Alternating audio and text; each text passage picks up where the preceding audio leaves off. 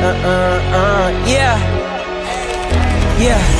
Legends ain't born, they built from the grind. From benches to banners, we sharpen the mind. We sharpen the sword and promise and swore that we going hard and leaving it all on the floor. Ayy, yeah, we going hard and leaving it all on the floor.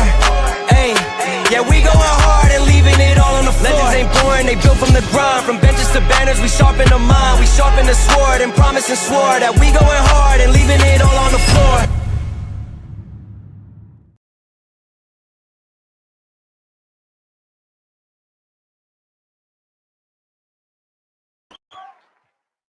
What's going on, everybody? It is Coach Greg Adams back in here with another YouTube live stream. Shout out to the Coach Gang. And that's you. For being in here, being involved, and being active on this YouTube channel. And welcome back to the Boss Up Show, part of the Free Agent Lifestyle Podcast here on the Free Agent Lifestyle channel. You in here with the Bruce Wayne of this ish, the King of Kings, the King of Content, and the Speaker of Truth, yours truly, the Notorious One.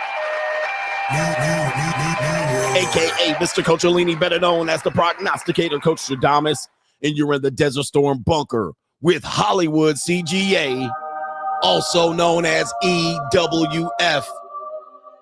That is every woman's fantasy and the whole fucking show. I'm the CEO Niggero of Fixes Binds LLC, the unbinder, the undebatable, the undisputed best entertainment here on YouTube. You can call me Senor Gregorio Graybeard. The ladies love to call me Mr. Third Leg Greg. Also the man with one trabajo. That is the ecclesiastical Mitch Slapper. You can call me the Anointed One. Acknowledge me. The founding father of the After Pill, the junior college sociologist, the Morpheus of the Matey Matrix, the chocolate Confucius, the Black Moses, the deliverer, also known as the man that walks in the spirit of Elijah. I'm the man with more nicknames than anyone in the game, but in case you forget those names, just call me CGA. Hollywood CGA. That is C God Allah, and I'll be the 14-time demonetized champion of YouTube. We got a great show for you lined up today. The internets have been broken by one Kevin Gates, who's known to say some controversial-ish. But he has brought up the age-old conversation about age gap relationships. Now, you guys know I'm pro age gap relationships for my reasons. All right, but people have a couple of things that they need to say about age gap relationships, and I'm going to make a great TikTok series about the pros of age gap relationships for OGs like myself. All right. But of course, this is not for everyone, but I think it's very, very natural for men and women to have an age gap. And normally with the man being older than the woman.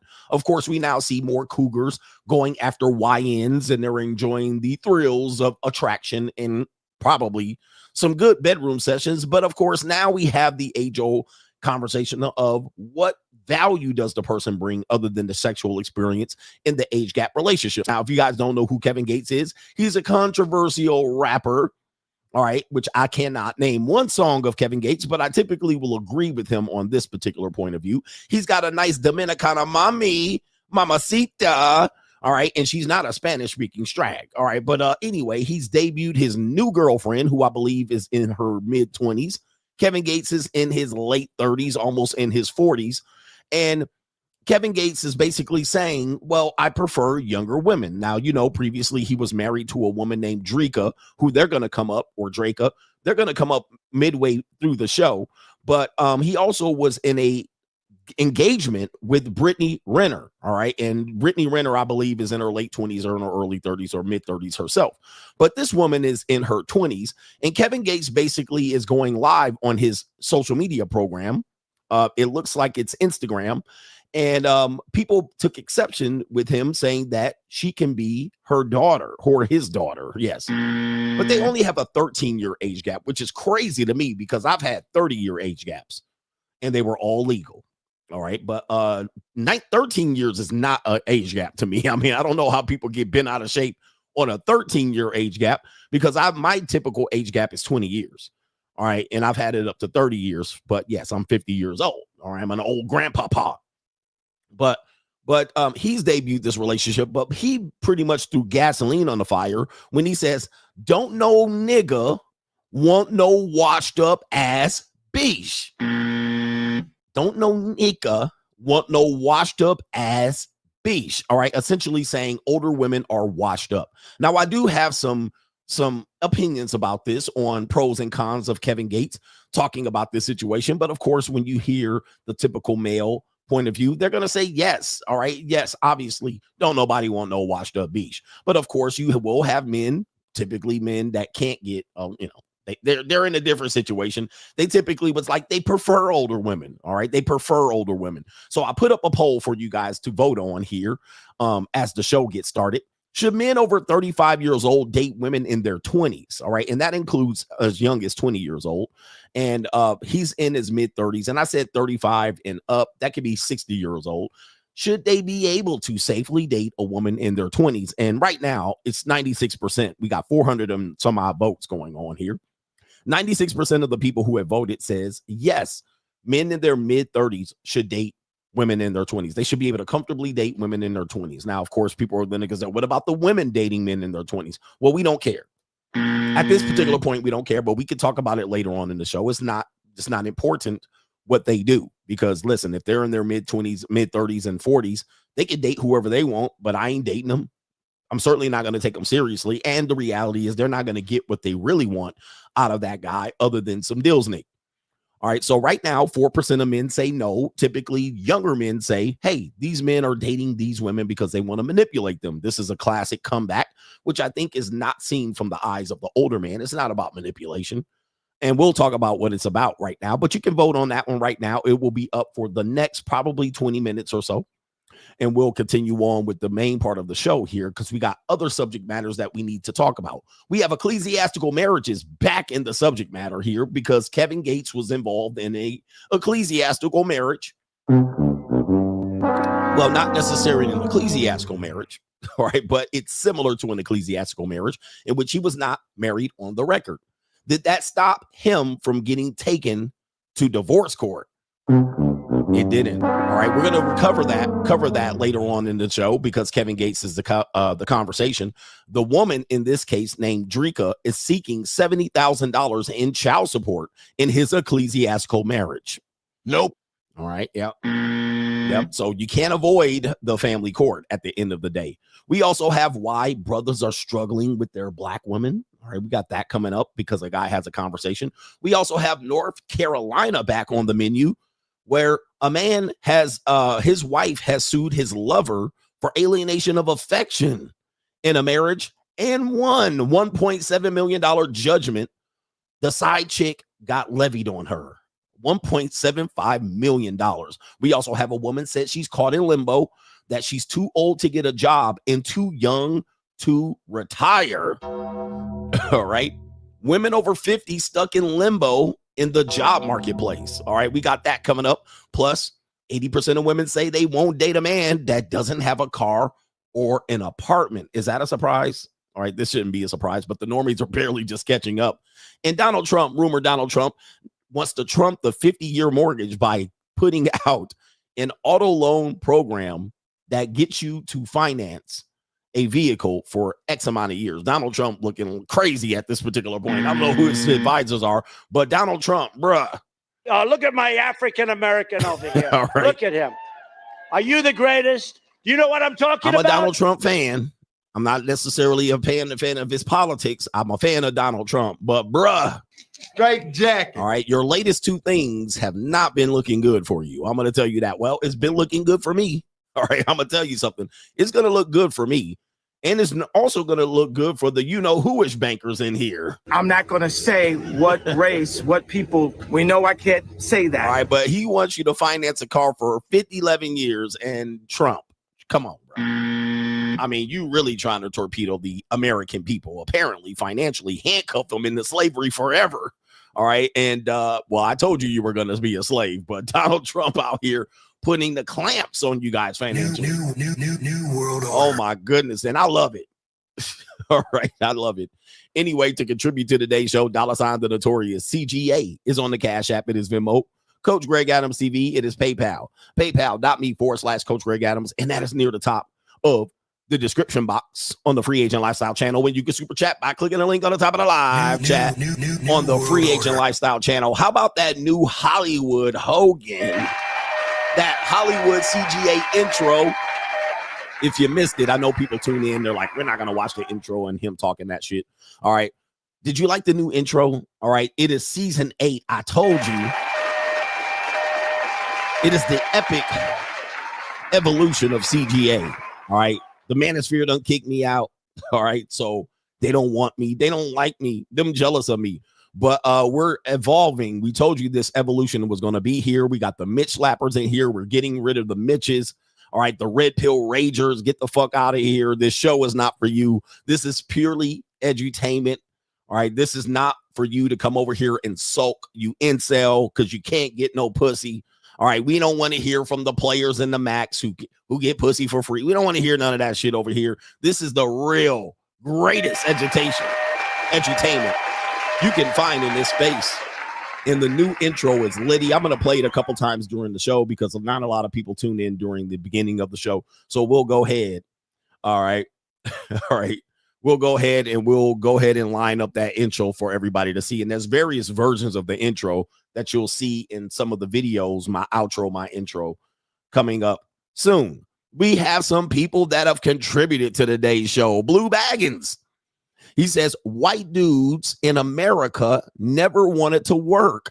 If they did, we wouldn't have had slavery. Hashtag free Diddy. Them hoes lying. He says, white men never wanted to work. They never wanted to do labor. But, well, here's the thing. There have always been rednecks, right? Rednecks have always done labor, and rednecks and niggas are aligned with each other. All right. They speak the same language. They're educated at the same rates. They do the same goofy shit. They're all on EBT, rednecks and niggas. All right, but yeah, I mean, rednecks have always done work. Overseers have always done work. They oversaw niggas. That's work. All right, so yeah. All right, but they find a different way to work. Work is different. All right, work is different for white dudes. Shout out to our brother. It is Abby Santee in the building. He says, according to Andrew, wife was going to be forced to fuck their husband to assure men for getting divorced. He says how happy them marriages are going to be in the long run. There will be no loyalty, respect, or love at all. Coach Cook, that fool, shaking my damn head. I'm telling you, man. People still talking about the Andrew Wilson debate, and I do have a clip of him debating Skeezer, which seems to be his lane. I mean, he was a fish out of water. He definitely was not in charted territory. All right, messing with CGA. He was in uncharted territory fucking with me. All right. He fucked around and he found out. All right. But it was basically a speed run. Andrew Wilson was a speed run. Test of time. And only the haters of CGA think he won. All right. Or he won by default. He who gets emotional first loses. Nah, we ain't playing that game. You can play that shit all you want. All right. Anyway, shout out to Abby Santee, a longtime supporter of the Coach Gang. All right. Going back to 2019. And he says, no government name. Just to remind you that Andrew Wilson is a divorced step dummy that wifed up a single mom. It's funny that all OnlyFans girls that debate him have to do is call him the cleanup man, and he's cooked. He says Andrew's got Chad's leftovers, literally. All right. Literally his leftovers. I mean, Chad, you could not make this shit up. All right. His baby mama's first baby daddy is Chad. All right, that writes itself. And how's the manosphere looking today? All right, what's the stock market on the manosphere? Is it up or is it down? All right, is it a clown show still? All right, Lamont James CGA dropped the leg and sprayed New World Order NWO all over the big gold belt on these Mitches. Ecclesiastically, of course, it's the free agent lifestyle for life. For life. Shout out to you right there. All right. Goodness gracious. We also have some people here that we need to acknowledge. The King of Space says intro is fire. Hollywood CGA is in the building. New World Order. Hollywood CGA is here. We've arrived. Hustle Every Day says I had a bad business experience with yo people last night. He says I'm fully convinced that there is no Black America. Free agent lifestyle for life. Putin telling the White House stop sending aid or else. New. All right, Putin is China, Russia, and the United States forever at this particular point at each other's neck. Okay, interesting. Putin said if you send another aid to Ukraine, all right, My man said, I'm fully convinced there's no Black America. I cannot wait till all of Black America is literally gentrified. I can't gentrify Black America, please, like ASAPly. All right. And give these niggas reparations on the way out. All right. I'm in the middle, but please gentrify these cities and run these niggas out to the middle of nowhere. Trail of Tears to these niggas. All right. Trail of Tears. I don't care what's going to happen. I don't know. Go somewhere. Go in Oklahoma. Let's go to Wyoming. All of y'all. Detroit, Indianapolis, Milwaukee, Cincinnati, wherever niggas are, just gentrify their fucking place. I ain't solving their problems. All right. They just be like, solve their problems. I'm not solving their problems. Well, what they need to do is abolish abortion and bring in patriarchy. Bro, it's too late for that. It's too late for all of that. Gentrify that shit. All right. We'll get them niggas out of there. All right. Hogging up the city and shit. Because now I got to drive 45 minutes to an hour to go to a basketball game. All right. I got to go drive 45 minutes to an hour to hide from these niggas. All right. When I can live downtown where these niggas is at. All right. When I could just move them out in the middle of nowhere and I could live in the city and walk to the basketball arena without getting shot, stabbed, or robbed or killed. All right. Move them out of there, bruh. Get them out of there. Black America. America. Shout out to Black America here. And we have Tranisha. Sister Tranisha. Okay. Tranisha says, when that young lady inevitably gets kicked to the curb and not married by 30, will she be considered used up? Mind you, Kevin was with Dreka. Is it Drake or Dreka? Kevin was with Dreka for 20 years and he had babies that are not hers. Okay. My grandmother lost her husband at 52. Is she used up? And people's relationships end all the time. At any age, for any reason. People don't get married right away after high school anymore. And God forbid a woman have gratitude for every year she's alive after 25. I hope that young lady is not delirious in love and she gets up everything she can. I think you mean she gets everything she can. And I don't mind that either. I think people are wondering what type of relationship they have, which is, again, not everybody gets into a relationship for the same reason. And this is why they look at Kevin Gates. Oh, you're going to use her up. Listen, we're going to take a look at this young lady. All right. Let's just say this. Typically, younger women that date older men, they're skeezers. All right. I'm just telling you.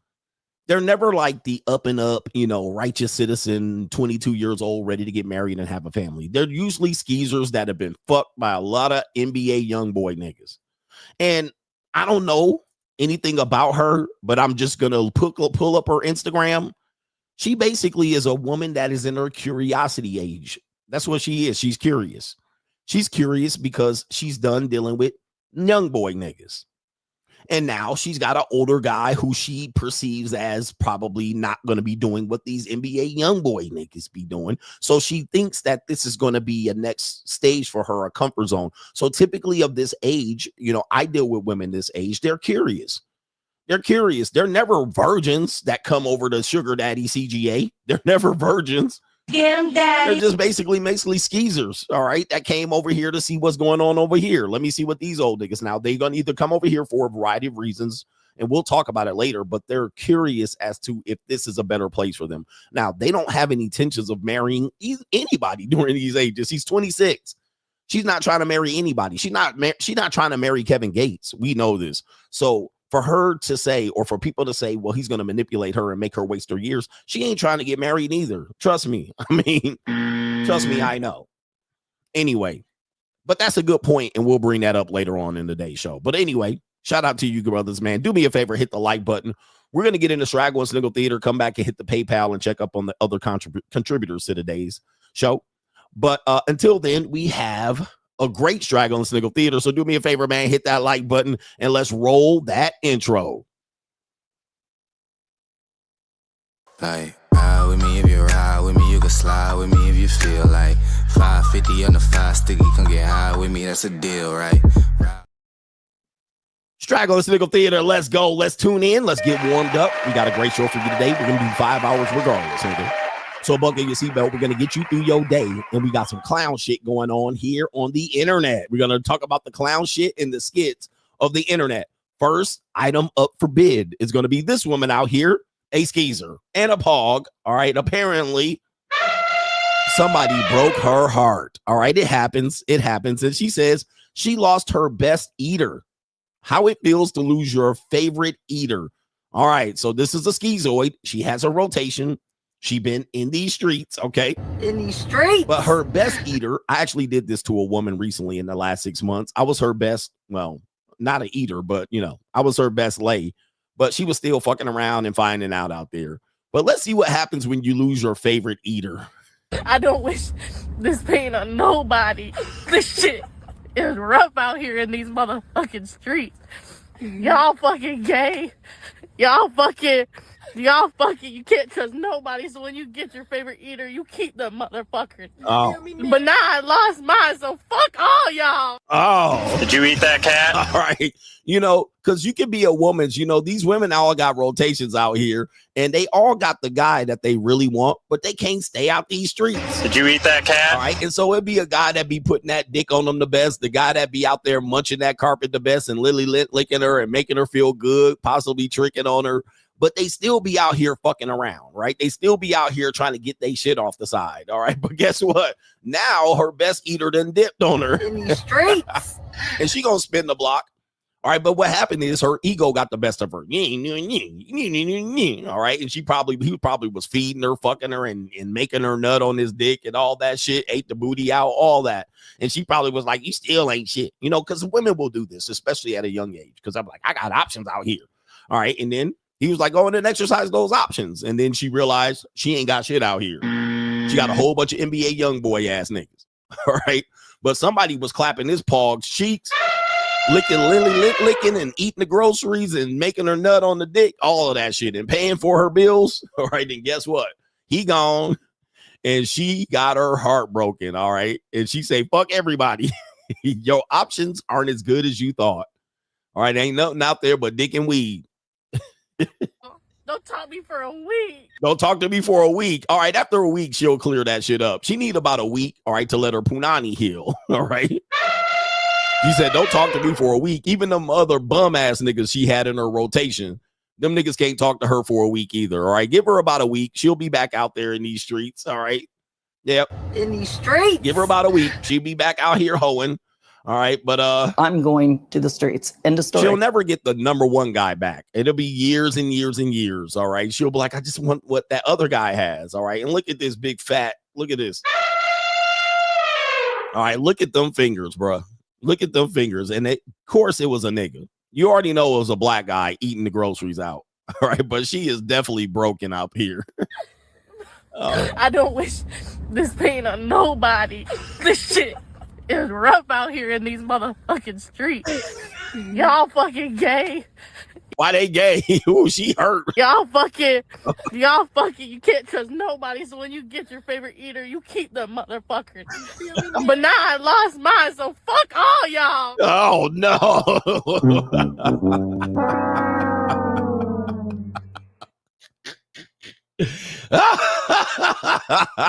You know, you always got to and I always tell you guys, man, look, you always got to let these girls test the options that they say they have. All right, go ahead. All right, you got all these options going on out there. All right, give it about 6 weeks. They'll be back. Okay. They'll be back texting you. She tried to act tough. She's snorting and shit. She tried to act tough. All right. Yeah, I don't give a fuck. All right. I tell you. All right. I wouldn't wish this pain on nobody. All right, boy, he must have been eating all up the Duke shoe hole. All right, this is a disgrace. All right, Straggle Sniggle Theater. This was me at the Andrew Wilson debate. That's why I had so much confidence and faith that nobody can be fucking with me, man. But look, it says right here, advice, gentlemen, always check if you can fight in your outfit. All right, and you guys see I was suited and booted, kicking it with the Lokes. All right, when I was at the Andrew Wilson debate, and I was like, I don't feel like I can be harmed. All right, because I can fight in this suit. But you guys know me, I don't fight. So let's see what this guy's advice is. Always check if you can fight in your outfit. Tell me what you gonna do. Go ahead and take the music down. All right, that's a nice, pretty good suit, custom made to fit. 12. 12. Oh, that's it right there. All right, got the blick. Yeah, that's it right here. That's a real man right there. Yep, I had that thing on me, man. All right. I wasn't worried about shit. All right. I wasn't worried about shit. I was suited up, booted up. That's right. All right. That's right. Yeah, I can fight. All right. I had that thing on me, so it wasn't no thing but a chicken wing on the string. That's how I fight. All right. I don't fight with my fisticuffs. No, I don't need the fade. I'm not looking for the fade. All right. Nope. I'm looking for the blade. Yeah, that's what we looking for. Always thinking, yeah, that's what you do, man. All right. I wouldn't have a holster on that, but yeah, I had my shit on me. All right. Put that shit on. I knew shit wasn't going to go left because I was like, oh, really? Hold up for a second. Nigga, don't you want to feel froggy? Jump. All right. Anyway, yeah, I don't want no fade. It's going to be pow. All right. That's what it's going to be.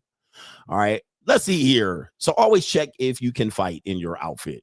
All right. What do we got here, Straggle? Sniggle Theater. We have a woman that says before you give up the punani versus after you give up the punani. A lot of young women are learning that men act a bit funny after they get the poom poom. And check this little Straggle out. Let's see what we got. Man, this is a big old Straggle.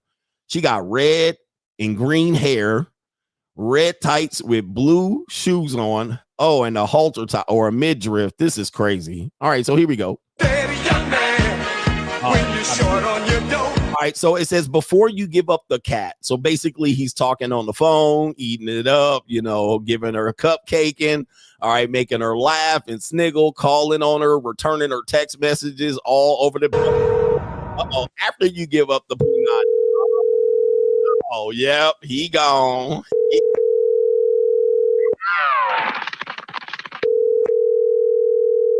Beat me 911 or call me on my cell phone. I'll call you back to see what you gonna tell me. He out. I mean, who wants to be with a woman with a green and red wig? All right. All right. At the end of the day, he's still hit. Gotcha, bitch. All right. Yep. It's going to be hard to get him back on that phone. All right. And he got it for free. So that's what happened. I hope you got something out of it because I don't think he's calling back. You don't have to call. It's okay, girl. He already out. Your call has been forwarded. Yep. Your call has been forwarded to an answering machine. All right. That's what it is. Leave a voicemail. Beep. All right. That's what happens, man. It's a cold, cold, evil world out here. I don't advise men to do that, but hey, she should know.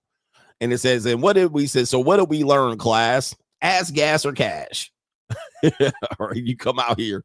And then this woman said, false alarm. He finally answered. He was just helping his cousin with her groceries, y'all. He says right here, everyone can go home now. Yep, he was just, that's what it is here.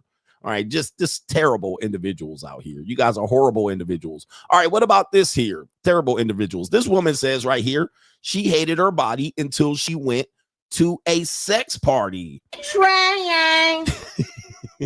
Thank God for the internet, because it always comes to my defense. Coach, you're adding baggage to these young women.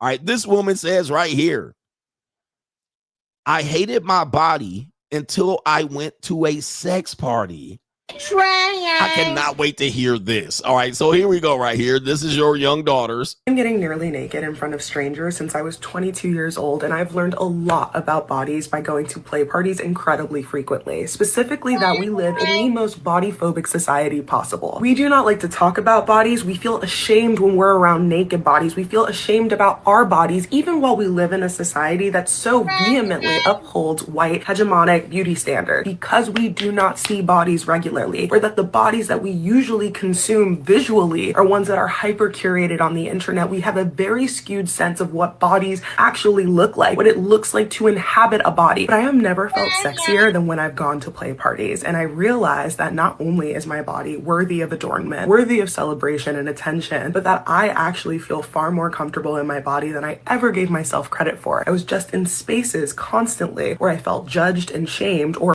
All right, so here's what we got, guys, gentlemen and ladies. This is what we're coming to right here. This is what we're coming to. She said she felt better about her body when she was getting the train ran on her in an orgy.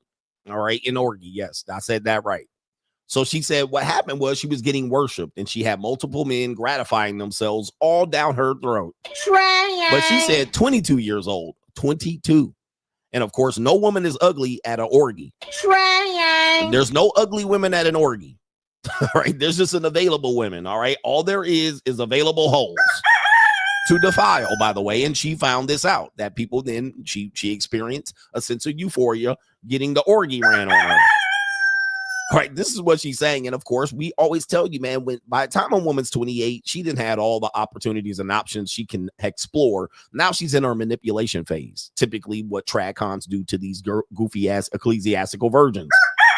All right, but they've been already had their options, and now they know what they do want, what they don't want. They've experimented, and now they can really hone in and focus on manipulating whoever goofy ass nigga she can find. And that's you. All right, so she said 22, and now, as you can see here, all right, I can't even tell what's going on here. All right, this is crazy. But of course, she's a black woman, right? So, you know, black women have their own issues. And of course, they've always thought white men didn't really like them until they went to an orgy, which mostly white men and Indian men and Persian men are going to be at. All right. And they realized that these bed wenches get worshiped there. All right. And she felt good about herself. This is essentially what she's saying, and I'm paraphrasing. Or by comparison felt larger, less desirable, less wanted, less valuable because of the people that I was near. When you're in person with other people who are barely wearing anything, when you yourself are barely wearing anything, you get to see yourself as you actually are in its most raw form. You get to see other bodies in their raw form. You get to see bodies in movement, bodies in sweat, bodies in ecstasy and pleasure. That is so amazing, and I don't think that we realize what we're missing out on by not having these experiences. So if you've ever dealt with shame around your body, an eating disorder like I have, or generally feeling as though your body is not worthy of celebration and care, I highly recommend going to a play party to celebrate this body that you get to inhabit, to celebrate the autonomy that you have to move the way that you want to be with the people that you want to not play at all, but to admire the bodies of other people who get to move through these spaces. I think. Oh my.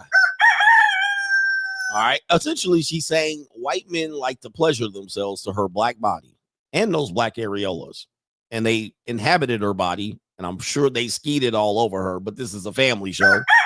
These are your daughters, all right? That's gonna be somebody's daughter, all right? And there she is right there. All right, good luck to her. And the next play party you have, let me know. All right, I'll show up. I'm into some debauchery. All right.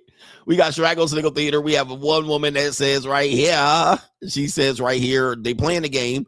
Who's the biggest 304? All right. Again, some more of your somebody's daughters that you guys are going to defend when we get to Kevin Gates. All right. Let's take a look at these young ladies here. Who's the biggest 304? And what do we have here? Share.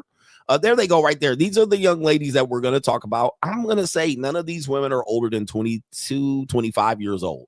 All right. They look kind of younger than that. But of course, when you're 25, you're going to look younger. All right. More than likely. All right. We got a little spinner right there. The little petite time. All right, that you can see full screen, and a little skinny flat back black girl. She probably got a little bubble back there. But these are your daughters.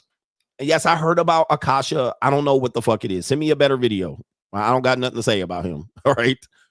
Thank you for the 15th time in the comment section. We're not talking about him today. Getting back to the show. All right.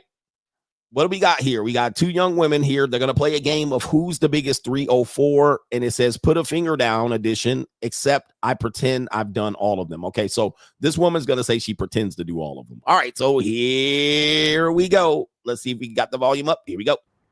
Never have I ever super freak edition. Put a finger down if you've ever called somebody daddy.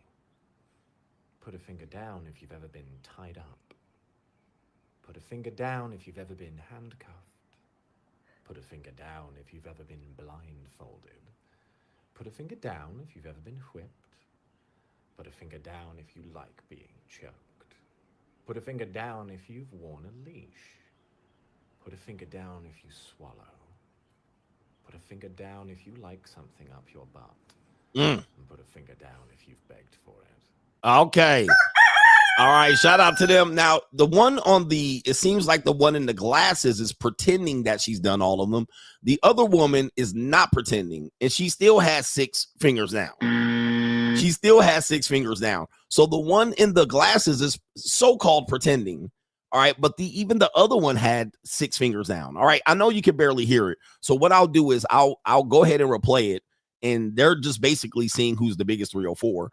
And they're naming all these things that they possibly have done. So let's go ahead and reveal what these things are if you couldn't hear it. Never have I ever super freak edition. Okay, so it's never have I ever super freak edition. I cannot raise the volume, but never have I ever the super freak edition. All right, but the one with the glasses is definitely a freak. I'm gonna tell you, man. Both of them are whole freaks, freak hoes.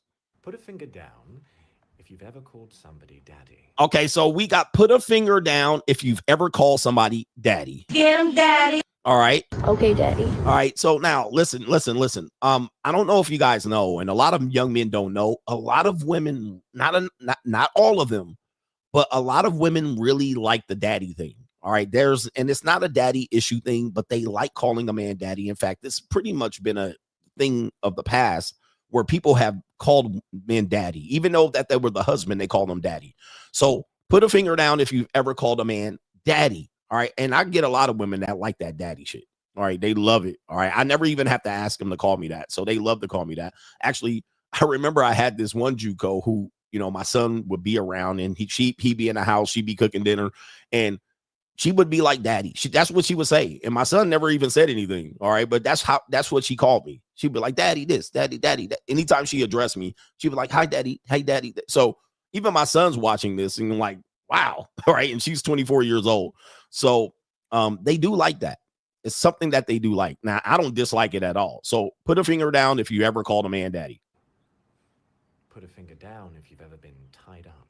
Okay. So put a finger down if you've ever been tied up. All right. Yeah. The poppy thing too with the Latina. So it's the same thing. The Latinas call you poppy. All right. The whites and other Mexicans call you daddy. All right. If you've ever been tied up. Now, anybody, you know, listen, I've tied women up. All right, for sure. All right, but this woman has never been tied up, but she's called a man daddy. Here we go. Put a finger down if you've ever been handcuffed. All right, handcuffs. Certainly, I've done that. So a lot of my JUCOs have experienced the handcuffs. So she's never been handcuffed, but the glasses woman is claiming she has. Put a finger down if you've ever been blindfolded. All right, blindfolded. Yep, that's easy. All right, so the woman is being handcuffed and daddy, and then she's not even faking the funk. Put a finger down if you've ever been whipped. Whipped easily. I mean, that's easy on my side here, but she's never been whipped. Put a finger down if you like being choked. All right, put a finger down if you like being choked. All right, that's another one that a lot of people. I like to get dominated. All right, of course you got to ask for consent, or you got to make sure you're comfortable, or you got to make sure the woman trusts you enough. Sometimes getting consent might take it away. All right, she might even put your hand up there. But yeah. If you like being choked, all right, or you've ever experienced being choked, yes. I've actually had one JUCO tell me some dude tried to choke her out. All right, she was like, I was almost passed out choking. All right, so I had one innocent JUCO who she loved to be choked. All right, she was like, choked me harder, daddy. So it's crazy what these women are doing out here, but a lot of men don't know it. Here we go. So we got this woman here who's unsuspecting. All she hasn't been done is whipped and tied up. Put a finger down if you've worn a leash. All right, put a finger down if you've worn a leash. I've only had one woman request me to make her wear a leash. So that's not as common, but that's not to say that women don't want that. But I've only had one woman ever request that she wore a dog leash. All right, so that's not as common. But let's see what this other one does. Put a finger down if you swallow. All right, if you swallow, that's very common. I think most men probably aren't aware. All right, because they barely are not virgins, right? Or barely are virgins. So swallowing, yeah, that's very common. Put a finger down if you like something up your butt. All right, booty hole play, Duke shoot play. And this is where she was surprised that her friend that she liked to get it ran up the Duke shoot. There are some women that I would say is 50-50 on that one. Not a lot of women want that. And by the time they want it, they got to request it. All right, if they requesting it, then go for it. But don't really push it on them. Don't push it on them. If they want it, they want it. And put a finger down if you've begged for it. All right, if you've begged for up the Duke shoot. All right, so there it is right there. These are your daughters. These are the reason why I'm playing this today is important. It goes along with the show because those women are young women. So when these guys and women, when older women and younger men come to the defense of younger women, you have to understand younger men typically can't provide these experiences. Some men can. Some men are uncomfortable with this. Some men are going to judge the woman. So this is why women will go over to older men. All right. This is one of the reasons. It's not all the reasons, but this is, you can clearly see this is one of the undercurring reasons why they go over there. All right. And people don't ever talk about this because when they talk about relationships, it's never in the position of the woman's sexual preferences. Like, it's never her choosing. It's her being a victim of it and her being used and manipulated. But some women have a sexual desire. Like I always say this, women cannot verbalize why they like tall men. And that is because it makes them feel small and they can be dominated sexually. But women can't say that. I can tell them that that's what it is, right? He can pick her up. He can toss her around. He can manipulate her. It doesn't matter what her size is. So it's not that he's 6'2" and that she can wear high heels. It's that he's 6'2" and he can dominate her in the bedroom. All right. That's what it's mostly about, that appeal. But of course, women can't verbalize that. So they got to lie to you. And then you argue with them. Well, is high heels that important? It's not really about high heels. I mean, it's part of it, but it's not. All right. It does contribute to why she wants to date a taller man, but it's not the only reason. Much of it has to be with sexual dominance. All right. And sometimes a shorter man can usurp that by being physically strong looking. All right. And she can say, well, he's not tall, but he can dominate me in the bedroom because he's muscular and short. So that's where the conversation is. And that if women could verbalize that with comfort and trust, it's a safe zone for her and men won't judge her, then the conversation would make sense. All right. But it doesn't make sense because men are judgmental. All right. So anyway, these are your future daughters. These are your future wives, I should say. And these are somebody's daughters. All right. That is a great Straggle Sniggle Theater. Let's hit that intro or that outro. Let's do it. Like, ride with me if you ride with me, you can slide with me if you feel like 550 on the 5 sticky, come get high with me, that's a deal, right?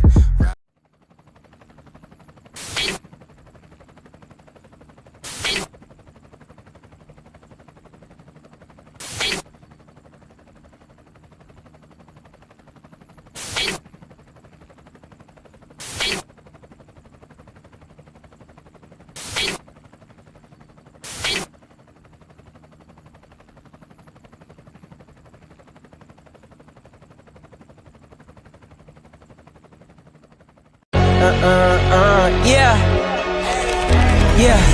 Legends ain't born, they built from the grind. From benches to banners, we sharpen the mind. We sharpen the sword and promise and swore that we going hard and leaving it all on the floor. Hey, yeah, we going hard and leaving it all on the floor. Hey, yeah, we going hard and leaving it all on the floor. Legends ain't born, they built from the grind. From benches to banners, we sharpen the mind. We sharpen the sword and promise and swore that we going hard and leaving it all on the floor.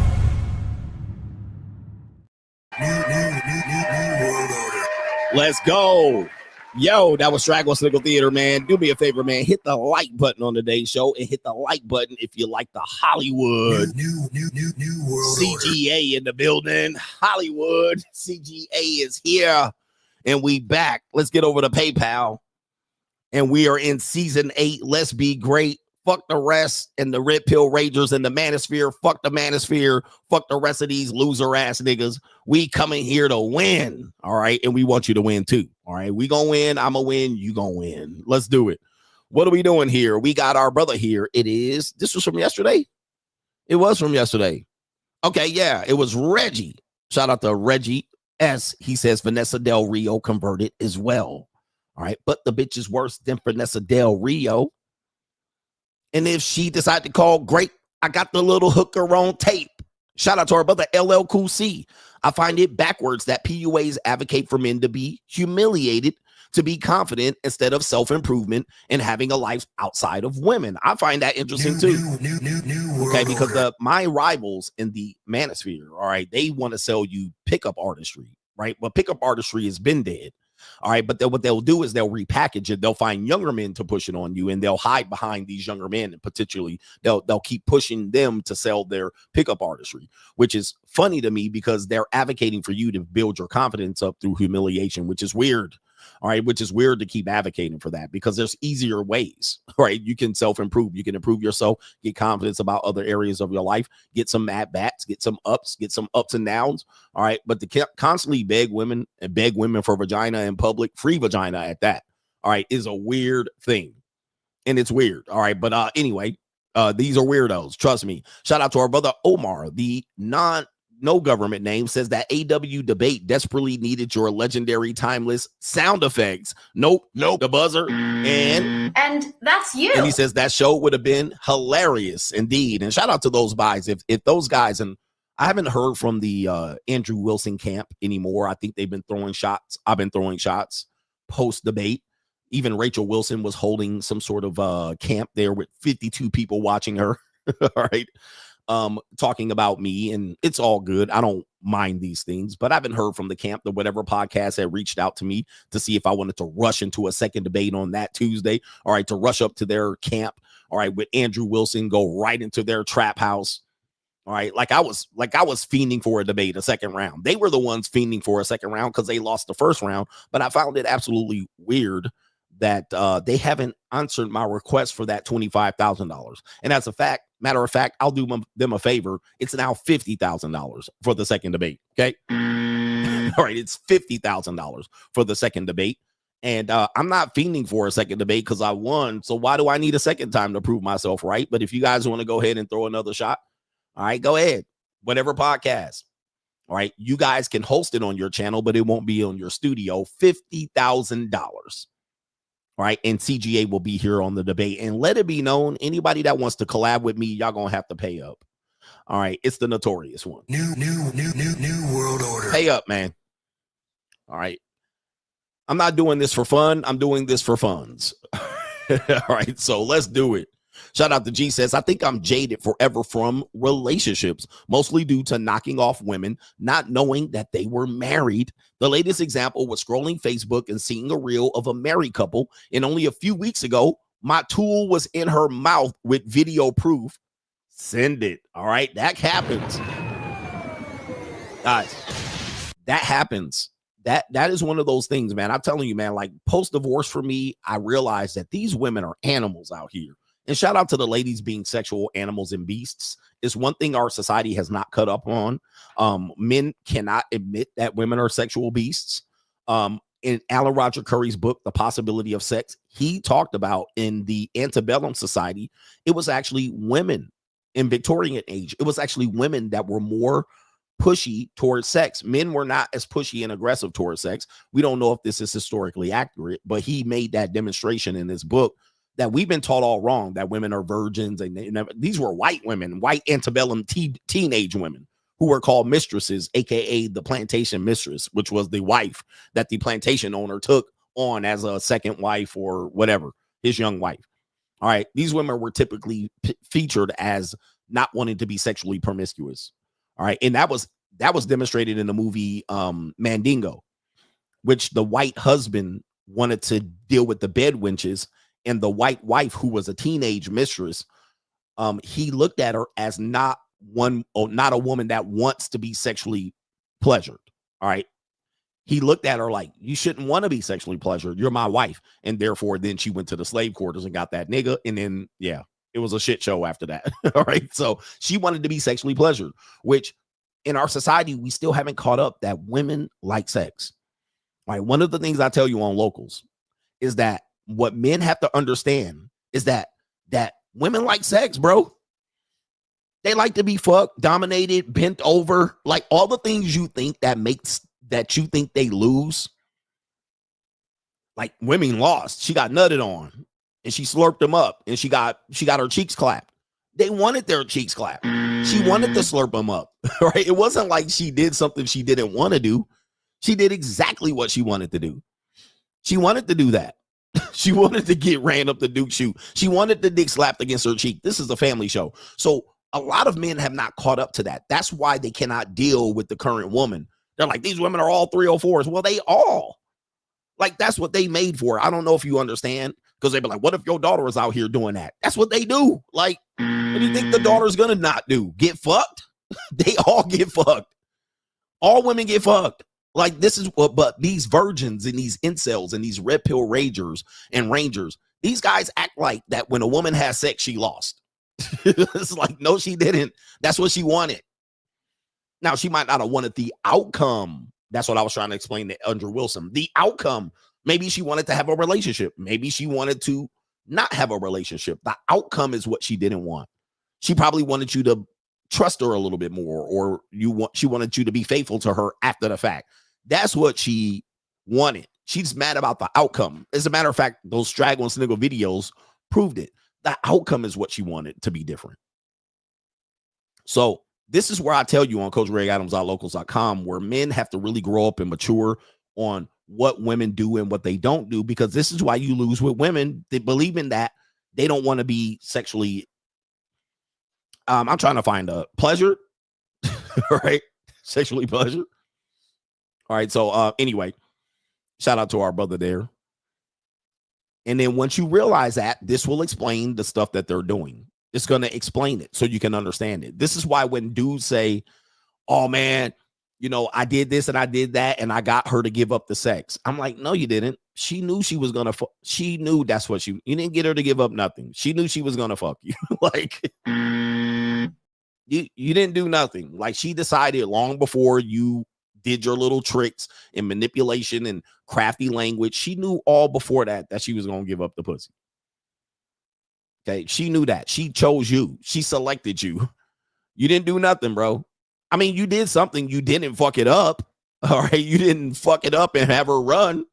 All right. But she knew what she was going to do. When you took off her pants and her shirt and her bra and panties was matching, she knew she was going to fuck. When she shaved her punocha, right? When she shaved her legs and her pussy, she knew she was going to fuck that night.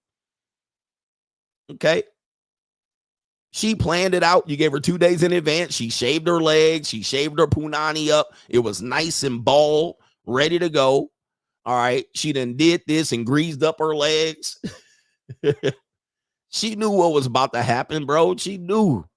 She just picked you to be the next dude to smash. It's okay. Anyway. But I'm trying to tell men that because men think they're doing something and getting her to do something she don't want to do. All right. You might have got her to do it earlier than she anticipated. Or she might say, well, I didn't think I would be doing this with you at this particular point. Meaning that she didn't think that it would move and progress as fast. It wasn't like she didn't want to do it. All right. So anyway. All right. But so we got to tell these young men that. And that's because young men are conditioned to believe that women lose when they have sex. And I'm like, no, they don't. They lose when they don't get the outcome from the sex. That's when they lose, when they thought they were going to get a relationship after that, or they thought you were going to be loyal to her after that, or they thought that maybe this is going to lead to marriage down the line. That's where they get pissed. All right. But when they got in that bedroom and got bent over that bed, that's exactly what they wanted to do. And they liked it. Ooh, she liked it. And she picked you. She picked you to do it. But it's not like you're not the only one that did that.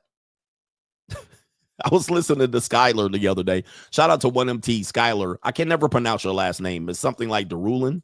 All right, but shout out to him. He's over in Brazil. He was talking about a JUCO that came over and he was smashing her with a condom. And he said, when he pulled out, a piece of condom came out of her hot pocket. And he went to see if his condom was intact, and his condom was intact. Now, do the math. Aftermath gets the laugh. Like, women will come over, smash another dude, and go over and smash you. It's not completely common, but it can happen. All right, so, you know. Oh, the humanity. But go subscribe to his channel. We are pretty much on one accord. He talks about the JUCO as well, but he calls it something different. But y'all don't got the stomach when it comes to women. And this is why, again, do you have the stomach? Women have been very secretive about their relationship with men because men are very judgmental and they can't handle it. All right. Your ego's involved and you can't handle it. This is why men never deal with women that working women. They always deal with the regular woman because they think the regular woman's some innocent woman. And then you find out after you hit skeezer. All right. And then you all kind of call her all kind of 304s and whatnot. And you got to be mad about it. Anyway, do me a favor, hit the like button. We got a great show for you lined up today. Coming up next, we got Fuck You Boss Up, a very small segment, but this is going to be a very, very telling segment about what's going on. And it's going to feature Andrew Wilson. All right. And also Kevin Gates. Kevin Gates. But let's start off with it. Fuck you, boss up in the building. Let's go ahead and get the banner going up right here. We teach you guys to boss up. And I know some guys, I saw a guy boss up in the comment section. Coach only teaches men to boss up. He just says boss up and then gives him no advice after that. I don't know what his comment was talking about. But what I notice is that men do not want to be better. They don't want to do better. They don't want to do better about themselves. They just want to be an average motherfucker and have success in marriage and relationships and love. And I find that I got to get rid of these people, man. These people are losers. These men are losers, bro. All right. They ain't even hearing the message. He keeps telling us to boss up and he's not giving us any prescription or solutions. Right. He's only talking to the top 15% of men. He's not talking to us anymore. I can't take him seriously. You know what that is? That's a bitch ass nigga. All right. That is a classic bitch ass nigga, man. I swear to God. All right. And I hope you never get no pussy the rest of your life. All right. That is my sincere hope. All right. That's not out of hate. I hope you have no success with vagina the rest of your life. With that being said, it's fuck you, boss up at this particular point. Boss up, nigga. All right. And what are we doing right here? We got Donald Trump. All right. Donald Trump. Listen, you guys know I've been a Trump fan for a long time, a Trump supporter. I voted for him in 3 straight consecutive elections. And he's been the guy. I've cheered him on and I said he has the master plan.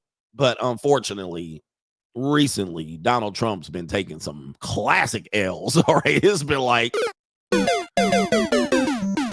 doesn't mean I don't support the man. Doesn't mean that I regret voting for him. But recently, these financial plans actually support my case because I've been telling you it's cooked. All right. It's cooked with hot fish grease. Okay. So what have I been telling you about the housing crisis, the financial crisis, you know, the economics? I've been saying that we're going to be really up shit's creek for yet another 5 years. And we've seen a very, very rapid decline since I've been saying that economically. It hasn't been good. And I still think it's not going to get good for a long time. Now, these are supposedly the smartest people in the room trying to figure out opportunities for you as an American citizen to be able to capitalize on the current economy and into the future, right? This is what these are supposed to be. The smartest people in the room. And I told you that there's really no solutions out here. Really all you got left is the boss up. That's where the boss up came from. I was like, you got to help yourself. There's no more helping community. There's no helping America. There's no helping the American citizenry. No more church. There's no more solutions but for you to get yourself in a better financial position. It's boss up.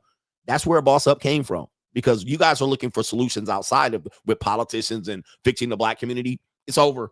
Okay. It's over. Like you got to really start making smart decisions about yourself. 100%. And here's the deal. Yesterday, I talked about the 50-year mortgage, which is an absolutely ass backwards decision to make for you personally and one personal piece of property to get a 50-year mortgage. And that came directly from the Trump administration. He is actually trumpeting this and putting together and saying his power team is coming up with the 50-year mortgage. Now, I cannot think of anything more stupider to do. But dumb people will do dumb shit. All right. And it is typically going to be aimed at young women to be able to further push through the need or lack of need to actually marry a man. So young women are going to make this dumbass decision. Then you're going to have older women make this dumbass decision. I mean, younger women. I'm sorry, older women. So women 35 and up are going to do this goofy ass shit. And I'm like, yo, that's crazy.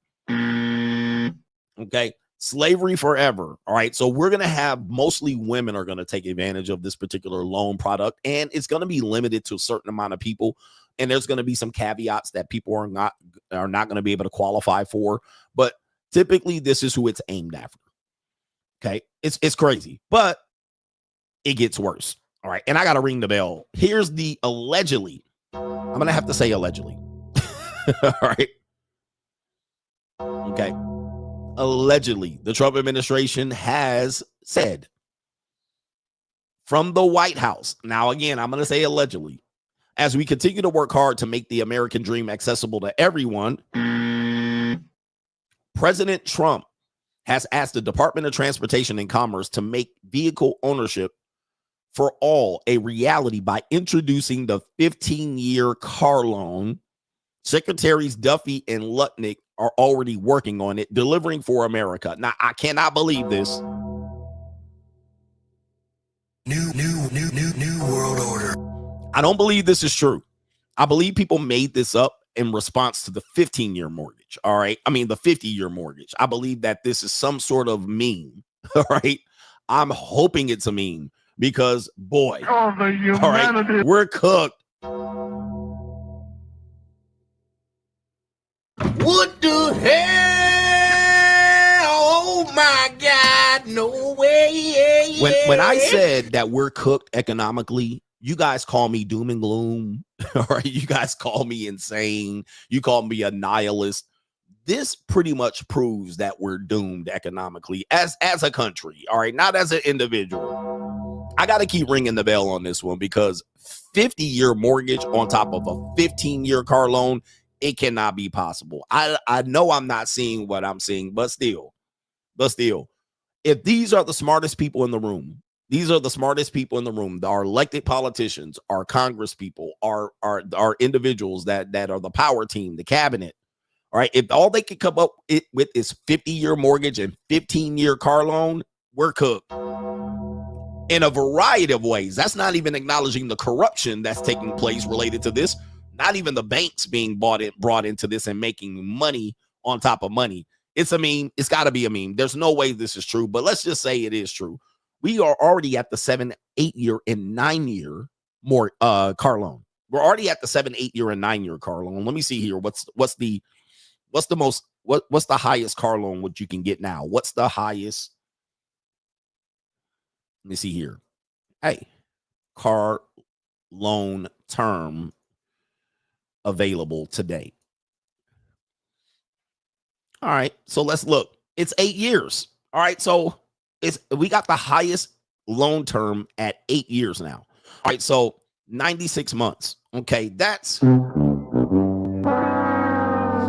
guys, the cars don't even last that long. I mean, this is incredibly long for it to have a car loan that long. All right, I mean that's ridiculous. All right, that's ridiculous. So the 15-year loan, although it's a meme, we're encroaching on that.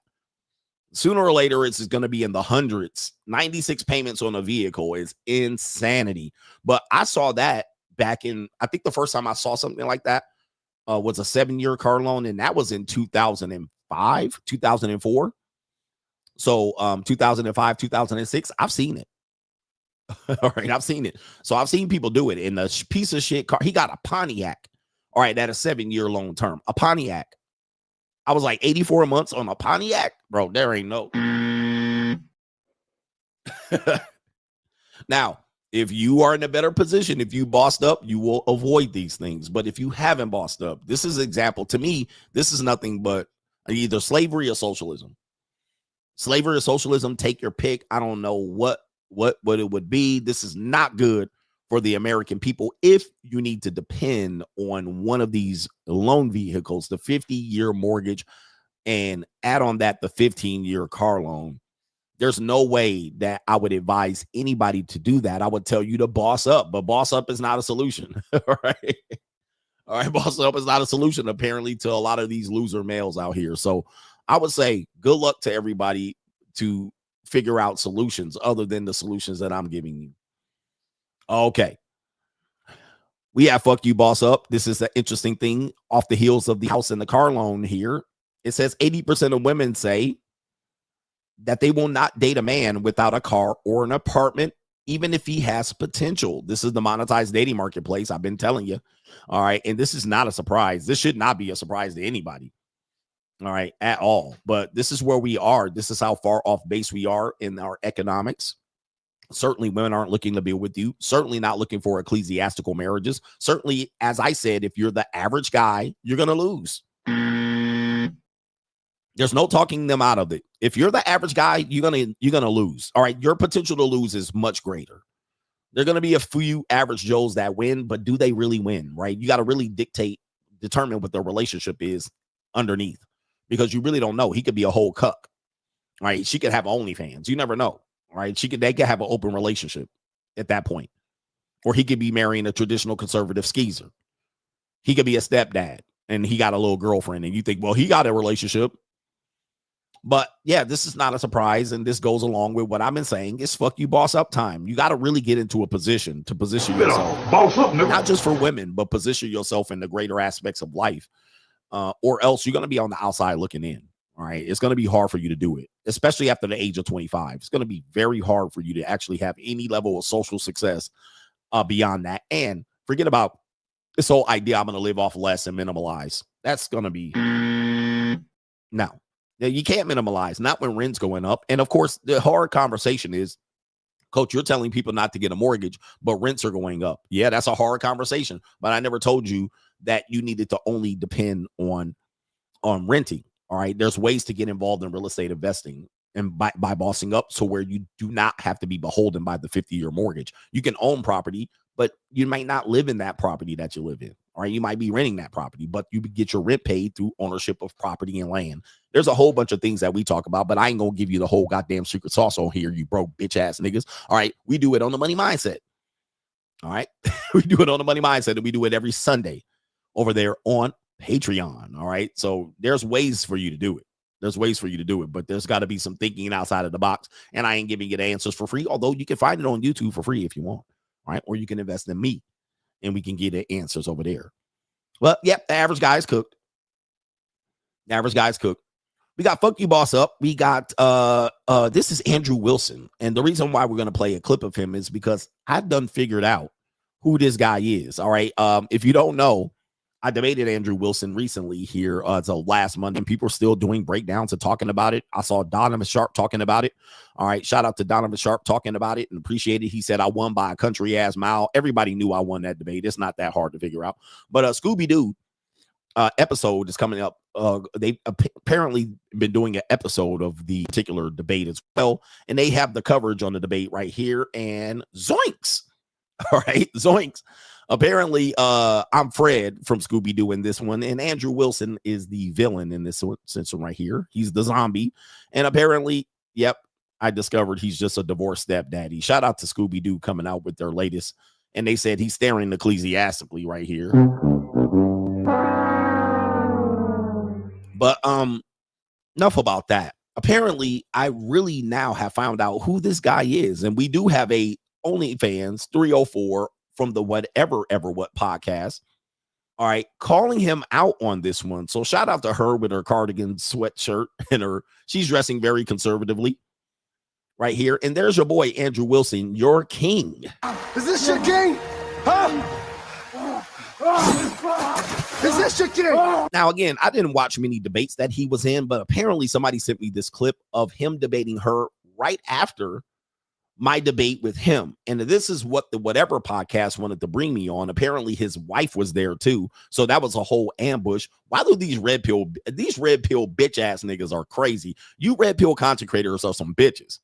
All right. You guys are some sleazy, slimy bitches. All right. You were trying to invite me to an ambush, bitch ass nigga Brian on the Whatever podcast. You tried to invite me to a second debate without paying me to go debate Andrew Wilson, and you knew his wife was going to be here. These red pill niggas are some bitch ass niggas. All right. These are some coward, sleazy manosphere bitches. All right. I cannot trust any of these niggas, man. I swear to God. All right. Because they would literally try to ambush you. You knew Rachel Wilson was going to be there, and you wanted to invite me for a second debate when he lost the first one, and you wasn't going to pay me, and you was going to invite me to an ambush. That's some bitch. I'm telling you, these manosphere niggas are bitches. These manosphere niggas are bitches. Nah, nigga, pay me 50 grand and it ain't going to be on your motherfucking show. You can mirror it, but it's going to be under my terms. I don't need you Whatever podcast. I don't need you manosphere niggas. You guys are weirdos. Straight weirdos, man. I swear to God what they do to them niggas, man. That the realest ones too. So anyway, enough about that shit. All right, enough about that shit. Let's see your boy, your king, the guy that supposedly beat me, how he reacted. How he reacted when a woman called him out on being a stepdaddy. All right, so here we go right here. Has 3 baby daddies and has been married twice before. Don't talk about my wife. You shut your fucking mouth. Rachel, are you there? Can you hear us? Rachel? Can you hear me? Yes. Did you not have agency when you accepted this debate with Andrew? Yeah, I did. Then what did he do wrong? You do not sound like a person with a college education. And since you lost and you got humiliated, you thought the thing to do would be attack me. And where did you get the idea that I'm promiscuous?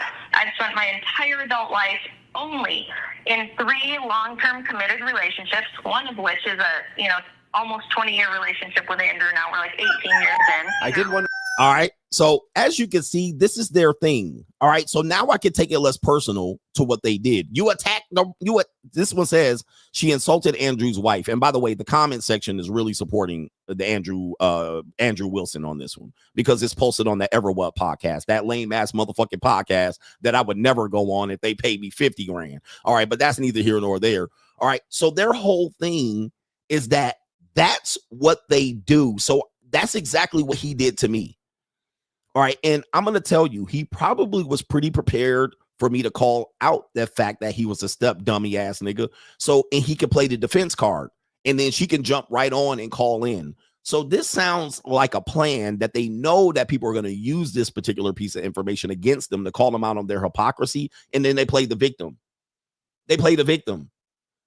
All right. So this is crazy, man. I'll tell you, man, these podcasts got to be called out for this bullshit. Is this your king, bro? These are your kings? Is this your king? Huh? Is this your king? By the way, this is a censored clip. I do have an uncensored clip version of this one. He called her all kind of names. And this is what I was telling you about him. He's really passive aggressive. And when he loses, he can't handle it. And you saw him with quite amount of discomfort. And then he had to have his older wife come to his rescue. Oh, my God. I mean, this is sad. The men's space is degrading into the saddest motherfucking example of manhood I can ever experience. This is crazy what the men's space is degrading itself to. So let me go ahead and see it. I do have the actual clip here of him uncensored calling her out of her name. Now, I don't know anybody. I don't know anything about the lady. I'm not saying her. But let's see how he really is. Here we go. This is your king right here. I will never be able to convince you of my worldview. You won't. I know. But the reason is not because I'm not a great orator or I don't make good points or I haven't said things which should be compelling to a person. But Charlie, I just think honestly, you're too fucking stupid to understand them. Now, I don't know if she's already said anything about him. I haven't watched the whole debate, but that's your guy. That's the guy that I supposedly manhandled and got emotional on, right? I told you, man, this guy is a loser. You just said you're too fucking stupid to understand. Wow. See, that is his go-to. I don't understand you. You're incoherent. You're not making sense. I told you that's his go-to. When he is losing, this is what he does. And then when you snap on him, he says you attacked him. And any of you bitch ass niggas still would debate coming to this guy's defense at this point, seeing what he's doing. All right. I can't even, man. So he crashes out, calls you a stupid motherfucking names. And this is him. He's supposed to be the smartest debater. He's supposed to be a pro debater. And that's all he's known for. He's supposed to be a professional. Let's see what she says. So Andrew, can I sell you on my worldview? Yes. Your wife has 3 baby daddies and has been married twice before. And you you lick sniz. Under your religion. You lick sniz.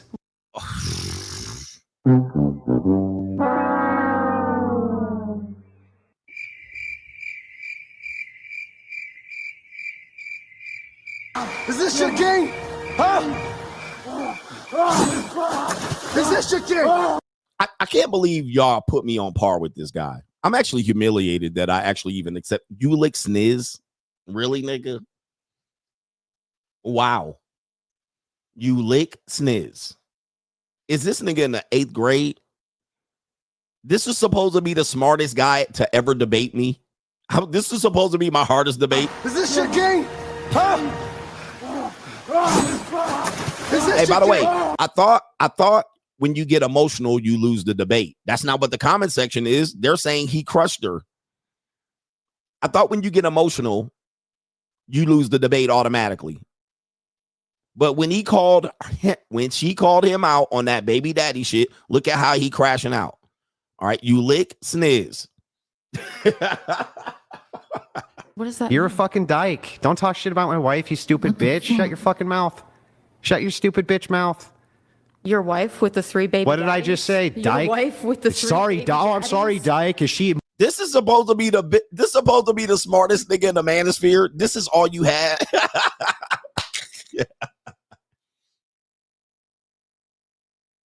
This is all y'all had. For real, bro.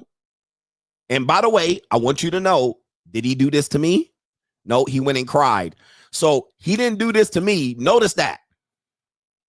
He didn't do it to me.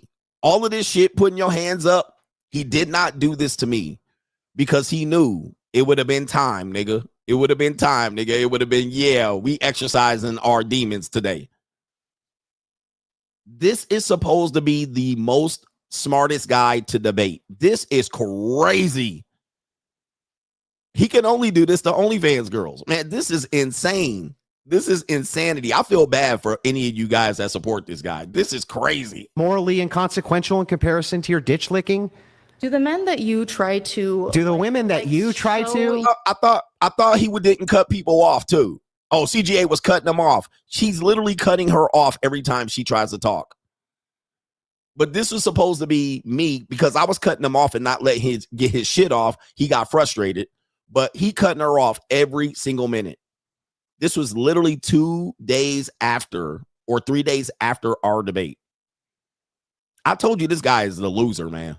This guy's a loser. This is crazy. Your hatred against Do the women that you try convince them to that they shouldn't, you know, like, Charlie, did I pursue bring women? Do they know Charlie, that did your I bring wife your is 5 family? years older? Did I bring any of your You family called me into fucking anything? stupid. Did I You say called anything me about fucking your stupid. family being stupid, Charlie? You could. It's You could because go I'm for it. better than you, Charlie. No, it's because you're embarrassed and you know that the traditional values that you try to sell people Okay. on are bullshit because Let's you go are not through a it. traditional man. Chuck, let's go through it. You are not a traditional Let's man. go through it, Chuck. Tell me what I'm doing which is immoral. What you're doing which is immoral? Yeah. I think that you have... By the way, see, that's another trap question that I didn't do with him. All right. So this is how he wins his debates. He keeps changing the debate. Bro, who gives a fuck? Charlie, don't answer that question. Don't answer that question. He's disrespecting you. You need to address the disrespect. Okay. And that's what I was doing during the debate. I was like, listen, you can ask me all the questions you want. I'm not on trial here. Let's address the reason that we were here, and then let's address this disrespect. So, Charlie, you don't have to answer his questions. Address that disrespect. Let's go back and address what you said.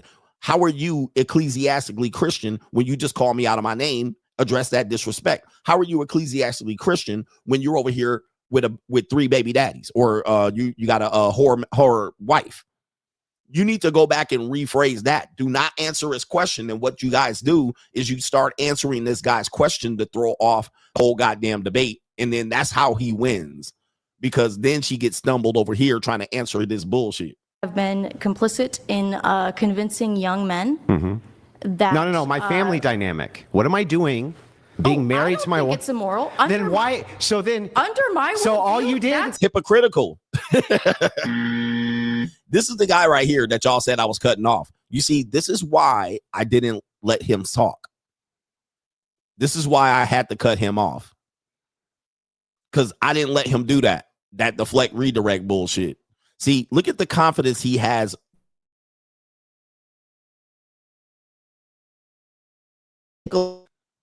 Take a look at the two. Compare the two. And they already, Andrew Wilson people are attacking my stream already. All right. Is it that bad? These Mitches are already attacking. All right. It's crazy work here. But look at the confidence he has versus the confidence that he had with me. All right. Completely 2 different worlds. All right. Give me a second here as I refresh this stream and get back to the show.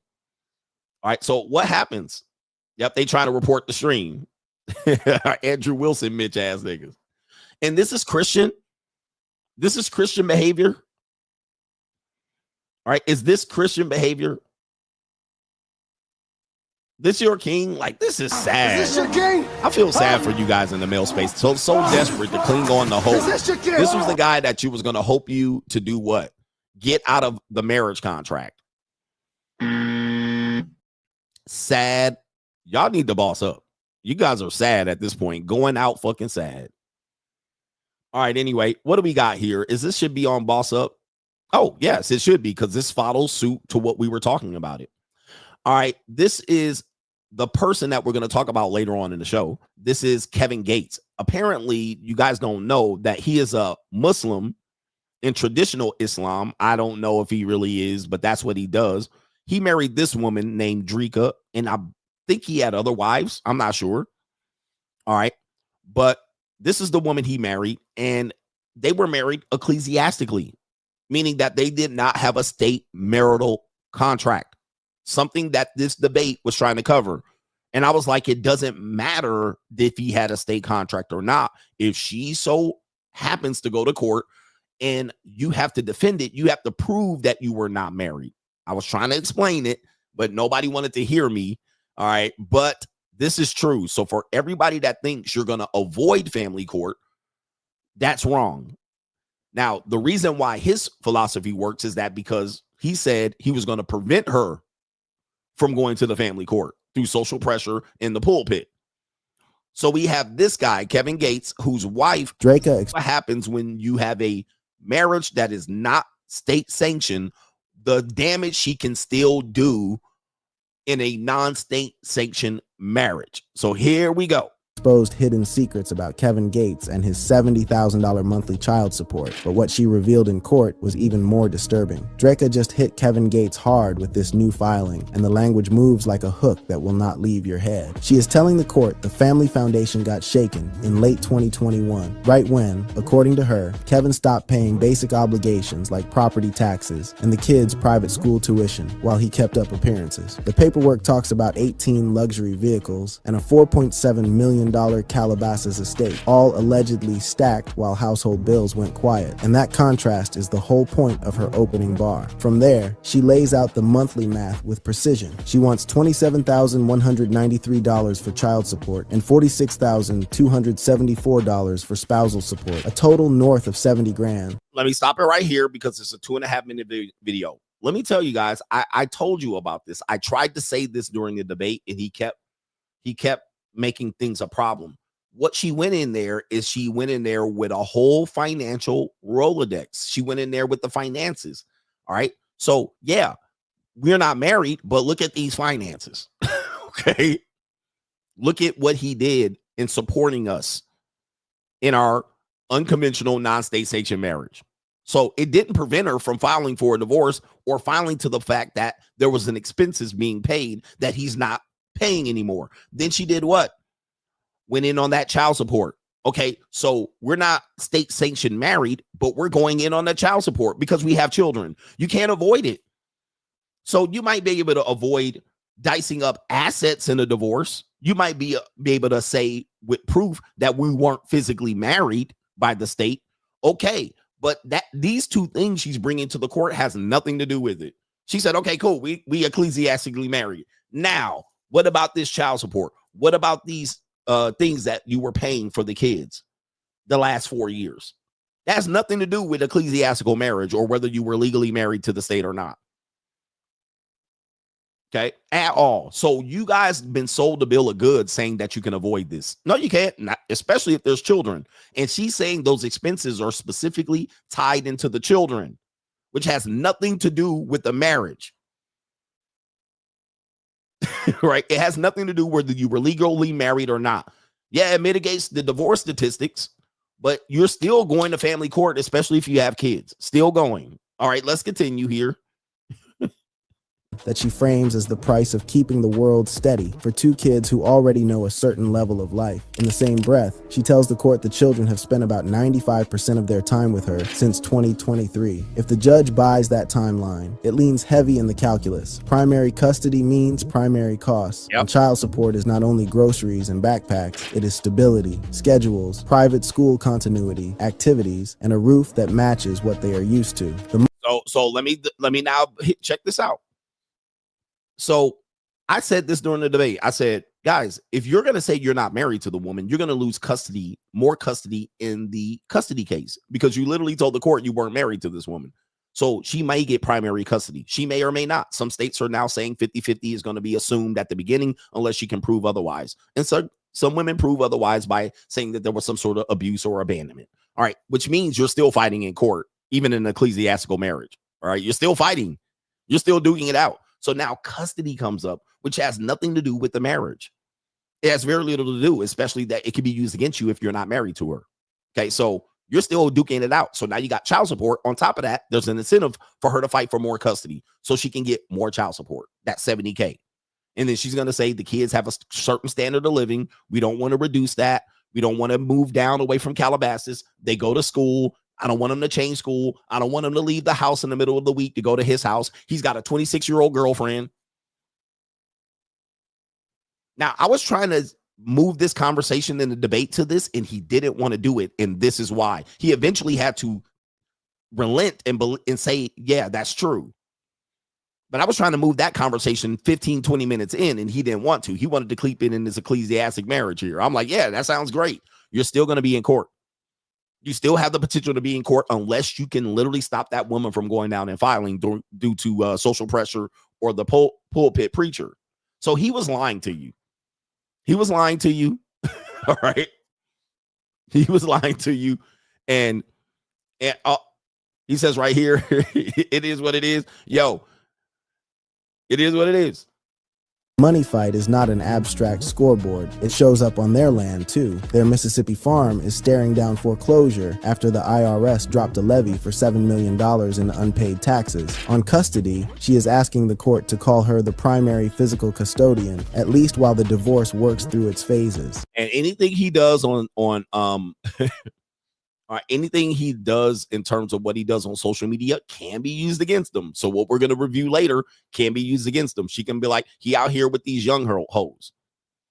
He out here with these young hoes, and he out here dating these young women, and he's out here with Brittany Renner, a 304, who's going through her own custody battle. He's causing instability. He's not at the house. All right, that ecclesiastical marriage getting destroyed. The children are the center of that claim. Judges look at more than a monthly check. They look at continuity and care, tuition that stays paid, extracurriculars that do not get cut, therapy if that is part of the plan, and housing that keeps friends, teachers, and routines intact. And it's another thing that they will do, I'm telling you here, another thing women will do in these courts is they'll try to say that the kids need therapy. Now, that's debatable.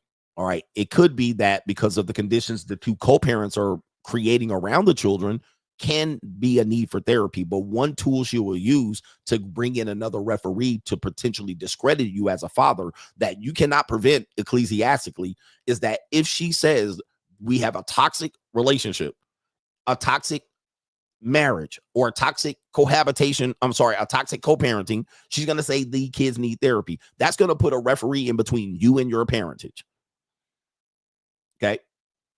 And where's God at? God's away on business. God ain't going to be in court fighting this. There's no God in marriage. I was trying to tell. Yeah. Okay. You getting cooked. And so that's going to be a tool used against you, the kid that the kids need therapy, which is going to encroach on your parenting time. Because you want parenting time. But she's going to now say, well, on your parenting time, you got to take the kids to therapy. All right. Instead of doing other things with them and so forth and so on. So that is going to be another tool used. You can't avoid this ecclesiastically. Yeah, ChatGPT says something else. Let's look at what ChatGPT says. Well, ChatGPT says, Coach, you're wrong. All right, okay. Go ahead and live by that. Not like Kevin stayed quiet. He answered like a counterpunch with legal teeth. He says the marriage was never legal, despite the October 2015 ceremony that the public treated as official. There's your ecclesiastic marriage argument. There's the ecclesiastic marriage. Kevin said, and I said this, I said, dude, if you have a ceremony, she's going to go and say that ceremony made it official. Kevin Gates is saying we were married ecclesiastically. And guess what? He getting them pockets ran. So he came back with by the way, this proved what I said. I said she can still go file in court. And then you have to do what? Respond. No, you don't.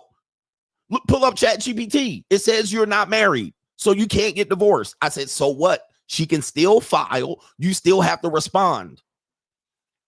And I'm right. Again, there's the ecclesiastical marriage. She filed, he had to respond. That's what I was telling these goofies out here, bro. This is too easy. By a mile, I won the debate. All right, come on, bro. And it says right here, he answered right there. Let me see here. Counterpunch with legal teeth. He came back with legal teeth. He said the marriage was what? Marriage was never legal. It's never legal. Still got to pay them lawyers. Still got to fight it out in court. You're still going to go to court. If, and yes, it's a lawsuit. If she decides to go to court, it's a civil lawsuit. No, it's not. It is going to be civil, not through the family court. It's in the family court. Guys, I hope you guys realize he was lying to you to save face. And I was trying to explain this and nobody was wanting to listen. But if you complete a ceremony, and I said it, you can walk on coals and say it's a Sky Daddy ceremony. If she goes to court and files the lawsuit, you're going to have to respond without a doubt. If you don't respond, she could win the lawsuit because you did not respond. And sometimes you have 30 days to respond. So you got to get 30 days to respond. She could get a default judgment if you do not respond. That's what it says on the serving when they serve you. If you do not respond to this lawsuit, she can get a default judgment. She wins automatically. Who did that? That was somebody that did that. It was the game. The game decided to not show up. She got the default judgment. Ecclesiastical marriage, y'all. All right. So he tried to use ecclesiastical marriage as his out, and let's see what happened. Despite the October 2015 ceremony that the public treated as official. If a court rides with that position, spousal support could fall away because there would be no spouse in the eyes of the law, though custody and child support still stand on their own rules. The timeline sets the scene, though. Draca filed for divorce in July 2025, citing irreconcilable differences, with a separation date of July 10th. Reports place the split energy back around 2022, something Kevin nodded to on the 2022 track Bad For Me. His personal life kept making headlines, especially with the early 2025 marriage to Brittany Renner, who converted to Islam. That marriage ultimately ended in a split 50. So he was married to her. I didn't remember that. 2 days later. That one hinge can swing the whole door. If the court finds a valid marriage, spousal support and asset valuation are on the table with full weight.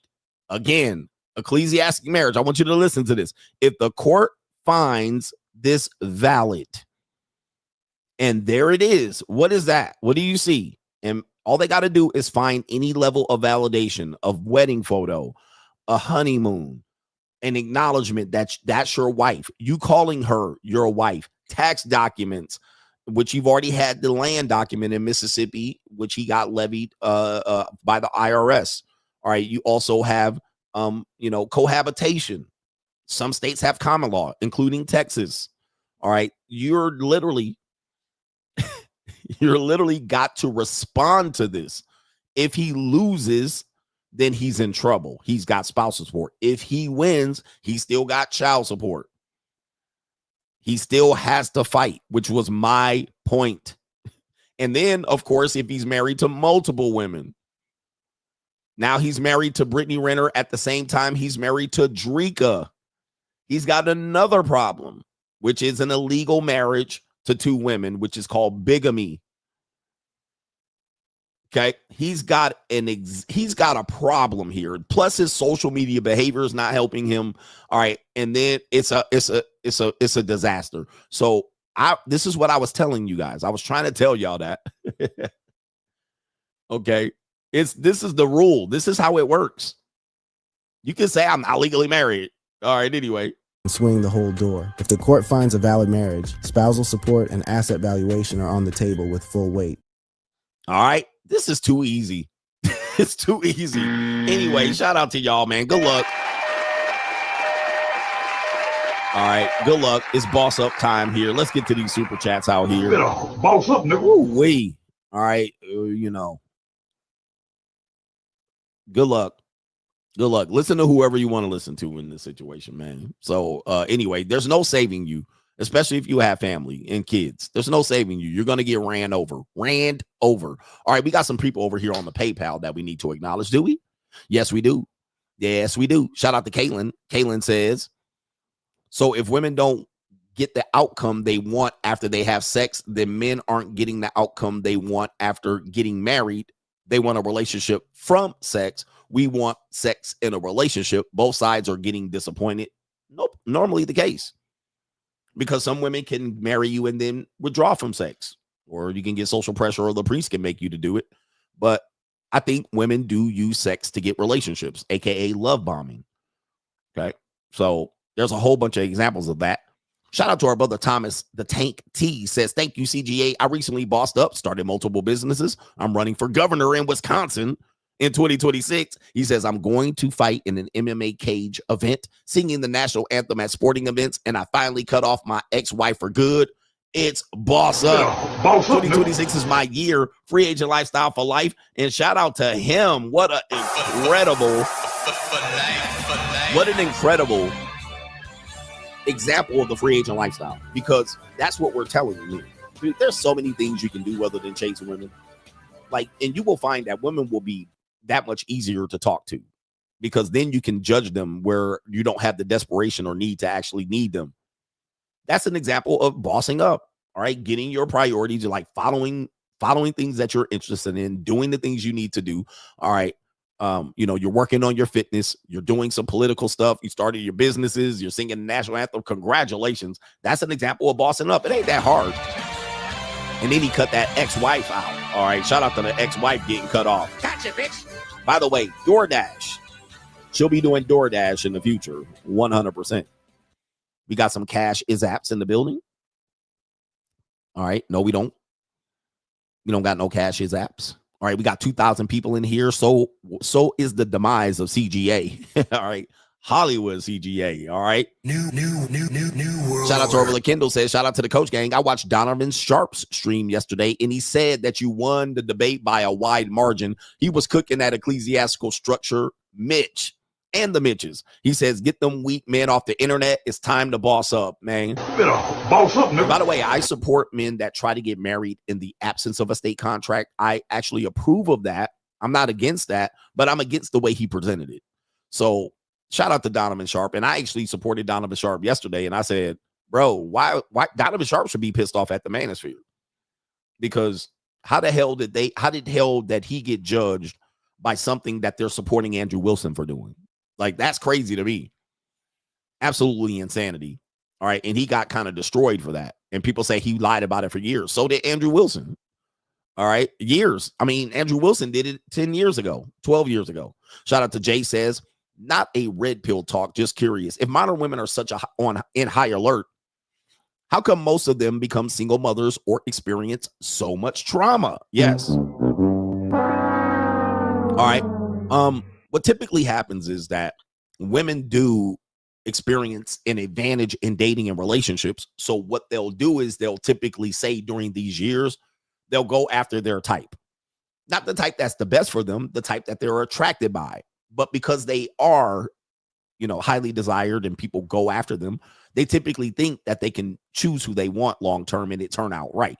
Like, I want a guy that's a street boss, but he's not a street boss to me. He's a sweetheart to me. I want a guy that can defend me, but he won't use those same skills that he uses to defend me against me. All right. So what'll happen is she will be inevitably proven wrong. I actually heard a woman say that her type are pimp type guys. Now, this is a street renegade, but she says the type of guys she likes are pimps, but she doesn't want him to pimp her or take her money. Now, this woman is 22 years old. How do you explain that? So what happens is, because they have this advantage in the perception of options, and they can push the sweetheart guy down the line when she recovers from these guys and the bad choices of becoming a single mother and getting abused and traumatized and this type of stuff. What happens is they have that advantage, and then they want to correct that later on by then controlling what men do. Can't date younger women. You got to take an older woman. You got to date a single mother. You got to take care of these kids. You got to take care of our past trauma. You got to help me heal from our past trauma, and so forth and so on. So this is kind of what men have to understand. They become on high alert. Just because you're high alert doesn't make you doesn't mean you make good decisions, because you can get manipulated, right? The big bad wolf, right? The woman goes out, the young Little Red Riding Hood goes out. She was told to be on high alert from the big bad wolf. What did she do? She hung out with the big bad wolf. She got manipulated. Oh, Granny, what big teeth you have? You don't look like Granny. All right, you're snarling. All right, your nose is wet. So she could easily get manipulated by people who look like the big bad wolf, but she's attracted to the bad boys. This is why it's difficult for men who are not the bad boys to accept these type of women. Now, that's men in particularly the red pill space, or men that are conscious of this. Some men are not conscious of it. Some men don't care. So they don't mind being a stepdaddy. Andrew Wilson.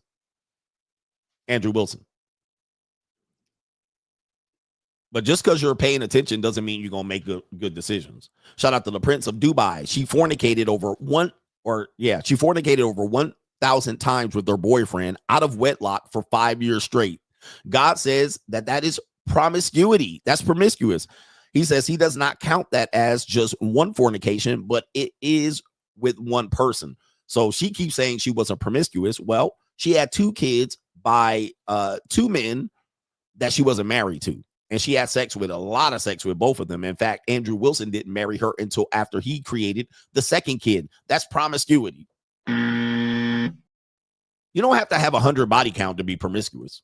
You don't have to have 100. You could have 3 and be promiscuous. Right? I can't say promiscuous. And she's a cheater. Dude, she cheated on 3 guys. Like, please. She's a whole clown show. Shout out to Ty says, when a woman gives birth to a child, she carries that father's DNA for around 30 years. How many men's DNA is Andrew's wife carrying around? All right. Promiscuous. Yes. How many? Listen. Somebody says she cheated. Yes. It is documented she cheated. All right. She cheated while she was with one husband.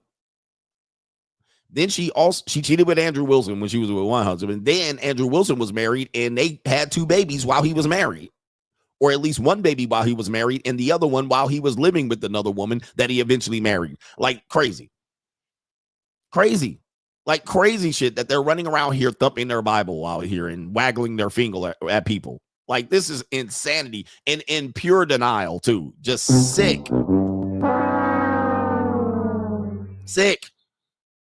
All right.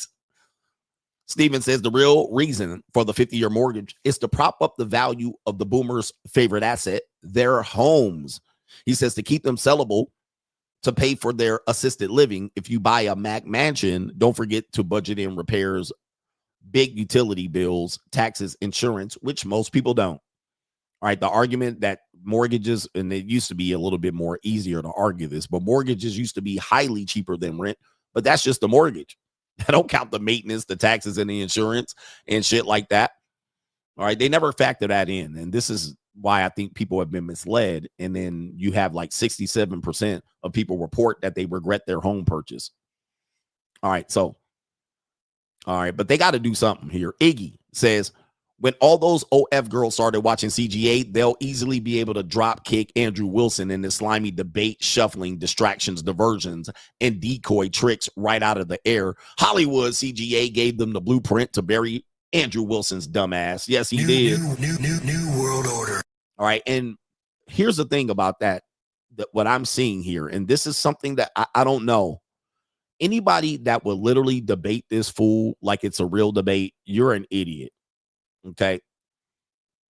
This is what I noticed. Anybody, and I hope all these OnlyFans skeezers do watch me debate him. But anybody that sits across this dude to really think that he's really somebody that you need to debate, I mean, this dude is not debate. He's not debate worthy to me. And I know some people support him, but bro, this dude a whole clown, like a clown. So wait, Chuck, all you're doing is saying, so Chuck, should I want you to notice this. He's calling her Chuck. And he did this to me. He didn't call me out on my name, but that is a personal attack. That is a slight against her and her personality and her name. Her name is Charlie. And I ain't defending her, because she's a feminist leftist. Her name is Charlie, but he's called her Chuck about 5 times. Okay, that is a passive-aggressive attack. It's a personal attack, but people don't see it as that. They think it's funny or they think it's snarky. And no, that is an ad hominem personal attack against her and her name. Her name is Charlie, and he keeps calling her Chuck. So, yeah, he's trying to push the buttons. And then when you attack him, he plays the victim. Oh, you're attacking me. He did that to me several times. Well, then they're like, CGA attacked him first. No, he didn't. No, I didn't. He was going in on me a lot. All right. And this is supposed to be a pro debater. All right. This is sad to see, man. This is sad to see. Shouldn't you actually be saying that, Andrew, you're doing a good thing? Hang on. Charlie, I just want to make sure I got this right. Huh? Am I doing a good thing? He cut her off, and then there he goes, trying to distract her with another question. Deflect, redirect. This is not good debate skills. I don't know who thinks this is good debate skills. All right, because I didn't let him do this to me. Y'all's like, well, he was, no. So there he is asking her to chase another question and then cut her off. No, answer my question the way I want you to answer it. And I was like, I ain't answering your fucking questions. I was like, remember I said this. I'm not on trial. I don't have to answer your questions. When I disarmed him with that, I'm telling you, I was killing him. He didn't know what to do. He didn't know what to do because he's used to people chasing these questions around and then getting completely sidetracked and distracted. I was like, I ain't answering your questions. CGA didn't answer his questions. The reason why I didn't is because it completely deflects away from the original conversation and he gets to direct the conversation. I was like, no. We gonna answer this. We gonna go back to this. We gonna go back to the topic. Let's cover the topic. Well, let's talk about the black community. Go ahead. Right. Talk about it. I wasn't here to talk about the black community, but if that's what you want to do, Black Community by Andrew Wilson. Have at it. All right. And then when I don't address the black community, why didn't CGA bring up solutions for the black community? I wasn't here for that. That's what he wants to talk about. He wants to talk about solutions for the black community. I don't. Why am I got to answer his because he wants to bring up how he going to solve the black community? What the fuck? I'm not here for that. So I was able to overcome his ability to keep changing the subjects into a direction that he wanted to talk about because he wanted to argue. And I don't think Charlie, a.k.a. Chuck, is able to do it. All right. She's not able to do it. Let me see this. Am I doing good thing? Do you think your wife is a charity case? By taking care of children who weren't mine? Was I doing a good thing? Whose fathers abandoned them? Was I doing a good thing? Yeah, you're doing a good thing. Oh, okay. Well then, Chuck, why did you use that as a form of personal attack on me? See that? Playing the victim. I mean, this guy's a piece of shit, bro. He a big old piece of shit. All right, that's crazy. Shout out to Iggy, man. He's a slime ball. All right. And he keeps going back to the fact that, am I not a good person for being a stepdaddy? No, nigga, we don't need another hero. All Charlie had to say was, nigga, you up here thumping your Bible, and then you out here being a whole goddamn cheater. You cheated on your first wife to get this bitch, and you impregnated her twice outside of marriage. Yeah, no, you didn't do a good thing, goofy. You did a shitty thing. You did a highly immoral piece of shit act. He a slime bucket, bruh. All right. Anyway, I can't even see how people could compare him to me at all. All right. At all. I don't see it. Like, looking at this shit, I'm like, what? Who was I even debating? Shout out to, and by the way, there's nobody in the red pill that, like, everybody in the red pill is below Andrew Wilson. So there's nobody in the red pill that I need to debate. Anybody that's a red pill guy and watching me, because y'all all watch me, it's going to be $50,000 to even talk to me. $50K. And it ain't going to be on your goofy ass channel because nobody's going to watch it. They're watching my channel. All right. Because y'all niggas can't even get the numbers I'm getting. So why go to your goofy channel? It's going to be $50K minimum. And that goes for Fresh and Fit. That goes for Tomasi Rolo. That goes for that nigga Certain Curtin, whoever he is. Anybody in the red pill. In the manosphere.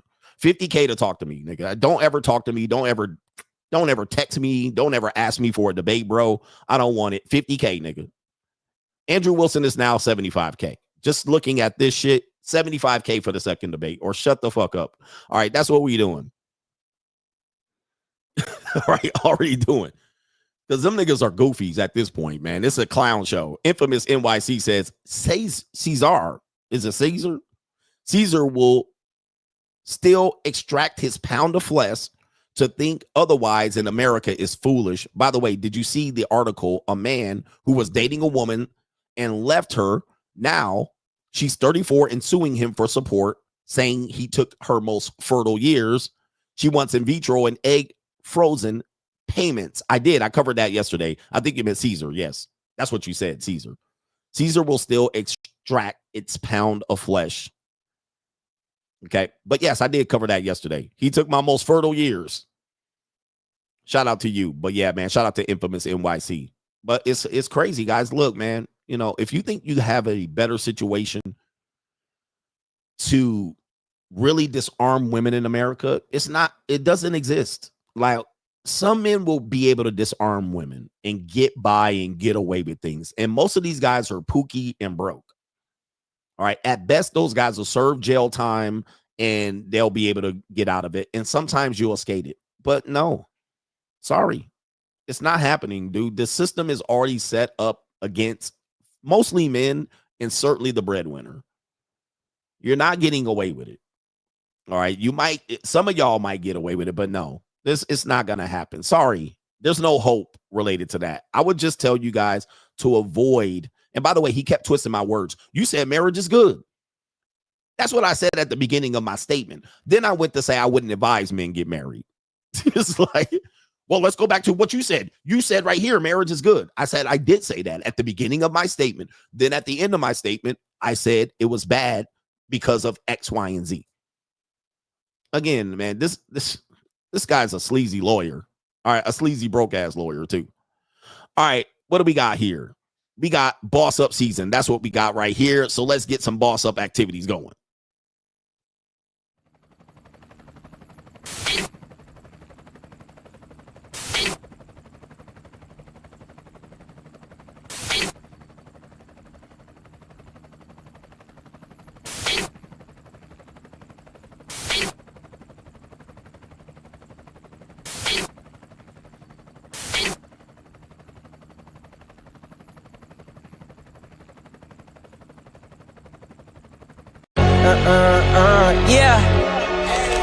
Yeah. Legends ain't born, they built from the grind. From benches to banners, we sharpen the mind. We sharpen the sword and promise and swore that we going hard and leaving it all on the floor. Hey, yeah, we going hard and leaving it all on the floor. Hey, yeah, we going hard and leaving it all on the floor. Legends ain't born, they built from the grind. From benches to banners, we sharpen the mind. We sharpen the sword and promise and swore that we going hard and leaving it all on the floor. New world order. Hollywood CGA in the building. We got it's an evil world we live in. All right, we got an evil world we live in out here. Where is it? All right, it's an evil world we live in. Banner got taken down. All right, that's crazy. We'll do it live then. All right, that's crazy. It's an evil world we live in. All right, it's an evil world. All right, let me see here. I love it. I need an intro for It's an Evil World. We got It's an Evil World we live in up here. First up, why do men struggle in relationships? All right. Why do men struggle in relationships? Why are the brothers, the average everyday brother, struggling in relationships? We're going to take it back to, looks like, the 1990s. All right. Let's take it. First of all, if you're struggling with your weight, please get your weight down. All right. Look at these brothers out here. The average brothers, you know what I mean? Shopping here. Look at how we're dressing, presenting ourselves. This looks like it's filmed in the 90s or the early 2000s. But let's hear what this guy has to say here. This is why you brothers are struggling. You struggling because you can't beat the government, partner. You can't be better than the government. They get $400 food stamps for not working. You coming in with $200 a week. How you gonna compare?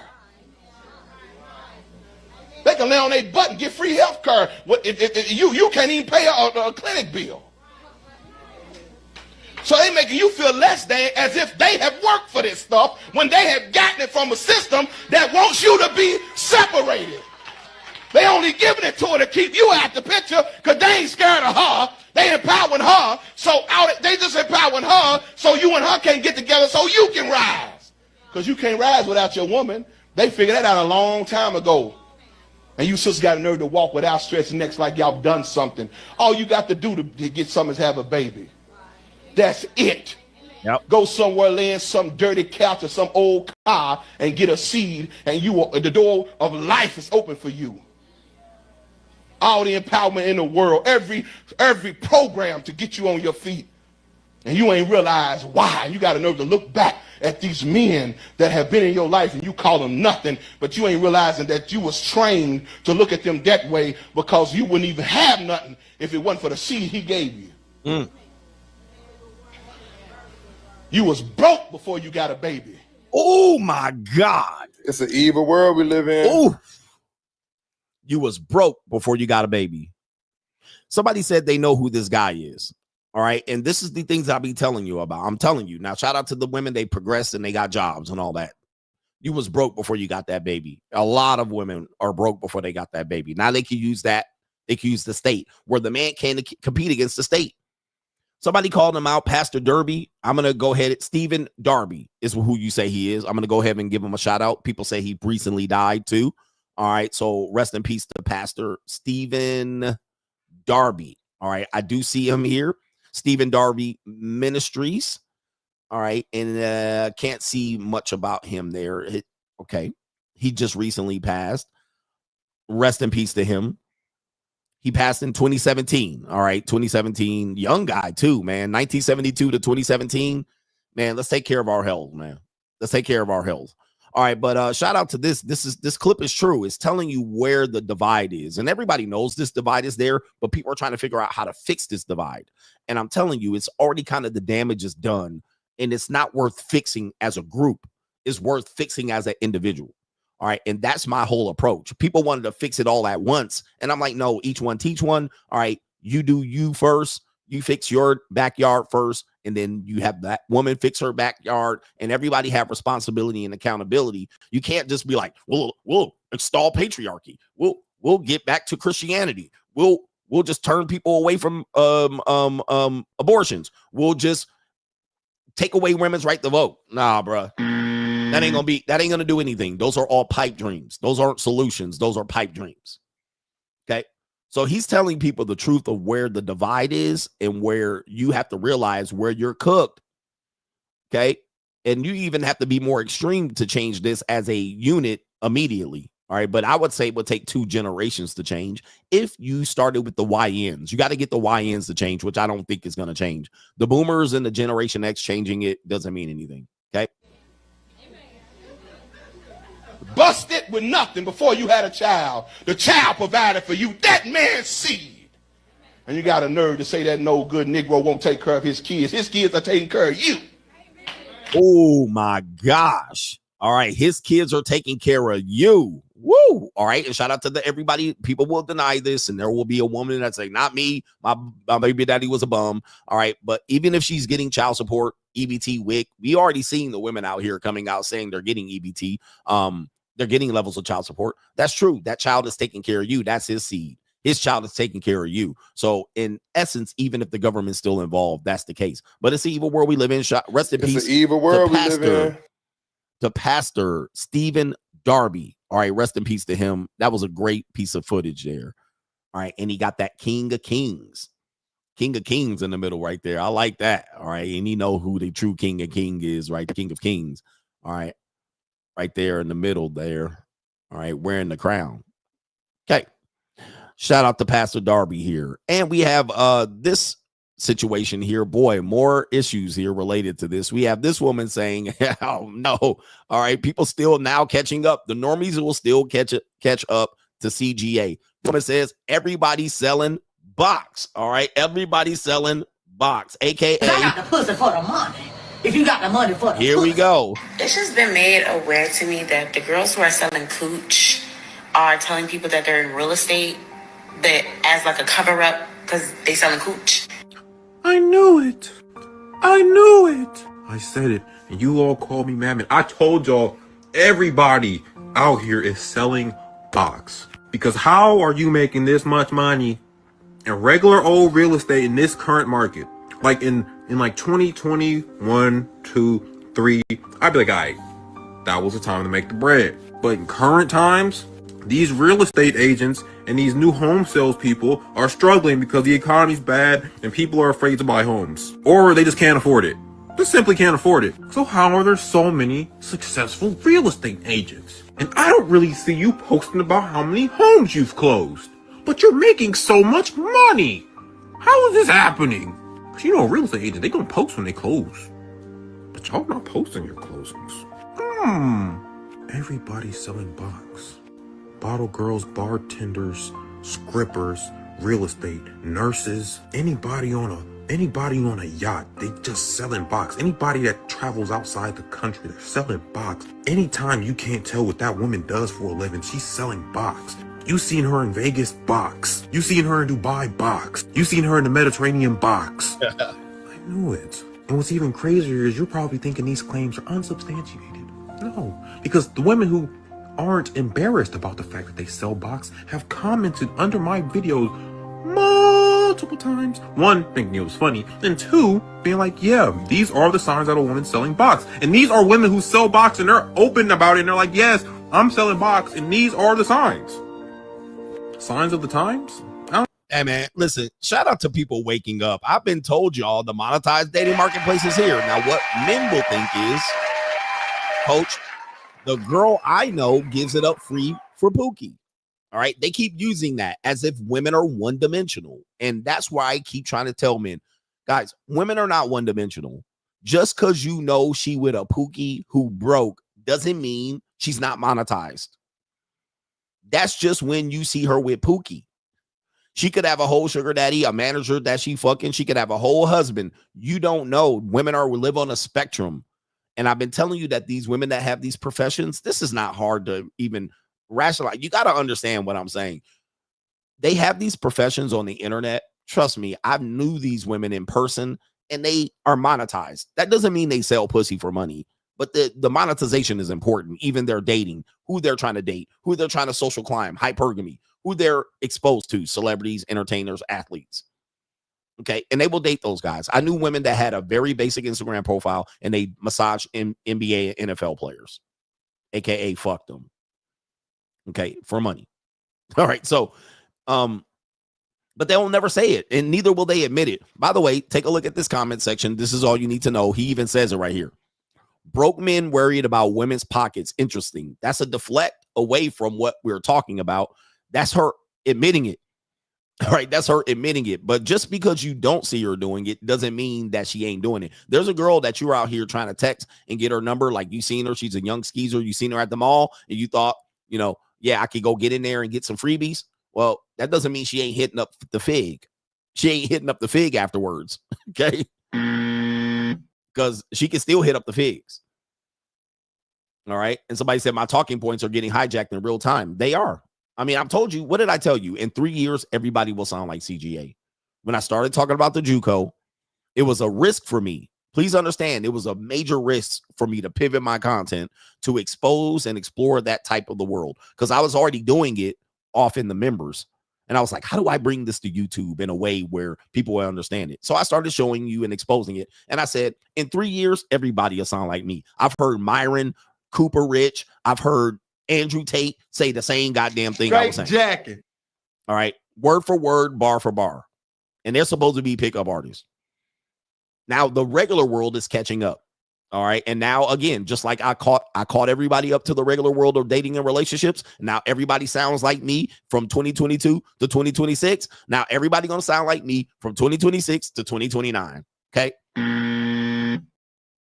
All right. They're gonna sound like me, bro. It is what it is. All right. So people are now figuring this out. But what men aren't going to figure out is how to capitalize on it. That's what they're not going to figure out. So that's going to go along another 3 to 5 years, especially black men. They're not going to see it. And I said this years ago, black men are going to be the last to catch on to this. Black men are going to be, because black men are ladies' men. All right. They have a persona. They have a stereotype of being ladies' men, to where the ladies, you know, they're always concerned about if they go to another country, will the ladies like them? All right. And so when they're here in America, you know, I'm a ladies' man. Ladies really like me. So their whole thing is the lady really likes them. Now, other men don't have this, does the lady really like me, need, because black men need their mama to hug and suck off their mama's nipple. So every woman has to like a woman liking the black guy is important. Where for most men, that's not as important. Right? It's about access, right? So the man wants to know she likes me. And then even the proof is, well, if a woman likes you, she'll spend money on you, aka dear mama, aka mama's boy. So that's a mama's boy take. And then when they brag, they be like, well, she really likes me. She doesn't like you. So that's their whole thing that they rest on because they're mama's boys. All right. Okay.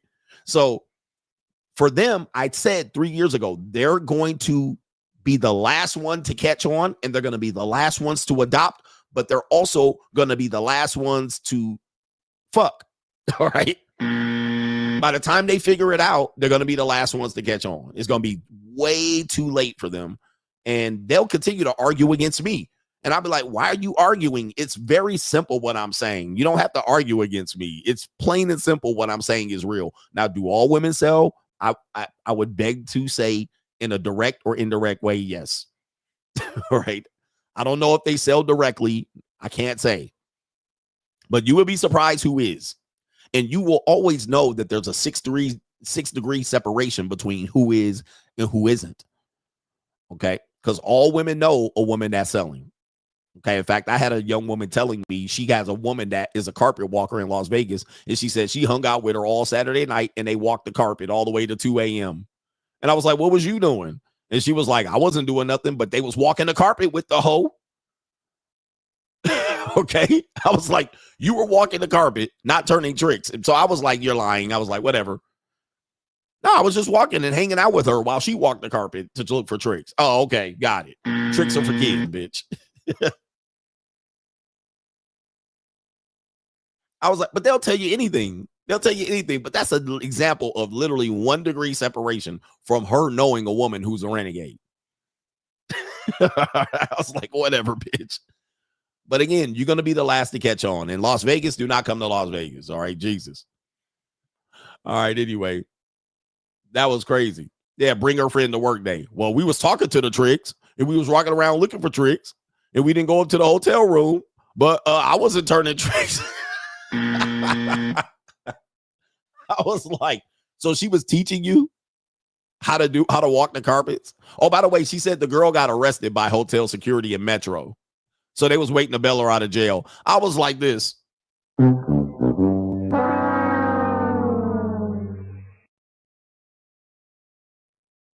Bruh, I was staring Martin Lutherly at this bitch as she was telling me this last night after I violated her guts. I was like, wait a minute. So hold the fuck up. Hold up.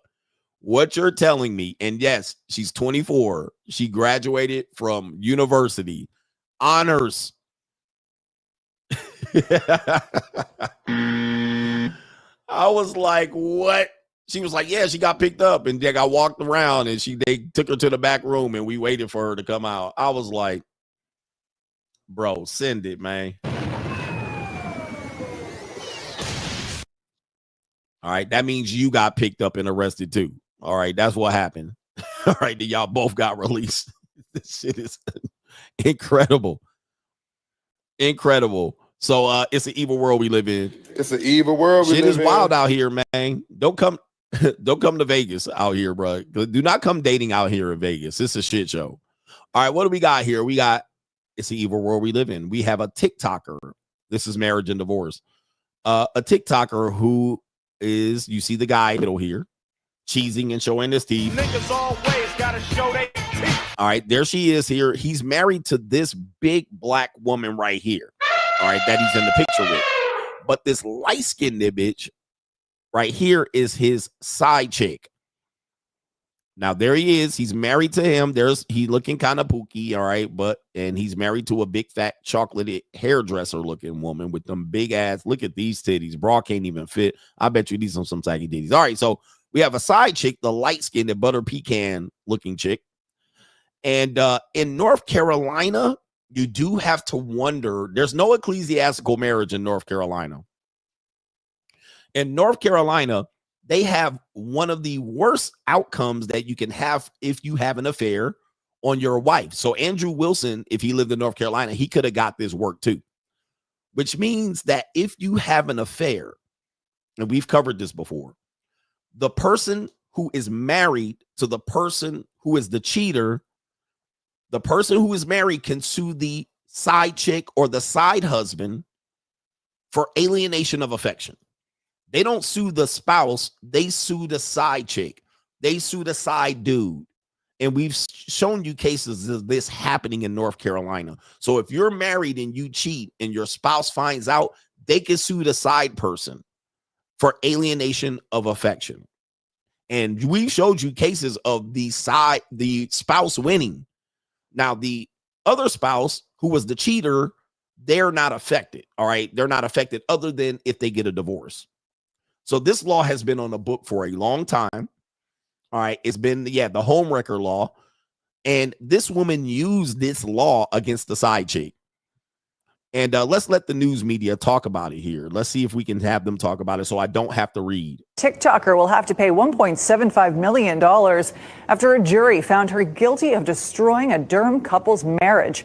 The lawsuit filed in Durham County Court accused Brene Kennard, an influencer with nearly 3 million followers on TikTok, of seducing and having an affair with her manager, Tim Montague. The suit was brought in civil court by the manager's now ex-wife, Akira Montague. Akira claimed the affair caused her mental anguish, damage to her health, and deprived her kids of a two-parent household. Tim Montague eventually left his wife for Kennard. The jury found Kennard guilty of both criminal conversation and alienation of affection. A popular North Carolina TikToker will have to pay $1.75 million. All right. $1.75 million. That is going to be, that is a big turn of events. All right. For people who are cheating in North Carolina, it is a very antiquated law. It is very Mayberry, but it's right. All right. And that, again, those type of laws will, it will mitigate divorce. All right. It will prevent people from getting married and thinking that they can have an affair on someone. All right. So that is a very big law. I wish a lot of other states had that, but that would definitely prevent people from fucking around on someone else. The football player Steve Smith could have been dealt with this. The husband did threaten to sue, if I'm not mistaken, did threaten to sue Steve Smith, the former NFL player who was having an affair with the woman in North Carolina, and he was married to another white woman. All right. So that came up in that. I think the husband, let me see if the husband actually sued. All right. But he threatened to sued for Steve Smith. He was sued for this. All right, so there it is right there. I did cover this back in the day, but he was sued for the same law. All right, right here, ex-Panthers star Steve Smith sued for alleged affair with the Ravens marching band member under the homewrecker law. And it says right here, the husband of the band member is suing the All-Pro for $100,000. All right, there it is right there. So that was the North Carolina homewrecker law. Thank you for the brother who said that in the chat. But that's an example of you, again, avoiding ecclesiastics. Ecclesiastics right there. This is where you have laws, common law, homewrecker laws. This is crazy work. So shout out to everybody involved in that story. Again, don't get married. All right, that's how you can avoid it. The number one cause of divorce is marriage.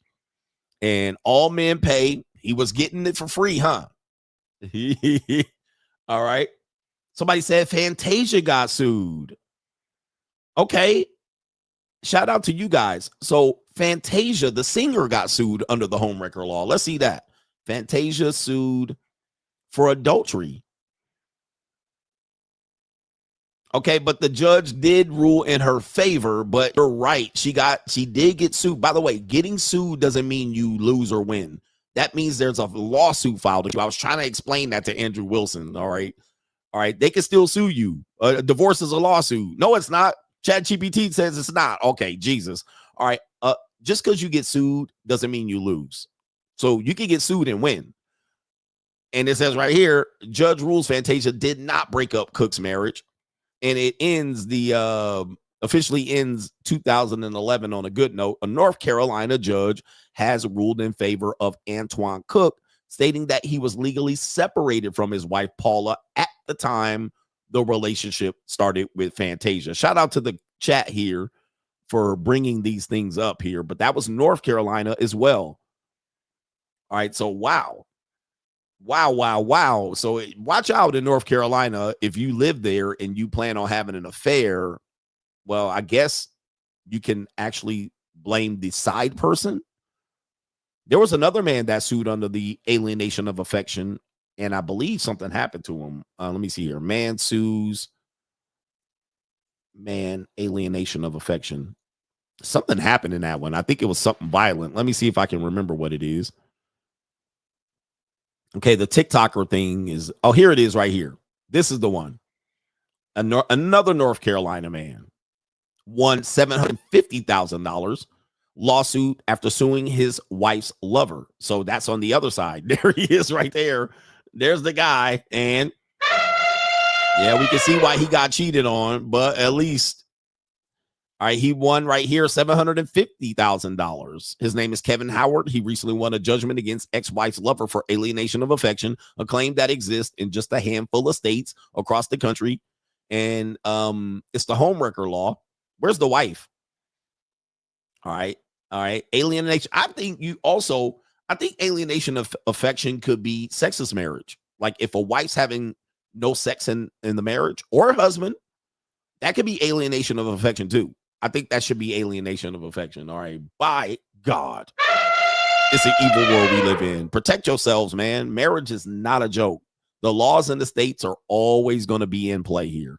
And the last one on this evil world we live in, because we're matriculating the ball downfield very easily today. It says, too old to get a job, too young to retire. Wrong sound effect. All right. The French women over 50 are stuck in limbo.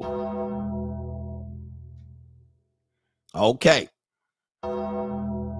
This is an interesting take. This typically has happened because, I don't think the world is caught up to where men and women want the world.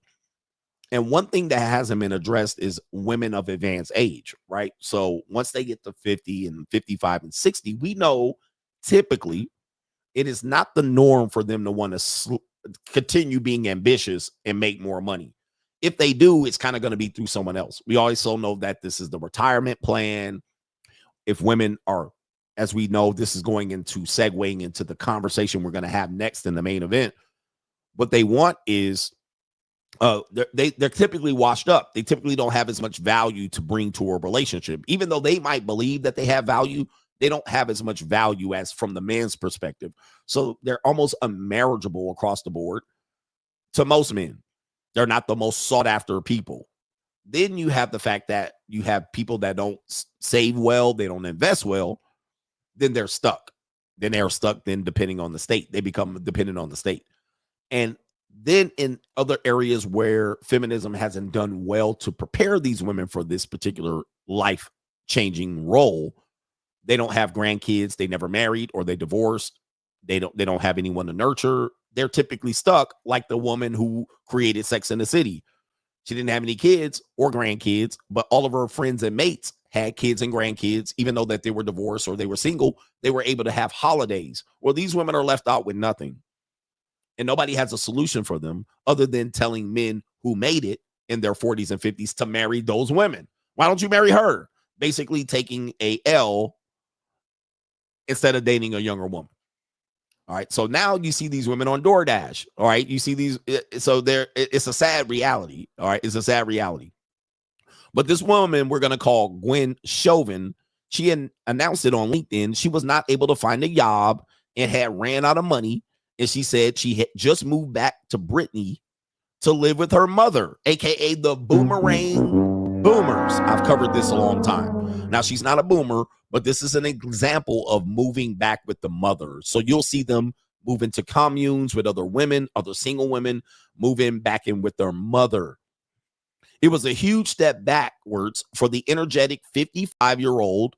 She was too old to convince an employer to hire her, but too young to retire. Okay, too young to retire. And it catches up fast. Life catches up fast. I'm telling you. It catches up fast. And then if you live with your mother, and trust me, I've dated women in this age range, this 45 to 50, 55. I've dated women. Nobody wants to date a woman that lives with their mother or their child, adult children, or they live in a basement or on top of the garage, right? It's the Golden Girls all over but nobody wants to date them. This is undateable. I live with my mom. No, you better be 24 living with your mom, not 50, 51, 55. So what happens is, let me go back to the article or what she was saying. In November, the former entrepreneur will exhaust her unemployment benefits and will instead receive the welfare benefit for people with little resources. Having been self-employed for many years, she was not able to claim her full pension rights until 67. Okay, that's going to be a long time. That's 12 years. I know a lot of people in that position now as well. They're waiting for the clock to strike midnight, right? They're like, hey, I'm waiting for 65, 67, 62, so I can claim these pensions, so I can claim Social Security, and they immediately run to it. There's nothing wrong with it, but if you're in that position at 50 and 55 and you have a house, you're going to get cooked.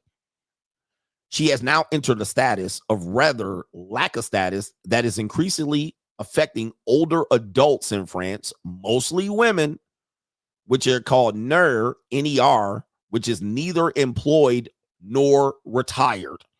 Now, we do have this in the United States as well, but we don't see it as much because we do have the government backing them better than that.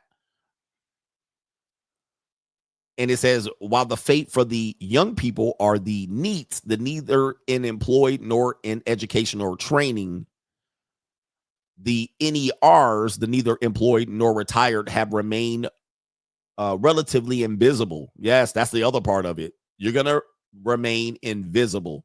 So it's going to be harder for people to try to find ways to correct this situ for older women. What they then say is you should date an older woman. Maybe you can find a man, and then they'll go proceed to try to date their way out of the situation. Now, one thing that she did say, and this is very common, is they called her an entrepreneur. We do hear a lot of women in America, I'm an entrepreneur, I'm starting businesses. Well, entrepreneurs face a very daunting task in that typically one of the risks of being a boss up or an entrepreneur is that you don't have anything related to like Social Security, pension. You're not socking away money towards these things. Sometimes not 401k. You have to actually build in your own retirement as an entrepreneur. One ways that entrepreneurs do build up their retirement is that their business takes off later, right? So they struggle for 10 years, 15 years. They're not on healthcare. They're not saving for retirement. And then what happens is their business will take off later, and then that's their retirement nest egg. All right. And so they are literally took a gamble, but they don't have 401k match. They don't have any of these things that employed people have. So it's a risk. All right. It's a risk. And you don't have the pension. You don't have any of that protection. So you then have to really grind it out in your business to actually then save for your retirement later on. All right. So by the time your business hits in your 50s and 60s, now you're good and gravy. And now you got a whole shit ton of money and you can retire on that. That's typically the risk of the entrepreneur. Or they could diligently sock these things away while they're building their business, which typically people don't do. All right. All right. So that's a major risk for entrepreneurs, which they're then saying she was. Now she's on the back end of it now saying, which I know a woman in this exact situation. She's in her late 40s. She's trying to look for a job where her, she sold her businesses. She's doing well. She did well for herself, but she got out of that business. She sold it. I don't know what she did with the money, but money goes fast. Now you're back looking for a job. Or you're looking for ways to earn income now that you sold your business and you were ready for retirement and you had a whole bunch of money socked away. But that money goes by fast when you're not bringing in income. Remember, I said that.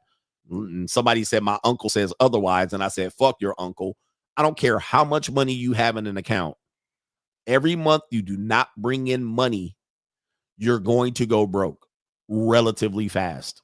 You could try this out today. You could have $2,000 in your bank account. Okay. Don't bring in any money for 2 paychecks. By the way, Americans found this out. Ask TSA, ask the military, ask people that are dependent on social programs like WIC and EBT. I don't care how much money you have in a bank account. If you do not bring in any income or very little income, that money's going to get shriveled the fuck up. Okay?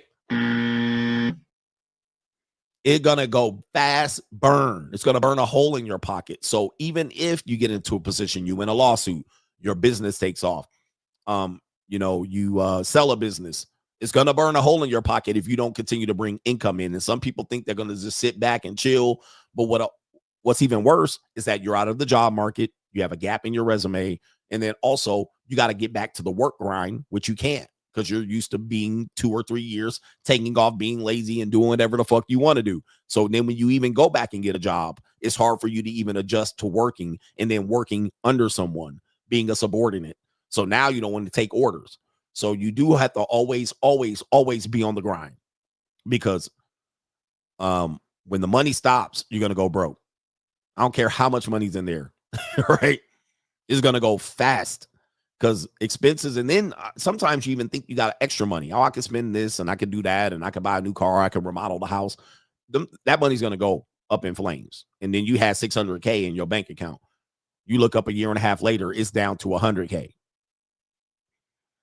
Okay, it's down to $100K because no additional funds came in. Only thing that was happening was the money was going out. So this is typically what happens in these cases. Unfortunately, we don't have a correction for this. People say, how do I solve this issue here?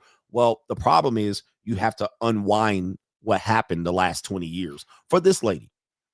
Okay, because it's about personal choices. So she can say she's in this position of being what?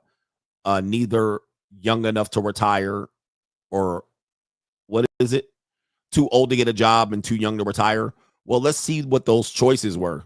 Okay. How many marriages did you give up? How many divorces did you have? How much did you party? How much did you snort lines of coca? Right? What were your personal choices that contributed to this?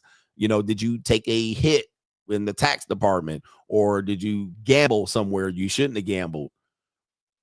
Okay, did you tell people you had time and you blew them off? Did you tell these men to go fuck themselves? What decisions did you make so we can now determine why you're in this boat? It's not just the fact that you're too old to get a job and too young to retire.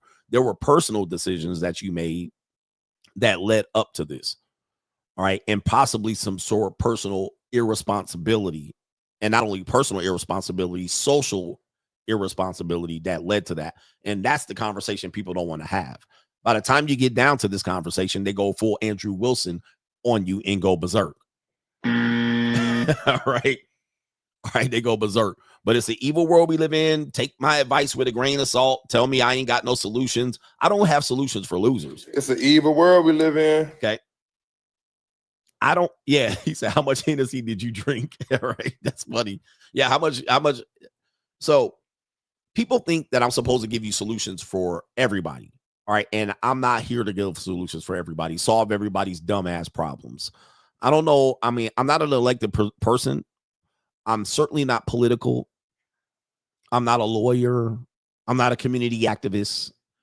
I'm not a guy that has a hero syndrome, meaning that I can save the world and save people from making bad decisions.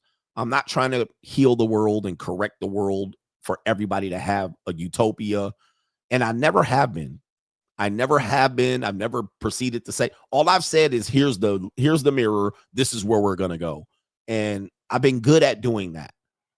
And I really find it offensive that people say I'm supposed to have a solution for you goofy ass niggas. right here. No, you dumb. What I can do is then peel back the curtain and find out why you ended up in this situation. Why you end up in this situation? Okay, you got married twice and divorced twice. Did you learn your fucking lesson? How about don't get married again? All right, Captain Obvious. Okay, how about you tell these other men what happened out here? You got divorced, raped twice. Now, what I'm gonna tell you how to do is get out of that situation. All right, maybe you can avoid this. Stop dating. You're like, let's get you out of this situation and unfuck yourself. Okay, let's unfuck yourself, you goofy ass nigga. I can fix you how to unfuck yourself, but it's gonna take discipline.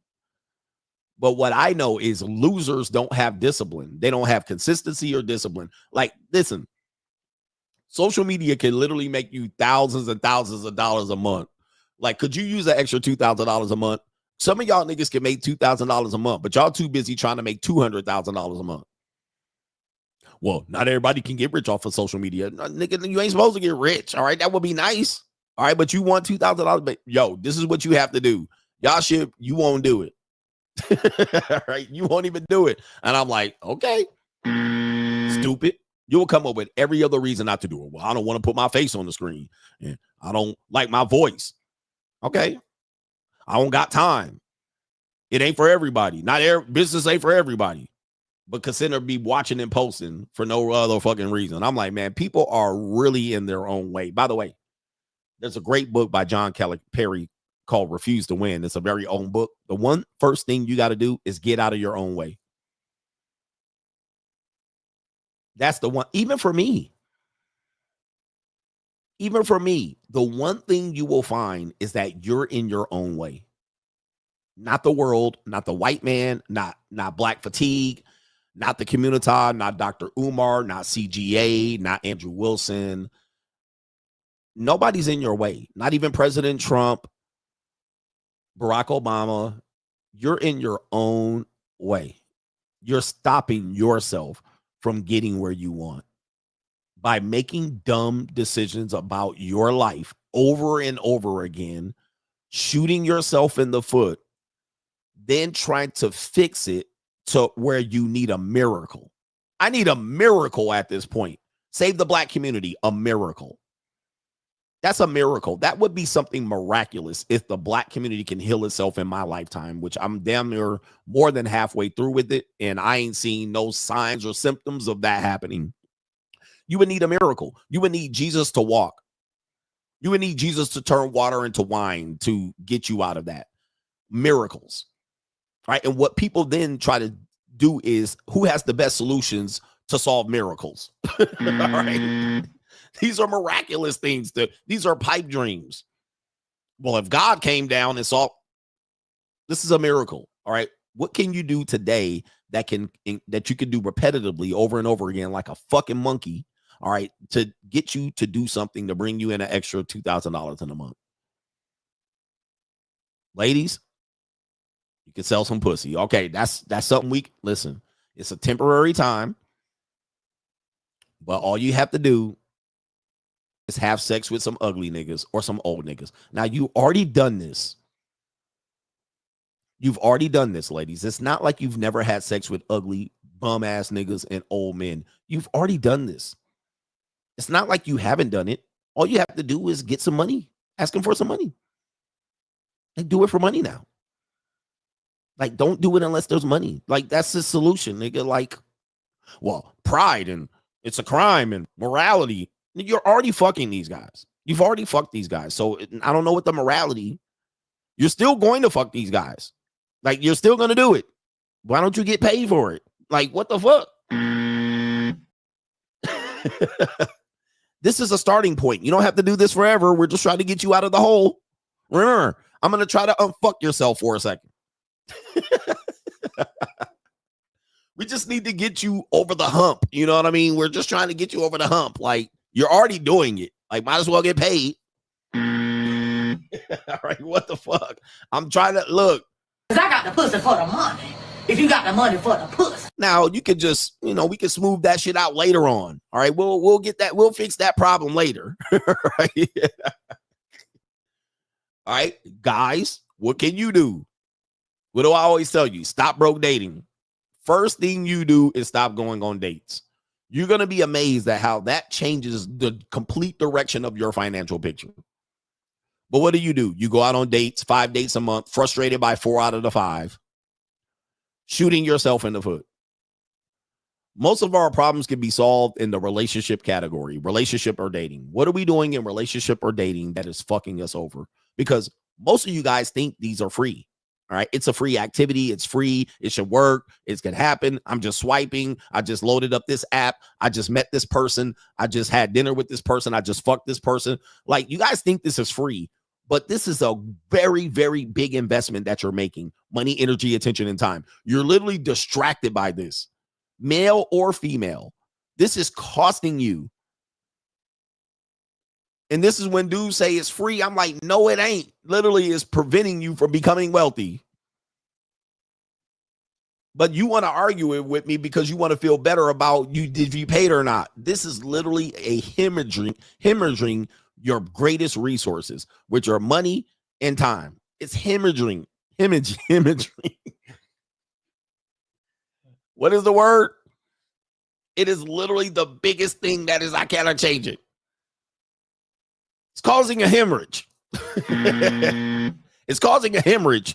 All right. So this is literally costing you opportunity cost, time to do what? Hemorrhaging, AKA you leaking in the streets. All right. Yes, indeed. So this is causing very, very, very poor decisions to be made. You're using what? Your time between 5 p.m. and 1 a.m.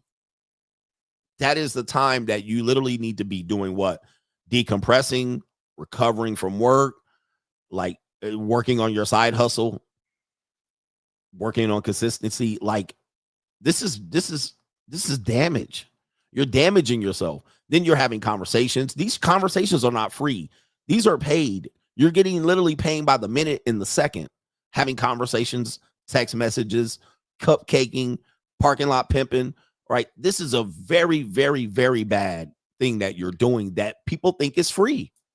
Oh, it's not costing me anything. It's not. Yes, it is. Even when you're having sex, this is a cost.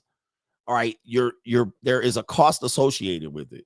You're literally distracting yourself away from rehabbing your situation. So if you're in this situation and you want, like, how can I improve my finances? First thing you could do is stop dating. Stop even thinking about dating, the possibility of dating. Just stop. Stop cold approaching women. Just let it go. All right. You're going to find that there's going to be more money added to your account. Then you'll be like, damn, maybe I was paying. It wasn't costing you a lot of money, but it was costing you. It's $50 here, $20 there, $30 here, $60 there, $100 here, new pair of shoes there, new cologne here, new belt, new shirt, new outfit, new club entry, drinks. It's just literally like a death by 1,000 cuts, as opposed to you literally getting shot in the foot. So you're just getting little by little, gas in the car wash, hair lined up, just for men in the beard. Okay. So it is literally just what men don't see, that there's payment in it. I'm like, yes, there is, all across the board. Until you acknowledge that, then you will not be able to acknowledge why you're in the situation you're in. Stopping to buy condoms at 7-Eleven. Condoms, lube. It is literally like, boom, little transactions, and you don't see it. I didn't pay at all. I'm like, that's not true. That is not true. There was a cost to all of that shit. You might not have paid the girl, but you paid cost the entire month. Hotel, sleepless nights. So there is, yeah, baby oil, right? Baby oil, hotel rooms, motel rooms. How many parking tickets have you ever got on a date? Have you ever got your car towed on a date? Uber Eats. You're going to eat sometimes with a hoe. Hoes got to eat too. There's going to be somebody that's got to eat, at least some chicken wings. Okay, but have you ever went on a date and got a parking ticket? Yeah. That shit, that cost you. You got a $30 parking ticket going on a date. Then what about all the maintenance on your car, the wear and tear? Okay. I got my car towed going over to see some woman for some free pussy. Guess what? I actually made her pay, but you know, when you get your car towed, if you have unpaid car tickets and your car's not registered, guess what you got to do? You got to do that to get your car out of hock. So what sounds like a $300 tow fee, all of a sudden it's $1,200. Now you got to pay your car registration. You got to pay your parking tickets. Oh, dude, I got towed. This woman told me to park there. I went up, fucked her twice, nutted, all that, came down at 2 a.m, car gone. I was like, what happened? I called her back up. I was like, hey, my car's gone. She was like, oh, damn, came back down. I was like, you told me to park here. I was like, you got to pay for that. All right. And then she went in and she didn't have all the cash. So she started calling up friends, trying to get cash to get my car out of hot. So these are payments that you don't even consider it. But then you say, is your life fucked up? Yes. Well, it's never free if your life is fucked up. It's never free. If your life ain't fucked up, then you can consider it free. But if you ain't where you want to be in life, if you're in a bad neighborhood, it's always going to cost. It's always going to cost. Yeah, she went up and called all her gay friends because I was like, I ain't paying for it. And she then called up. This was in Long Beach, California, by the way. So there's a lot of gays in Long Beach. So she has a lot of gay friends. And she was in them, gay niggas be up all night fucking. Them niggas don't go to sleep. They fuck every day. All right. So she would have called up her gay friends at 2 in the morning, 2:30 in the morning. We driving around Long Beach and she's stopping at every Duke shoot spot that we could stop at. All right. And she picking up money from gay niggas. All right. So shout out to them gay dudes that got my car out of hot.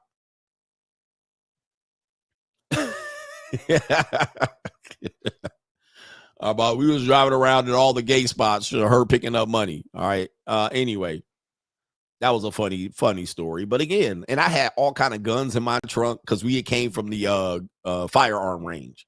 So I got like 3 or 4 or 5 guns in the trunk. I was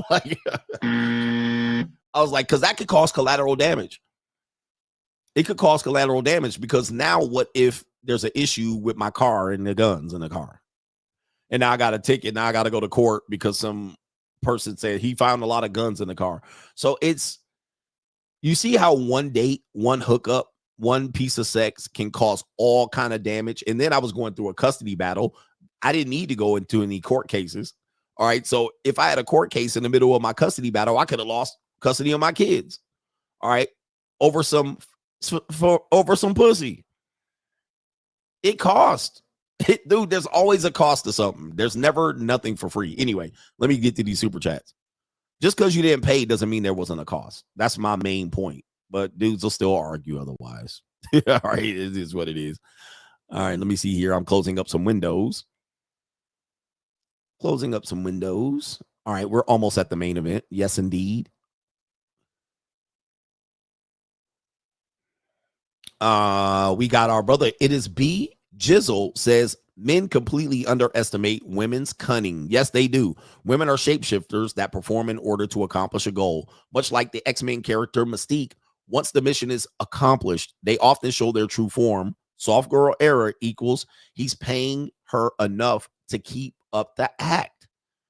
And it's an act. Yes, indeed. I mean, I think what we don't understand, and I don't think what women understand, is that they're acting. All right. And I know they're acting. So when they act in front of me, I just be like, anything she says is unbelievable. All right. I can't believe anything she says. Okay. So for the first 6 months of the day, everything she says is an act. All right. And men too, but I don't care. I'm not dating men. That's your problem, ladies. But everything she says and does is an act. Even when she says she loves me and she's caressing me and she holds my arm and it's an act.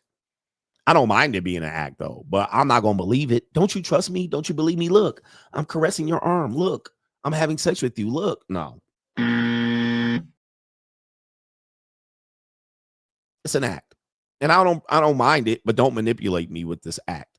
I really love you. I really like you. Do one thing. Tell her no 2 times, and she going to turn into a motherfucking beast. Call her out on her bullshit. Even a rebellion is an act. Shout out to our brother QD exec. Big Coach keeps that wild thing on his waist. He says 10 rounds for 10 clowns. He says, I didn't like the way AW talked to that girl under the guise of defending his wife. He says, where was the lie? White Keisha and White Kevin can't get mad at the truth. Fuck your uncle. Shout out to our brother here, QD exec, telling the truth. She told the truth about him, and then he defended it. Why? Why am I bad? Glocktavius, shout out to you, Glocktavius. Shout out to DGC Moore. A lot of guys think that court is a joke. In 2009 to 2011, I was in court. Lucky I had no kids and I didn't have to pay child support. Court costed me $185,000. All the court dates disrupted my job and cost me my career as a young investment banker. Inexperienced men have no idea. This is a fact. Guys think you're playing the system. Well, I'll just change this in court. I'll just prove that it was an ecclesiastic marriage. Gentlemen, when you go into court,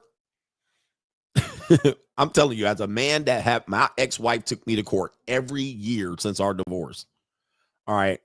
Every year I was in court. Okay. She used the court as a, I'm going to get you nigga. Like that was her way for me to give her attention because I wouldn't talk to her. So it was hard to co-parent with this person because she was sneaky so that any information I gave her, she was going to use against me. So I don't care what type of court you're talking about. Civil court, traffic court, family court, domestic violence court, which is part of the family court, juvenile court, which is part of the family court. I was trying to tell Andrew Wilson this. The nigga didn't want to listen.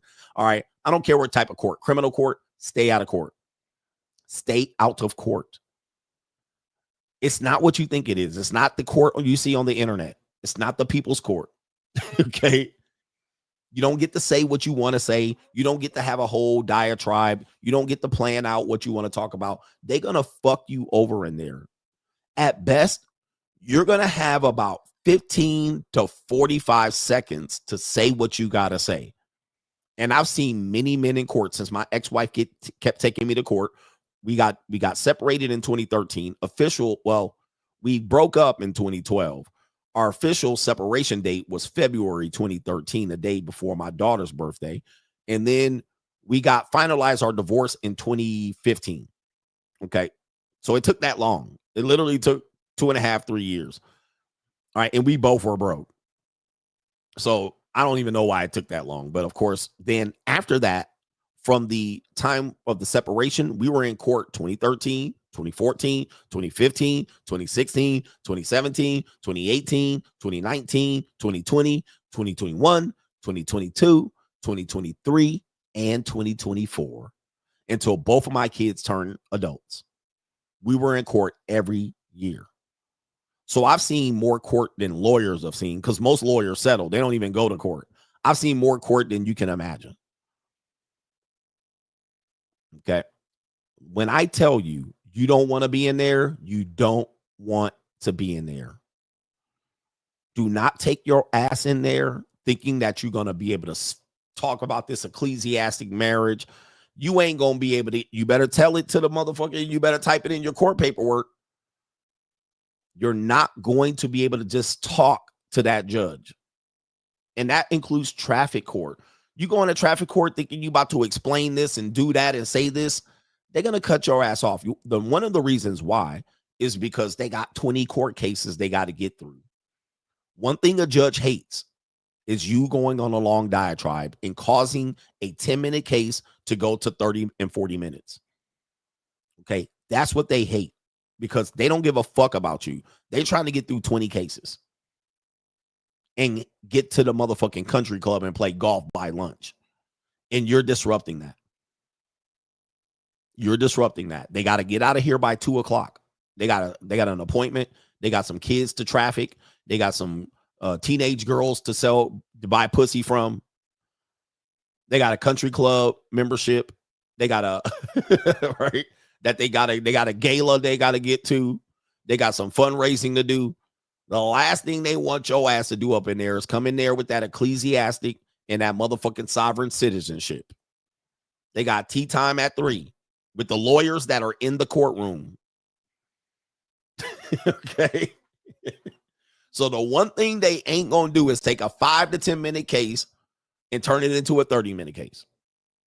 That's going to piss them off. And then let me tell you, what they then hate is everybody else that's going to come and do that after the fact. So if you thought you was going to come in there and talk about ecclesiastic marriage and sovereign citizen, and you seen some nigga go up there and be YouTube attorney, and he went up there and pissed off the judge, you better hope to God that they don't call your case next.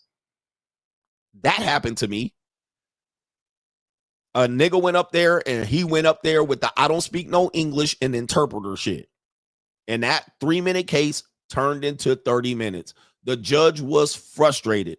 Who do you think's case came up next? Let me give you a motherfucking guess. They called my case next. I was like, it's over. It's over. Okay. Right. I was like, it's over. I already lost. And I was out of that motherfucking chair in record time. I was in and out of there in 3 minutes. That nigga sent me running in 3 minutes because he was pissed. He was like, I'm tired of this shit. And he was like, who's up next? Adams versus Adams. I was like, shit. It was a wrap. He says, I was fried fricassee, filleted and sauteed. Nigga, he sent me packing. All right. And my ex-wife was looking at me like, I went in there for a child support modification, trying to finesse the child support modification shit. And I had a whole diatribe. I didn't get but 10 seconds of that shit off. And he cut me the fuck off. And he was like, he did, this is what he did. This is what he did. This is story time. He took the document that I fill out, right? He took the document and filled it out. Then he did this. He put it up on the screen and then he blew it up. And then he blew it up to this sentence. He was like, you got to provide this one thing. That one thing I didn't have. And he was like, case dismissed. He was like, do you have this? It was in some little ass print at the bottom of the fucking page. He was like, do you have this? And I was like,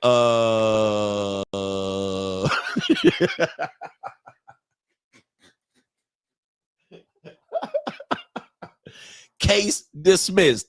He was like, you ain't got this? It says clearly right here in written English that you must bring this. And it was some little shit that I don't even know about. And he was like, case dismissed, out of here. Next, he was calling up. By the time I was walking out the chair,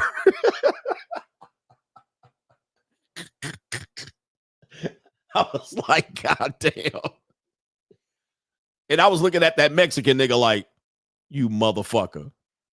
You motherfucker. Because here, before that case, he was jovial. He was humorous. He was telling jokes. And then that case before me got me cooked because he was pissed. And I was like, God damn. Anyway, so don't think you're going to go in there and do a whole tell this judge what you did and what's legal and what's not legal. All right. Yeah, do not go to court. You want to avoid court. Don't let Andrew Wilson have your ass in court explaining ecclesiastical marriages, bro. Do not do it. All right. I'm telling you, you do not want to play that game. Shout out to Twin A, not Twin B. The quote from Steve Austin's at the King of the Ring. He says, you sit around thumping your Bible and saying your prayers, talking about John 3:16. Well, Adams 3:16 says, I just whooped your ass. For any of the AW fans still here, that's what Adam 3:16 means. I just whipped your ass. All right. Shout out to the Steel Curtain says, Coach, this AW debacle is a gift that will keep on giving for years. There were so many casualties that will provide countless teaching opportunities. Your take will be proven right over and over again, starting with Kevin Gates, free agent lifestyle for life. Yep. He gave a whole bunch of clueless men hope. And I was like, you're doing a dangerous thing to these men. In GN, what I find interesting about TradCons and PUAs is that they, as much as they live through women, they have zero consideration or care for what women want. He says this solidifies that they both truly hate women. They just want to control women using religion and game. What do you say? This is the fact. I even said that. I'm like, these men are giving you solutions for women without even considering the woman at all, which I don't understand. How do you guys arrive at conclusions and solutions that literally take the woman out of the whole decision-making process? So force is a derivative of enforcing. So everything they are doing is patriarchal, but they don't consider how the woman's going to respond, feel, accept, reject. So you're forcing an ecclesiastical marriage on them? No. No. You better consider what women think and how they're going to respond to it. Because that's like a football coach saying, all right, we're going to run this play. And then he draw it up on the board with all these fucking X's and O's. All right. Or he don't even use the X's. He just used the O's. We're going to do this. He going to slant here. He going to set a pick here. Okay. What the defense in? Are they in a 4-3, a 3-4, a dime, nickel? What the fuck are they in? Special teams? The Tampa 2? What is the defense in? Okay, so you can draw up these nice ass plays. Tell me what the defense is going to do. All right, you got to tell me what you're going to do against the defense. You can't tell me. So you're giving me a chance to determine what to do against a certain defense. It matters what women are going to do and how they respond. Yeah, they in the blitz patches. They in the 46 defense, the Tampa 2. What are they? What is the defense in? But they literally are going all offense, drawing up X and O's, and fuck the state, fuck the women. Okay. So anyway, yep, man or zone. What are they in? Like, what are we doing? So this is what men are doing. Pickup artists. Then they do that related to this ecclesiastical religious marriage. They really just want to control the women, hamper them, and cripple them, which I think is ridiculous because that's not a secular reality. Right? That can matter in your church, which I kept saying, but secularly, this is not going to work. All right. And then what are the black women doing? All right. They're in an all-out blitz. They blitzing on every play. All right. Tranisha says the Kevin Gates divorce is an example of the distrust black women and black men have. He pulled the marriage as a piece of paper card. Now the love and relationship is gone, and Draka is still under control of her ex-husband. All relationships are high risk. So any age gap doesn't matter. I agree with that, Tranisha. The age gap thing is, there's some shitty ass relationships that don't have an age gap. J. Rago says, President of El Salvador passed a mandatory DNA test for paternity at birth for mothers wanting to declare a father on the birth certificate. He says other countries are passing us up. Shout out to you. You wrote it clearly. I'm reading it through a microphone. He says other countries are passing us up. Shout out to them. Most of these countries have small populations. Okay. The thing about the United States, it's a very large country. All right. It could be 5 countries in itself. What is 6 million citizens in El Salvador? I mean, that's a small state at this point. So, the United States could be 5 different countries. We could split the United States up between the Atlantic coast. I mean, really the North Atlantic. Okay. And the South. All right. The Midwest, which then you would have the Rockies and then anything on the Pacific West. I mean, you could literally dice it up. You could dice it up even more than that and just give Texas its own country.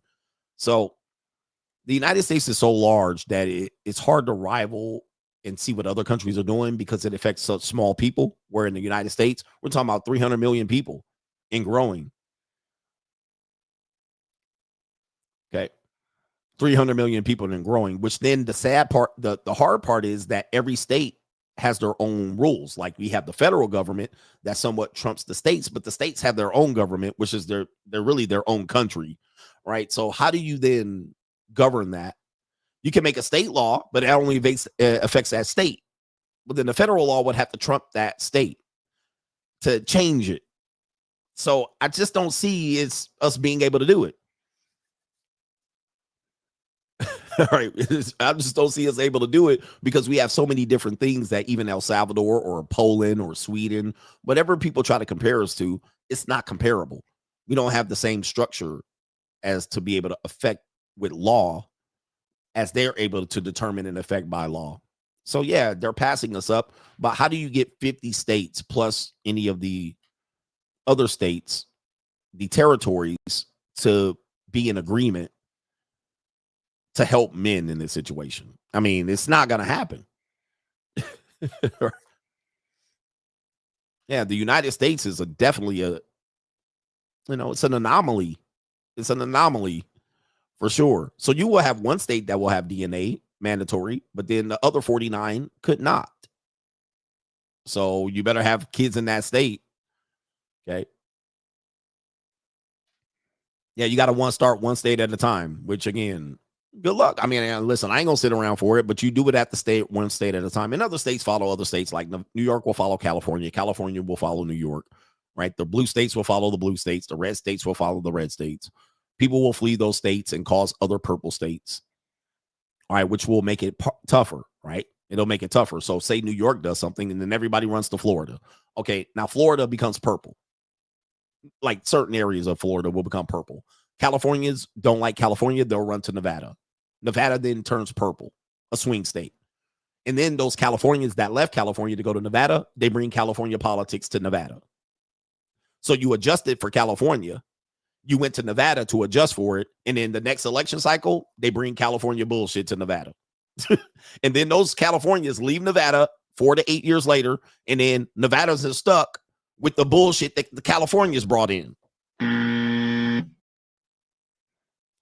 All right. So it's like a game of whack-a-mole. It's a game of whack-a-mole. You're trying to whack the system and beat the system and stay one state at a time. But you take out these factors. If you include that factor, yep, Arizonans do that. Arizona's completely red. The Californians ran to Arizona and they created a purple state, a swing state, and then the Californians leave. It's too hot here, and now the Arizonas are stuck with the Californians bullshit. All right, so it's hard. Shout out the last one. MC Hamster says, I was corrected yesterday that the book of Ecclesiastics is a book about how to live in futile, how life is futile, and the solution is love God and love your work. So boss up, because it's all doom and gloom. Live stream is the spirit of Elijah. Shout out to you, man. You live streaming in the spirit of Elijah. I am. I fucked up that whole super chat. And he's like, nigga, can you read? Sometimes I can't, you know. Better boss up, nigga. Shout out to MC Hamster. Shout out to the book of Ecclesiastes. But I'm going to go to the main event. How about that? I do have some more super chats. I do have the main event to cover. Shout out to our brother Joshua Moon says, big facts. Niggas definitely be in their own way. All right. Shout out to you. In your own way. Preston says singer Fantasia got sued for this. That was earlier on, and we covered that. Hustle every day. They sell more box than Raising Cane's. Free agent lifestyle for life. Shout out to Dave 4K says word has it. World has its way of dealing with mouthy dudes like AW. Yes, the world does have its way of dealing with mouthy dudes like AW. And I don't think he's a happy guy, which is sad. I mean, you know, you might think I'm not happy, but I'm certainly am. I don't think he's a happy guy.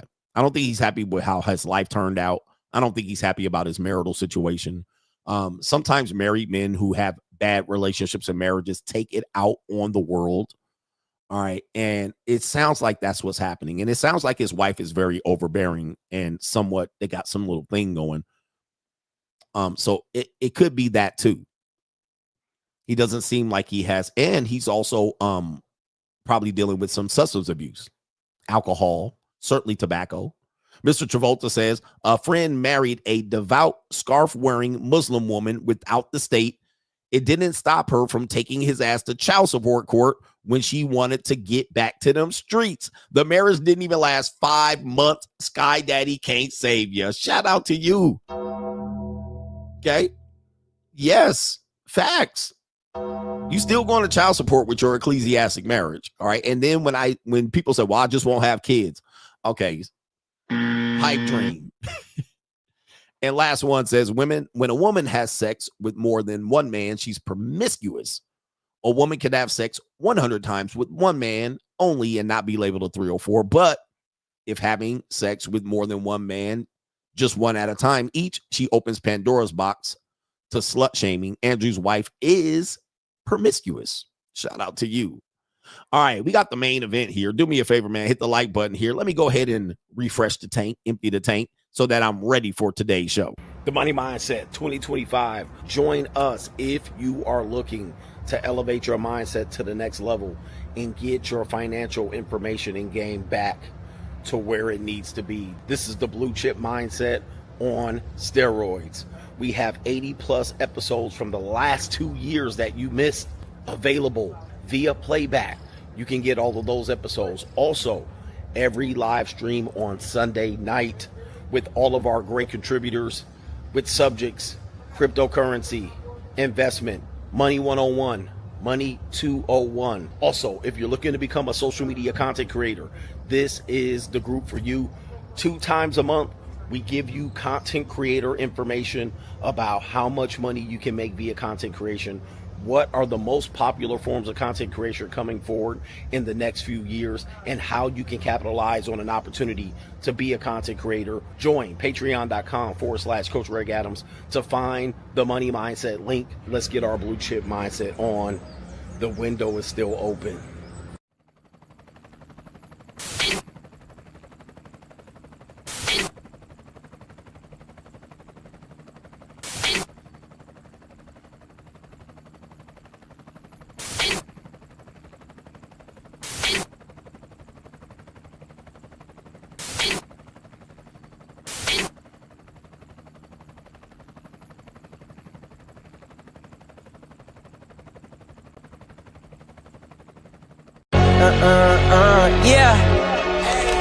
Yeah. Legends ain't born, they built from the grind. From benches to banners, we sharpen the mind. We sharpen the sword and promise and swore that we going hard and leaving it all on the floor. Hey, yeah, we going hard and leaving it all on the floor. Hey, yeah, we going hard and leaving it all on the floor. Legends ain't born, they built from the grind. From benches to banners, we sharpen the mind. We sharpen the sword and promise and swore that we going hard and leaving it all on the floor. Let's go. We got the main event. Let's line it up here. All right, the main event topic here is age gap relationships. And you guys know I like a good, young, just right aged woman. All right. I like them aged just right. Now, as you guys know, I get older and older, and the women seem to stay the same age. Shout out to the brother Matt. What's his name that has that line? I think his name is Matt. But me, I like young age women. All right. Probably the oldest, most recent age gap that I've had has been 30 years age gap. All right. That's not for everybody, but that's something that I like. And I do date women that are in the normie dating relationship, although I don't take them serious at all. But for me, I'm not relationship material. I'm not looking for marriage. So everybody knows that going in. I'm not even looking for really a relationship. Matthew McConaughey is his name. All right. But the older and older I get, the women seem to stay the same age. And this is the conversation out here of Kevin Gates. He's back in the show. For me, 30 years age gap. Typically, it's around 20 years. Probably about the oldest that I've had right now is about 17 to 18 years age gap. But I don't have a problem dating or mating under the 30-year, 29, 28, 27-year age gap. And I do have my age gap breakdown of who I want to date, like what their pros and cons are and all of that. Now, in this situation here, Kevin Gates has announced or debuted his new girlfriend. All right. And so we're going to show you who they are and tell you who they are. And this age gap is only 13 years. Now, I'm just going to say a 13-year age gap is nothing to me. All right. That is nothing. The 13-year age gap is quite normal to me. But, you know, depending on where the 13-year age gap lands is the issue. The woman is 26 years old, and Kevin Gates, the rapper or former rapper, is 29. Now, we know he is previously married, but not married to the state, to one woman. And then he allegedly was married in a Muslim ceremony with Brittany Renner and divorced within, 52 days, they say. So this is his new boo, and we're going to talk about her real quick because typically when women date like this, celebrities, entertainers, JUCO, they're not really looking for a relationship. They're looking to see, number one, if mature men are for them. So she's exploring, number one. She's exploring if mature men are for her. Number one. Number two, she probably has already dated older men, all right, and young men. So this is her and her Instagram. So she's probably already dated men like this, okay? As you can see, her Instagram is pretty litty. It's not mild. I do see a child there, but she definitely is an Instagram 304 variety. She also was former military. Salute to all our military veterans during Veterans Day week. All right. Now, that's number two. Number three, normally women that have dated in the age gap, they're willing to date in the age gap, have already been a skeezer. All right. And when I call you a skeezer, this is not a pejorative. It's a description. You've already skeezed yourself out of younger niggas. Okay. So you've already fucked a couple younger guys. You already did this. You already were wild wicked at the club and whatnot. 26 years old is fairly moving into the older woman category for me. So she's already been probably a skeezer since she was 16. Okay, so that's probably the case. Let's just give or take and say 19. She's at least 5 to 7 years of being a skeezer.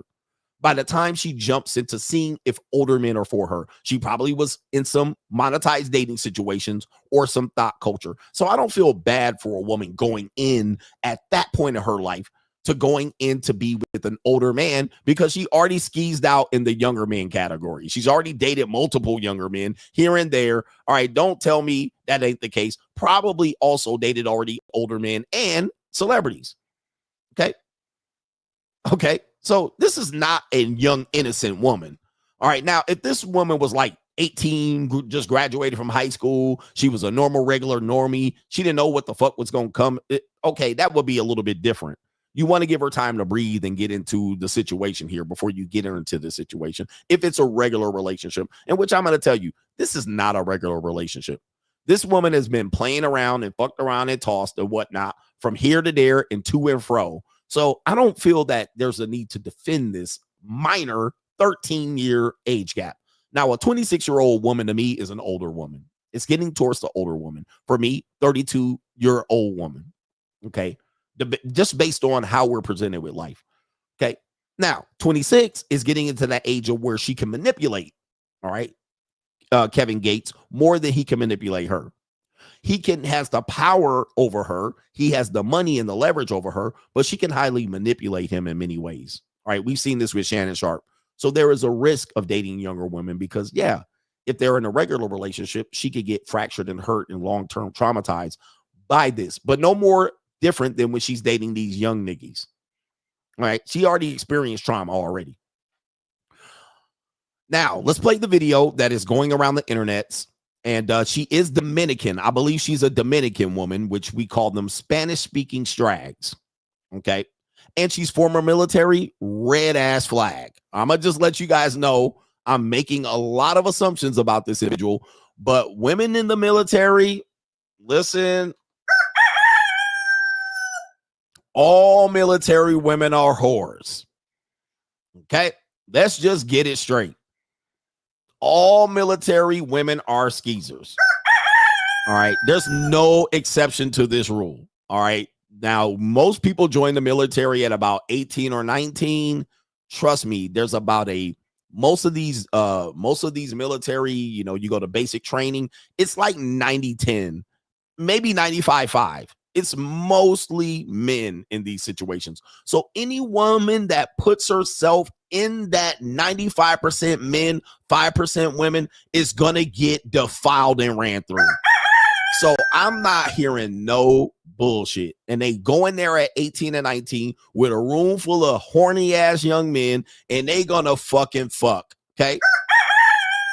Lots of men, lots of them niggas on the military, the sergeant at arms, nigga, whoever these motherfucking military rank niggas are, they gonna fuck all of them. Without fail. Trains and all of this. So we gotta just stop with this innocent shit. We gotta stop with this innocent shit. Anybody disagree? The Lance Corporal, all of that shit. They're gonna get tossed when they get to the military. I'm just letting you know. And most of them do not come. Most of them do not come out sane. All right. Most military people, they have a difficulty coming out sane because they're being introduced into a world that the civilians have never, ever seen. They're being trained to do the craziest things. So they come out a little bit messed up. But military women come out messed up because sexing is included on that. They getting defiled and trained and ran through the entire time. So they getting PTSD and pussy PTSD. All right, pussy PTSD. Okay. So I don't feel that this is a child in this situation here. This woman has definitely experienced and explored the world of dick in a way most women have never even seen. All right, so this is the woman here. As you can see, she is former military. All right, so I don't feel bad, bro. Yeah, sergeants have rent. You got to imagine this woman being in the military.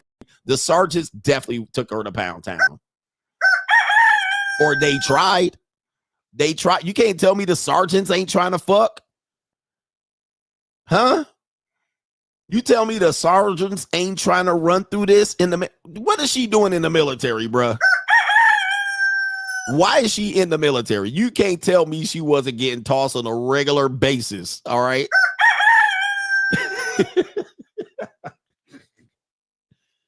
What? Hell no, bro. Hell to the nah. All right, so let's start right there. And shout out to this woman. And if she has anything to say to me about my commentary towards her, bring your ass to my house. That's all I got to say. And we can settle this naked. All right, we can settle this shit naked. All right, anyway, let's get back into it.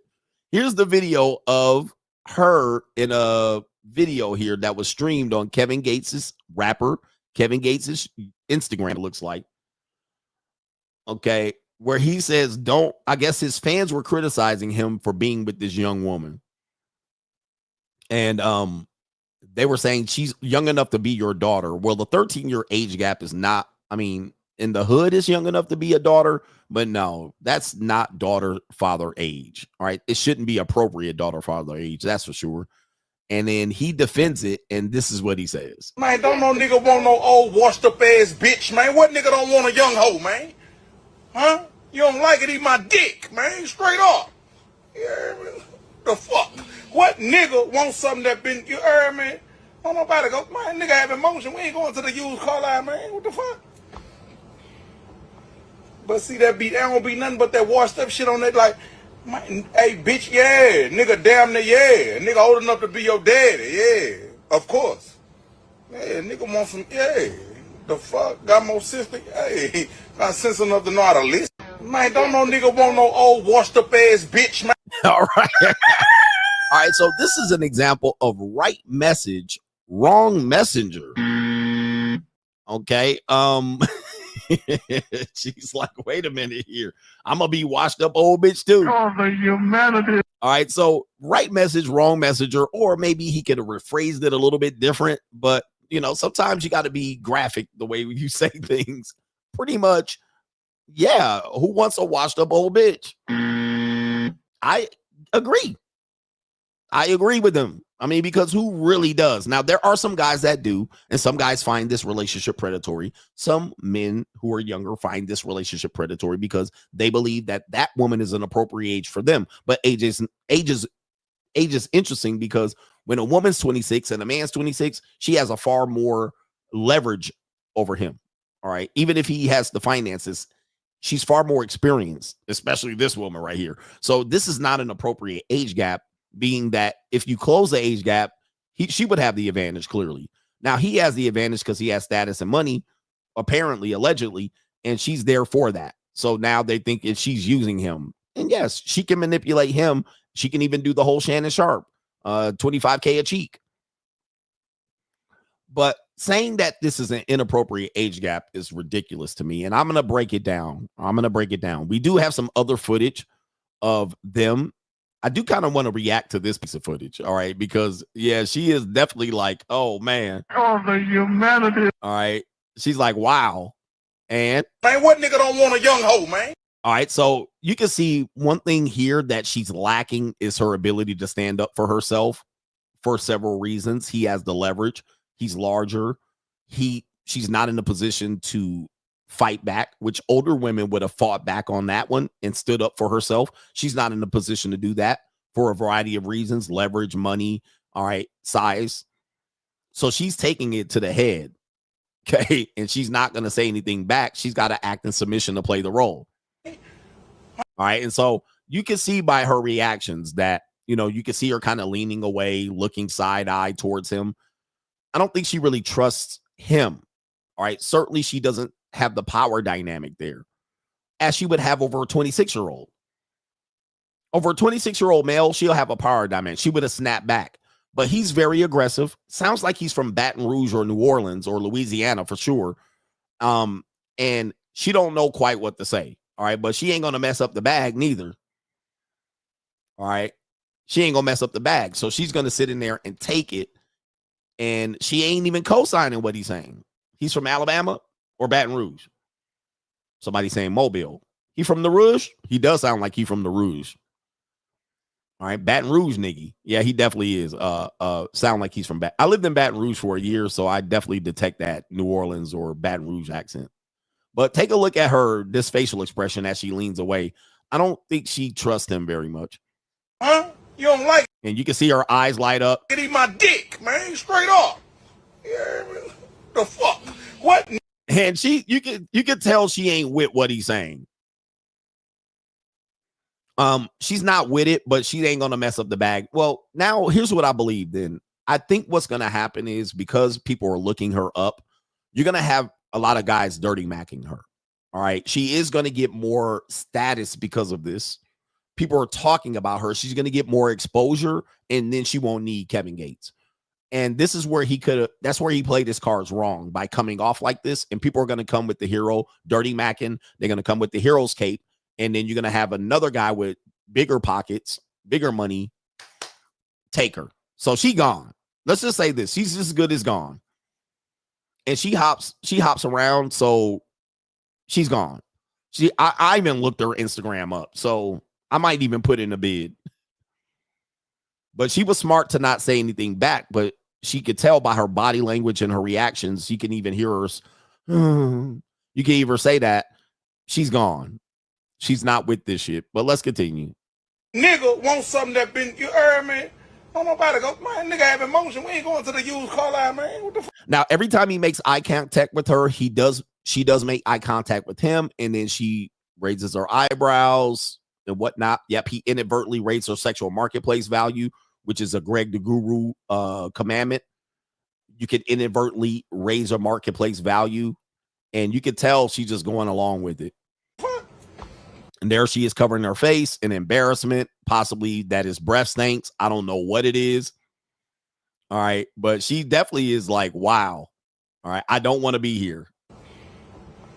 But see, that don't be nothing but that washed up shit on it. Like, man, you can see this. Hey, bitch, yeah, nigga. Yeah, so her body language, and we already played the video. We're just looking. Damn, yeah, nigga. There she is covering her face again. All right. Covering potentially her nose. Maybe he stinks. I don't know. But she ain't with it. Old enough to be your daddy, yeah, of course. You see that? Side eye, look over, blink her eyes. So she's not with what he's saying. Yeah, nigga want some, yeah. So now she then goes and leans on his shoulder. I think she's trying to comfort her, comfort him, calm down. I'm here, soothe him, rub his back. All right, so there she is playing her role. The fuck? Got more sense than, hey, got sense enough to know how to listen. Man, don't no nigga want no old woman. Like she was saying something to him. I don't have that part of the video that caused him to snap and crash out. She seems like a young, to me, even though I called her a skeezer, she seems like a wonderful young lady. She would be a JUCO for me. She seems like a nice lady. She doesn't seem like she has ulterior motives or trying to stab him in the back. For the most part, so, looks like she was playing a role until this clip went feral. Okay, and let's go ahead and show you another clip of them in bed. Now he's doing this. This was in response to what's going on here. Here we go. Shaquille O'Neal's going to be in the DMs. He got that fucking beard. He look like Dada. That's all you got to say. Ooh, they look good together. They skin just glow. All you had to do, you couldn't have nothing nice to say because you unhealthy.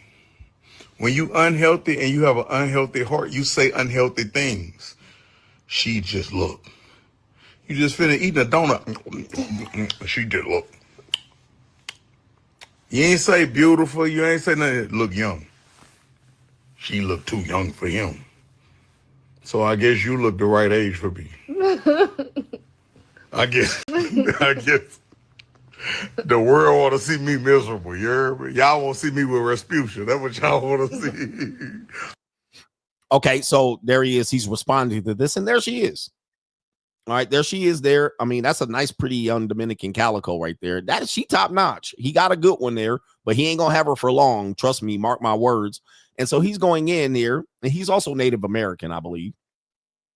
And he's saying something that I say. They want to see me with a big old, big boned, black, burnt biscuit, 50-year-old black woman. All right, they told Shannon Sharp that. Get you a big country, big old, big back black woman. when he can enjoy this pretty young thing. Okay. And this is for limited time only. For subscription plan is going to run out. She's not going to be there for long. He's Puerto Rican. Shout out to the Puerto Ricans. But she's playing her role very good. Y'all want me to be Norbit. You know, y'all. Hey, Norbit. We say the best for you. Turkey ass. Man, I just be laughing at that shit because that shit be funny, baby. Yeah, he is handsome. Who that was say I'm so handsome? He is handsome. Oh, thank you. Whoever that is, you thank look better in real life. Too. Whoever that is, thank you. Y'all is glowing. Look at God. Babe, I'm telling you, you gotta look. Then you gotta look. My people, they love me. They love to see me happy. My people love me. Anybody get on here and say something bad, my people, oh my God. All right, so white people are like, Coach, I don't know what the fuck he's talking about. Neither do I. It's Baton Rouge, Louisiana, all right? I didn't know many Puerto Ricans that lived in Baton Rouge, so he must be half Puerto Rican, all right, or me no black poppy. So I don't know what he's talking about either, but he's essentially what he was saying was that he prefers younger women, and his people are happy that he has a young woman. He wants to be seen as happy. He doesn't want to be under the thumb of a matriarchal black woman. Or it doesn't even have to be black. He doesn't want to be under the thumb of a matriarchal older woman. And let's break it down by age. All right, so the age gap situation here. First of all, I don't think an age gap is that big until you get to the 20-year mark. All right, I think this is an appropriate age gap, even though somebody would say, what about your daughter? All right, well, a 38-year-old, 39-year-old man and a 26-year-old woman are probably on the same wavelength, maturity-wise, financially, exposure to relationships. That probably is more compatible. Although people don't do it that often, people do relationships with their no age gap, and those don't work either. Okay, so you can say most people, because people will say, well, Coach, if that's the case, why do most people get married that are closer in age? And I say, and those people have just as high as a divorce rate, if not slightly lower. We're splitting hairs.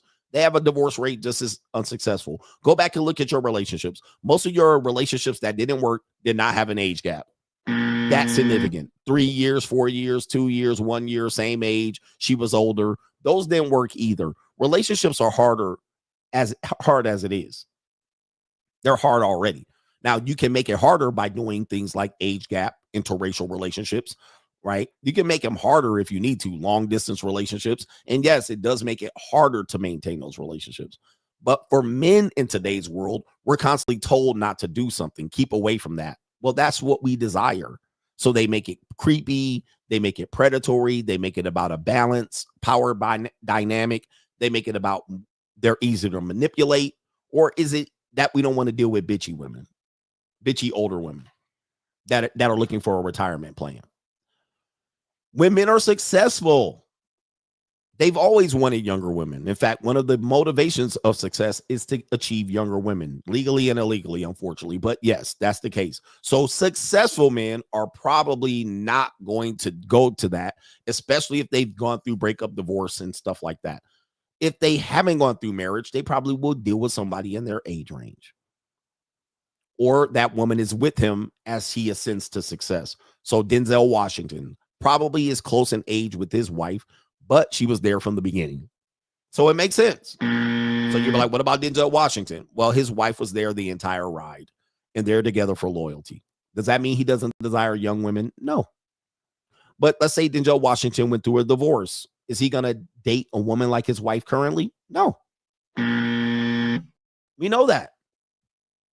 Okay, we know that. That's not going to happen. All right, that probably wouldn't happen. So he will then probably try to go to younger age women. Let's look at this real quick, and we got a couple more things, and I got to break down by age. Kevin Gates rips fans criticizing him for his 13-year age gap. He doesn't want a washed-up old woman. He's from Baton Rouge. The woman is a Dominican, possibly a Puerto Rican. I would say Dominican. She's definitely Latina. And right here, but you're washed up too, Unc. Don't forget that. Okay. I hope she takes his money. Yeah. She's born in the Dominican. So we got that right. And here's the thing. When they say the man is washed up, well, technically, yes, but pretty much no.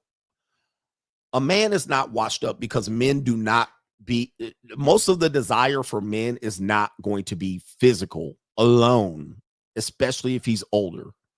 When he's younger, yes, even an older woman will take a young man for physicality alone. But physicality alone does not make the man. Unfortunately, there are going to be other criterias other than physical, because women have dealt with men physically and realized that that was nothing. It was empty. So there's other criteria that the man has to achieve. Sometimes it's safety, security, money, status, whatever it is. And that's what he has. He has that, as opposed to when women get older, we're seeing that the typical case is they don't have the money and the status to go along with the age. So their age component in physical attraction becomes important. Whereas the man, it becomes less important as he ages. So he can be 52, still look good and handsome. Typically, men do, if they take care of themselves, age better naturally than women. Then as a result of that, if that man becomes successful and he's been married and divorced, or he has not ever been engaged in a consistent relationship, he probably is going to take a younger mate just out of pure desire. Why? He's making up for lost time. He prefers younger physical looking women. They are eye candy. They're a trophy. Okay, whatever it is. Now, then it comes to maintaining that relationship, which can be difficult. So now maintaining that relationship, he might have more power over her, or he might run all over her. He might manipulate her. Those things could happen. And as a result of that, then people want to defend it and say the woman's getting the shorter end of the stick. All right. And that's not true. She definitely is getting benefits from it. But is she going to get a marriage? Now, people then say, well, it was the relation. He's going to use her, discard her. Well, she's been using discard already by older men and younger men. She's wreckable. Okay. And if she is dated mostly, let's just say she's only dated younger men, why is she sitting up under Kevin Gates? She's been used and discarded. Let's just use your own logic. She already been used and discarded at that particular point. Okay. So what's the difference between the next nigga doing it? It does look like that's what she wants to do. That's the role she's playing. That's number one. Number two, she could be using and discarding him. Social climbing, inadvertently raising her marketplace value, becoming most socially known and prominent. By basically having a short-term relationship with Kevin Gates, she's way more popular today than she was 2 days ago. Am I correct? Yes. Nobody was checking for her 2-3 days ago. Now I guarantee you her DMs are full. All right. How many followers she got? I guarantee you she's getting checked for. She only got 2,000 followers on this page. And she has 128,000 on the other page. All right. So I found her backup page. All right. So the backup page is what I found. This is her more public persona. As you can see, it's less slutty. Okay. And this looks like possibly her mom here. Yep, that's her mom. And her mom looked like, well, okay. All right, let's just say her mom looked like a reformed skeezer. All right, so her mom, the apple doesn't fall far from the tree. The mom been in these streets for show looking like that. In these streets. And who would you rather take, the mom or the daughter? I've always said I would take the daughter, but guys that don't have leverage will say they will take the mom, right? You will find guys that say, I'll take the mom. These are typically broke niggas, right? Guys that don't have Kevin Gates money, don't have social status, they'll take the mom. Because why? Here's the why. Here's why. They can't afford the younger girl. They can't compete with the younger girl. They can't keep the younger girl. They can't manipulate the younger girl. They can't even socially have her and impress the younger girl. So they will take the mom. The mom will desire less. The mom's already been through. The mom doesn't need expensive dates. The mom doesn't need handbags. She don't need vacations. So that's when they do that. They'll say, I'll take the mom. She better. Okay, she looks good for her age, but broke niggas will say they'll take the mom because you can't afford to even compete for, or you don't even have the stomach to keep the younger girl. You don't have the stomach because you know Shaq gonna be on her motherfucking neck. All right. Do you have the stomach? Shaq gonna be on her neck. Shaq ain't gonna be on the mom's neck. Every nigga in your neighborhood gonna be on their girl neck. Do you have the stomach? All right. You already know taking her out, she gonna be on her neck. All right. You can't keep her longer than 2 days. You know, niggas gonna be dirty macking you in your face. Do you have the stomach? You ain't got it like that. That's why, again, that age gap suits her. It's better for her because Kevin Gates probably ain't gonna be able to. He could get another one of her, so he ain't gonna be simping for her the way a younger guy is gonna be simping. Taking her for cheap tacos. You ain't taking her for cheap tacos, bro. All right, stop the bullshit. Stop the cap. Getting into it, and I'll conclude by saying the age gap, and I've dated all age ranges, right? For the last few years, and even when I was younger, 18. All right. I don't have a problem with doing that, although it's not a preference of mine. It's not my go-to, but if it's available and there's some chemistry there or there's some interest, I don't turn it down. All right. And I've dated women as older as close to their 60s. All right. And that's the benefit of men that are somewhat successful and even or good looking or handsome or just that guy. All women, once you get into your 30s and 40s, you could date up or down. All right. That's the benefit. Women typically have difficulty doing the down part.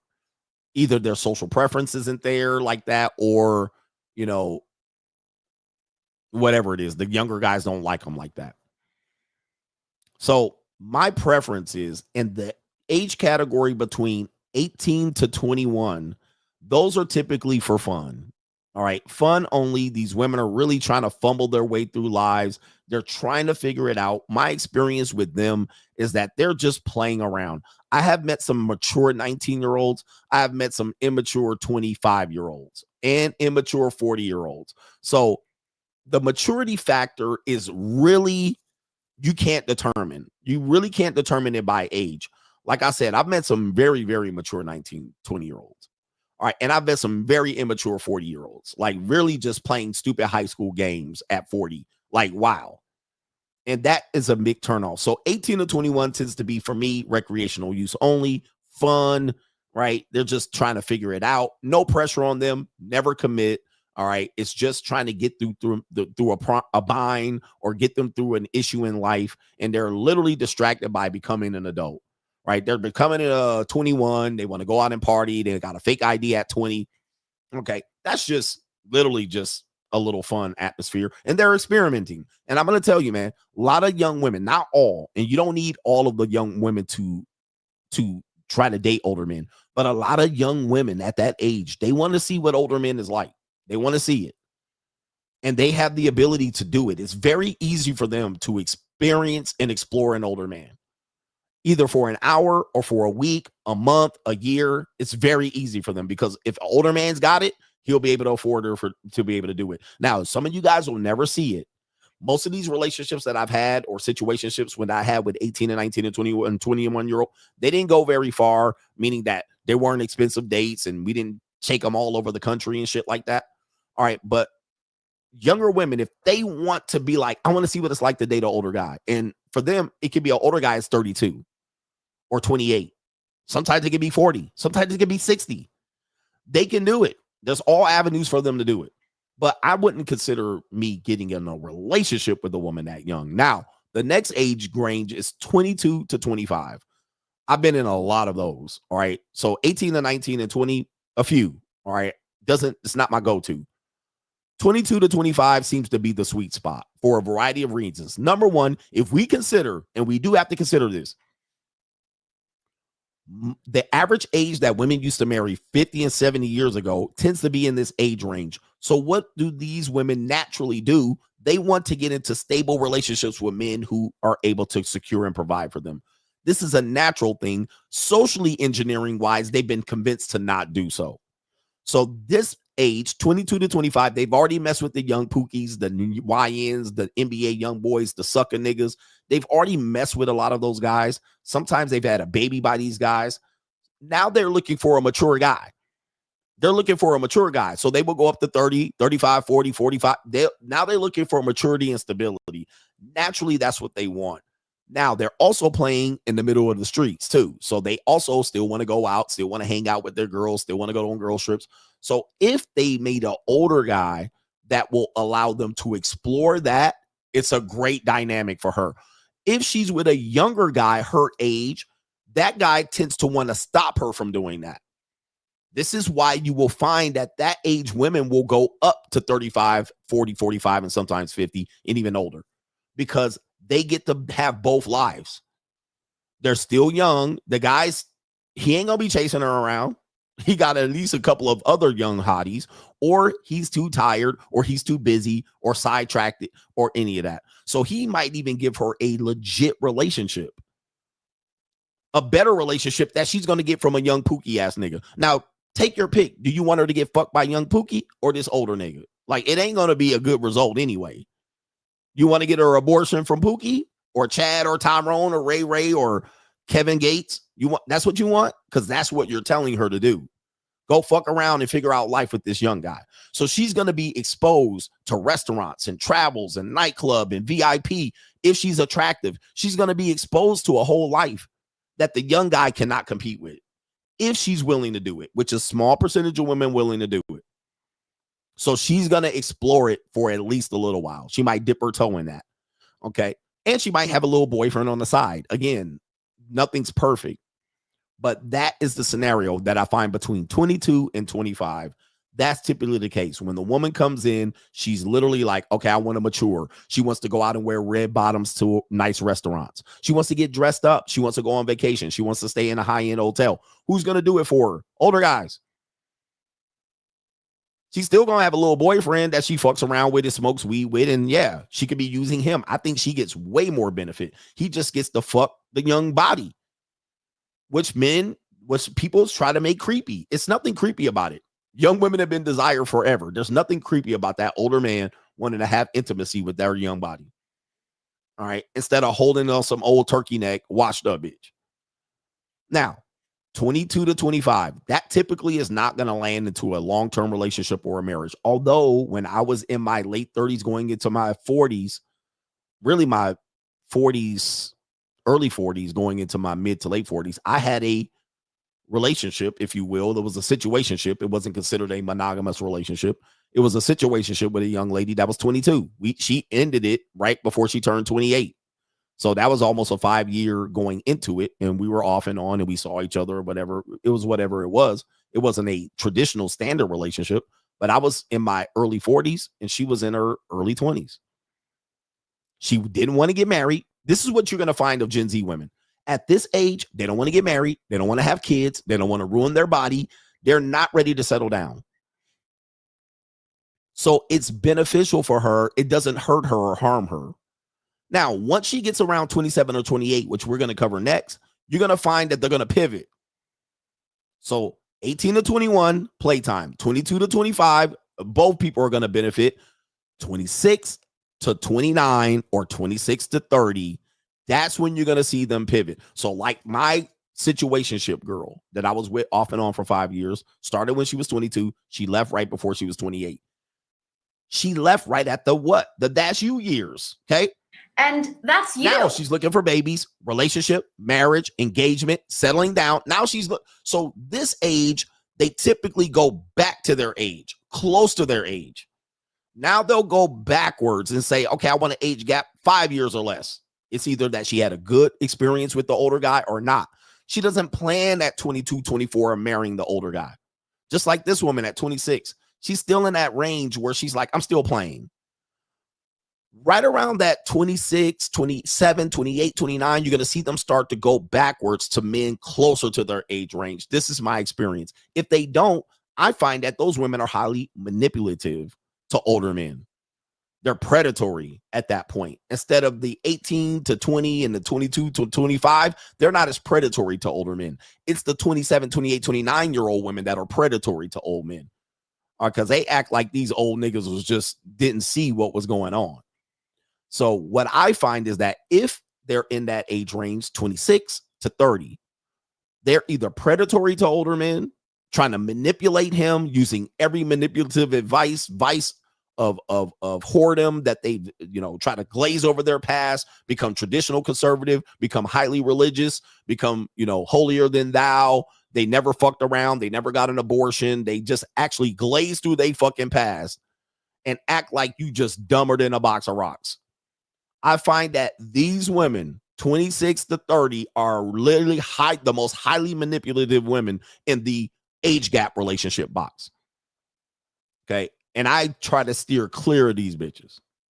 I started to stay clear of them. All right. So what'll happen is that then if they do want a relationship, they typically will not go for the older guy. They will go for younger guys. And that's where you come in, guys. And that's you. That's where you come in.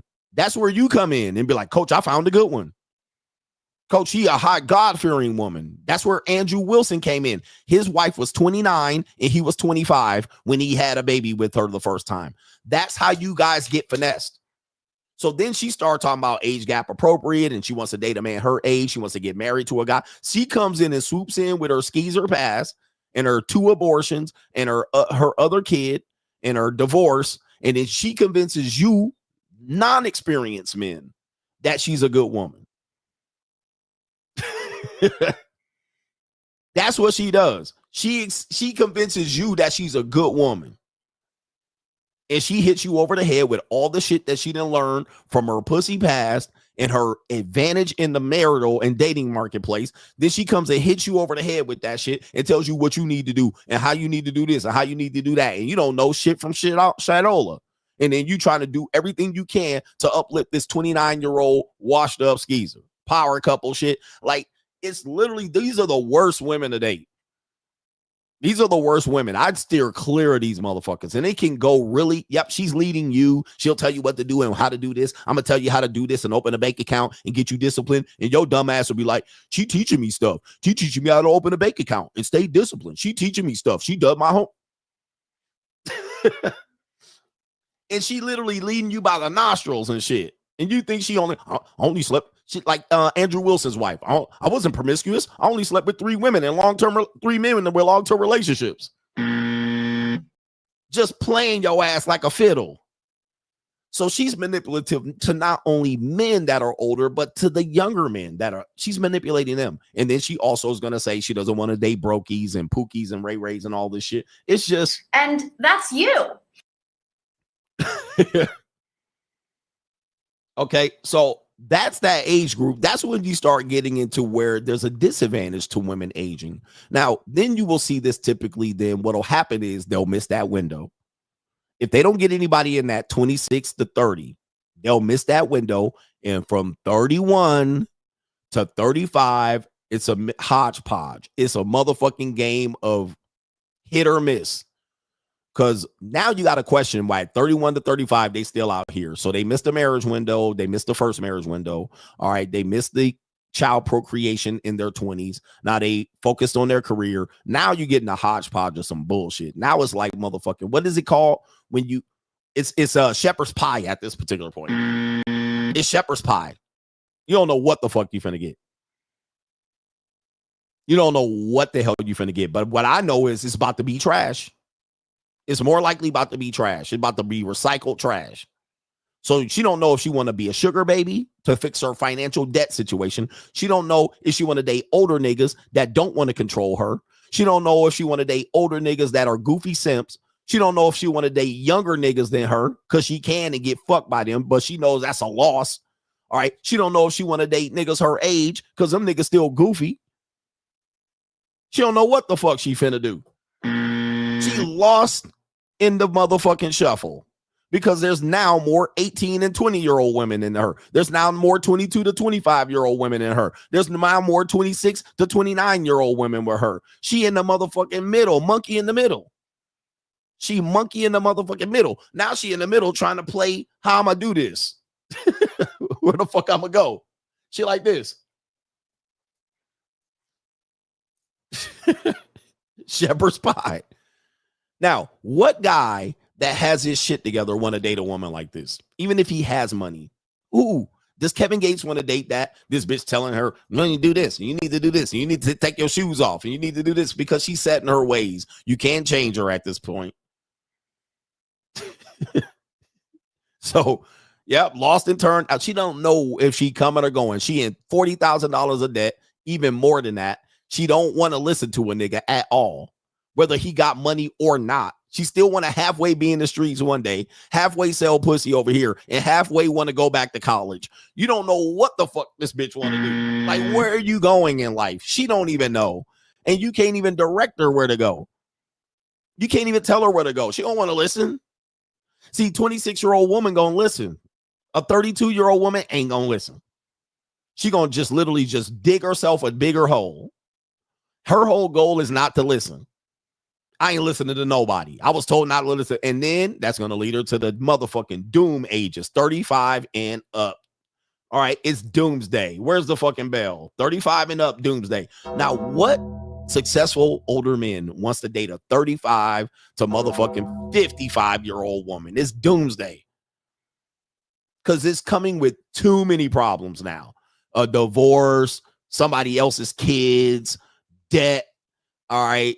And then she probably can still look good. All right. But she still halfway want to be in the street. She still thinks she's valuable. Who want, bruh? Yep. The glass ceiling's going to hit her in the head. All right. I'm still hot though. She a career woman working 60 hours a week. You got to pencil her in on her work schedule. You only going to see her 2 times a week. Then she got a pookie boyfriend at the same time. She still can't give up the pookies. Still want to go outside half the time. Still want to date up hypergamously. Still think she can get young niggas. Still think she got hella options out here, which she does, hella dick. She got a work husband. She got a manager she fucking. Like, bro, ain't nobody want to deal. She in debt. She back rent payment 2.5 months. Car about to get repossessed. She up the debt into her eyeballs. She still looks good. That's when people go say, Coach, she still looks good. And yes, she does. These bitches be in my gym looking good as hell in they fucking spandex. They be on that Stairmaster. They still look good. Even at 40, 42, 45, they still look good. Now, what you're going to do is, and this is what we're going to end it on, dig into her past. And you're going to find problems. Dig into that past. And we do this on locals. Do a criminal background check on her. See if she got sued for any credit card debt. See if she got filed for bankruptcy. See if she got a warrant for her arrest. See if she got student loan debt. Do a whole everything I tell you in 52 things. Dig into that past. You're gonna find a bind in the motherfucking half. Evictions. See if she got evicted. She gonna have evictions, a medical history. Yep, medical debt. A couple of evictions, if not one, maybe multiple. Maybe she got a warrant. Maybe she got 5 and 10 speeding tickets, a DUI. Lean on her property. Nigga, yo, she back on her HOA fees. Yep, she'll have a couple of abortions, at least one. And she'll try to hide all that shit and be 42. Try to hide it. And then you be with her long enough, you'll start hearing this shit. Alcoholism. She was on coca when she was a teenager. She got raped when she was 19. It's literally like you walking through a cemetery full of dog doo-doo. And the reason why she's still single is that guys figure this out. Eventually what will happen is he'll figure this shit out and he'll be like, why am I even? So he'll go back. And that's not to say the man doesn't have a past, because he does too. But you'll go and look at it, and let's say you're a successful guy. You're like, why the hell am I taking this woman seriously? So you'll fuck on her, which my difficulty is fucking on older women is I can't nut. All right. Something about biology makes me nut when I'm with a younger woman. All right. When I'm with an older woman, getting me to have an orgasm is tougher. I'm just being honest. I'm being honest. It's a little bit tougher. I got to get my imagination going for me to be able to nut with an older woman. All right, I can nut with a younger woman easily. So I'm in there. It doesn't mean her pussy's dry. It's just that biology, you know? So I know it. I can get aroused and I can get into it, but it ain't gonna be the same.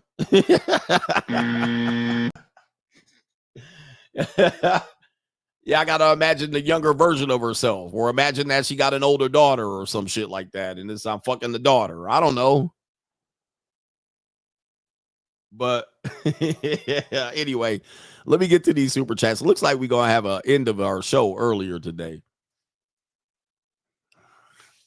Anyway, I hope I explained it in a way, especially then for me to become successful. I want to become successful so I don't have to date older women.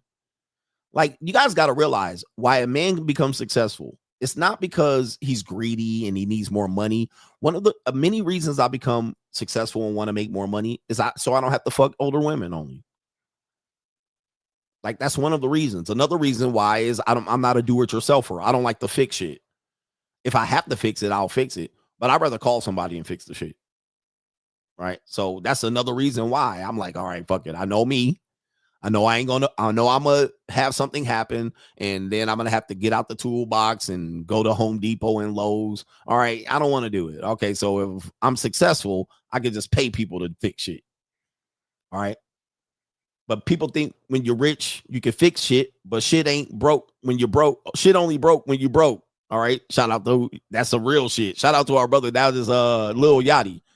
People think when you rich, you can fix shit, but shit ain't broke unless you broke. That's some real shit. All right. When you rich, shit don't break down as much. And then when you can rich, you can fix the motherfucker. All right. So anyway. So yeah, I'll become successful because I don't want to just bang on 40-year-old bitches and 50-year-old women. All right. Now I can provide an avenue to bang on younger women. And the whole thing about manipulation, I don't agree. I think women are a bad match power-wise to older men, to where that guy is going to teach and lead her. But these young women need to be led. See, the idea that these women don't need to be led, that's what they're talking about. So women want to lead and manipulate men, and it's okay. But when a man has a power dynamic over a woman, all of a sudden, that's some problem. Oh, wow, this is a problem. No, these women need to have instructions, or they be going headed for self-destruction. These women be like, look, let's just take a younger woman and say she's not with an older man. Look at all the bullshit they're doing without a man leading them. Like I said, there's a woman that was literally at my house last night, 24 years old, talking about she with her best friend who literally walks the carpet in Caesar's Palace. And she up on Saturday night walking the carpet with this bitch, allegedly not turning over tricks. Like, she's 24 and 22. What the fuck are these women doing? But y'all let these women do this shit. Y'all let them do it and throw their lives away. And then we supposed to rescue the bullshit when we become successful. See, if you were really worried about these women, you would prevent them from doing the shit that they're doing. But they don't know where they're going. Chubb Rock said they lost in the storm. They don't know what to do and where to go. The older women ain't counseling them because the older women trying to beat them and compete with them. All right. It's a goddamn shame. But when the women gets older and they want to date the same age man, that man is overwhelmingly highly manipulated and controlled by that woman. More than likely. She tell him where to go, what to do, when to do it. Oh, she counseling him. She leading him. She telling them what to do. She's looking out for his best interest. No, she looking out for her own best interest through that man. She's looking for surviving through that man.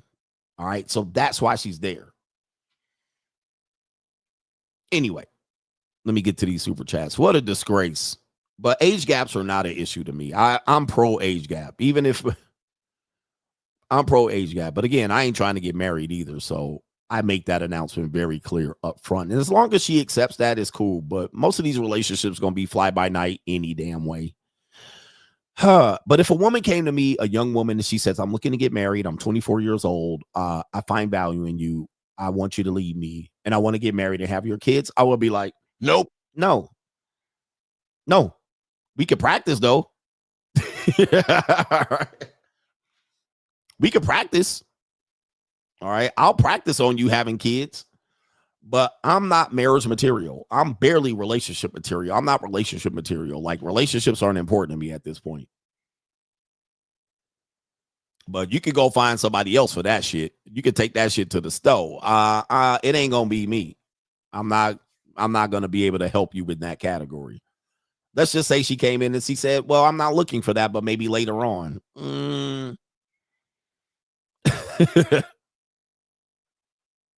So you're 24 now. When do you want to get married? 29, 28?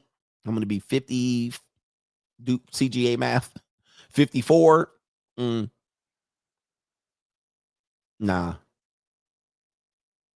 So don't hang out with me for 5 years like that woman, Big Sean and Janae Eiko. Don't hang around me for 5 years thinking I'm going to get married. And the worst thing I can actually imagine is being around a woman in her early to mid 30s and marrying her later on. Now, what I would do if I'm healthy enough to do this, and this is an if I'm 60 and I get so lonely and I wanted to settle down 60, 65, and I wanted to get me a wet nurse or some shit like that, and I marry a 35-year-old broad. All right, maybe, but I do have a Filipino nurse that I can actually do that with. So I don't even know if I could just move to the Philippines if I wanted to do that. And there's a bunch of goddamn Filipina Mexicans that will accomplish this. So again, why do I want to become wealthy? So I can fly my monkey ass to the Philippines and find me a goddamn wet nurse over there. What kind of fuck you give me? I don't need no American woman for this, because these bitches out here are going to be in limbo with their career. They ain't going to be in the middle of taking care of me at 35, trying to turn their communications degree into a CEO,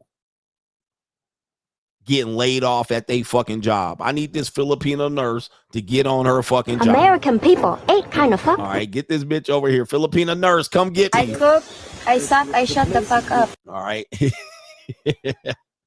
get my washy wash.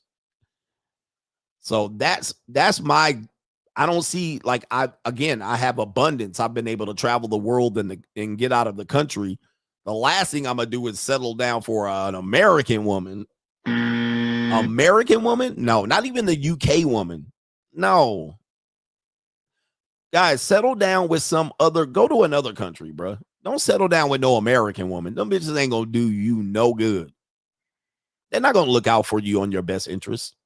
Now, the Filipino nurse is probably gonna poison me, and I gotta take care of her own poor ass family. I get that shit. Fuck it. Get on board. It's gonna still be cheaper. Right? But Mexicans all the way. I cook, I suck, I shut the fuck up. I'll go over there and get me a Mexican.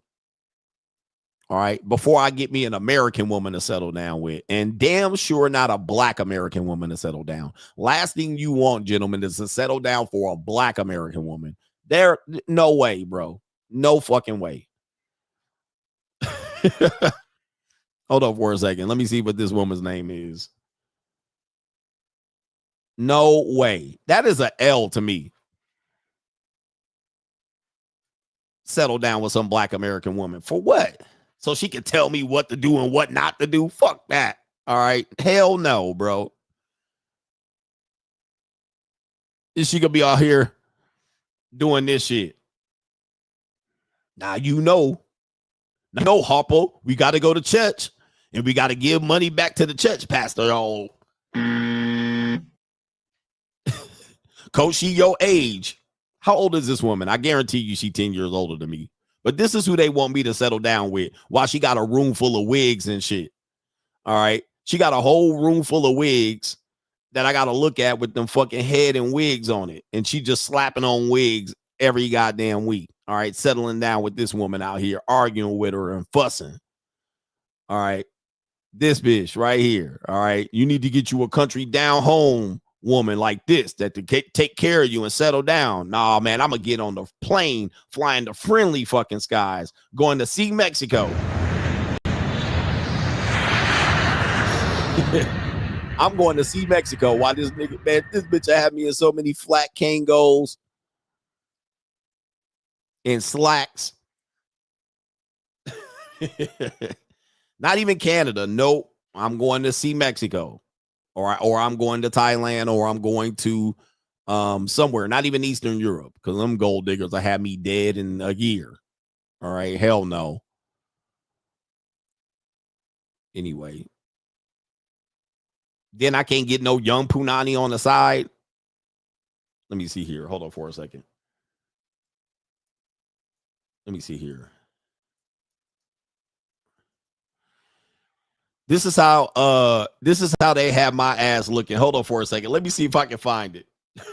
Damn it. I'm gonna make fun of a guy I love, man. All right, so I gotta do this. Let me see here.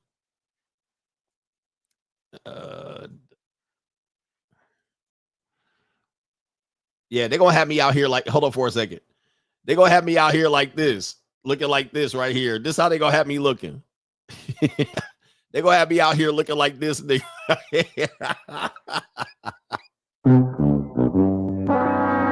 a good man. All right. That Greg Adams, he a good man. All right. He take care of his kids. He take care of my kids and my grandkids and shit. All right. He paid the bills. All right. He paid off the house ass nigga. and he's a good man. And then when I die or get a stroke, they just leave me in the back room and shit. That coach, he really a good man. All right, coach, you got you a good woman, huh? Yeah, I got me a good woman. Ass nigga. All right, walking outside. Don't forget your hat. All right, I won't forget my hat. Don't forget your mask. All right, I got it. All right, she be monitoring my cholesterol and my diabetes. Yes, she do. All right, look, man. Sorry, man. I love Charles S. Dutton. Sorry, Charles S. Dutton. I'm sorry. All right, I love you, man. I didn't mean to call you out like that. He a good man. Coach a good man. He settled down and found him a real woman. All right. And a real God-fearing woman that take care of it. Did you imagine this woman been ran through by how many niggas, right? How many bad relationships this woman don't have? She not gonna cry. Not gonna shed a tear, ass nigga. All right. Hell no. See Mexico. Here I come.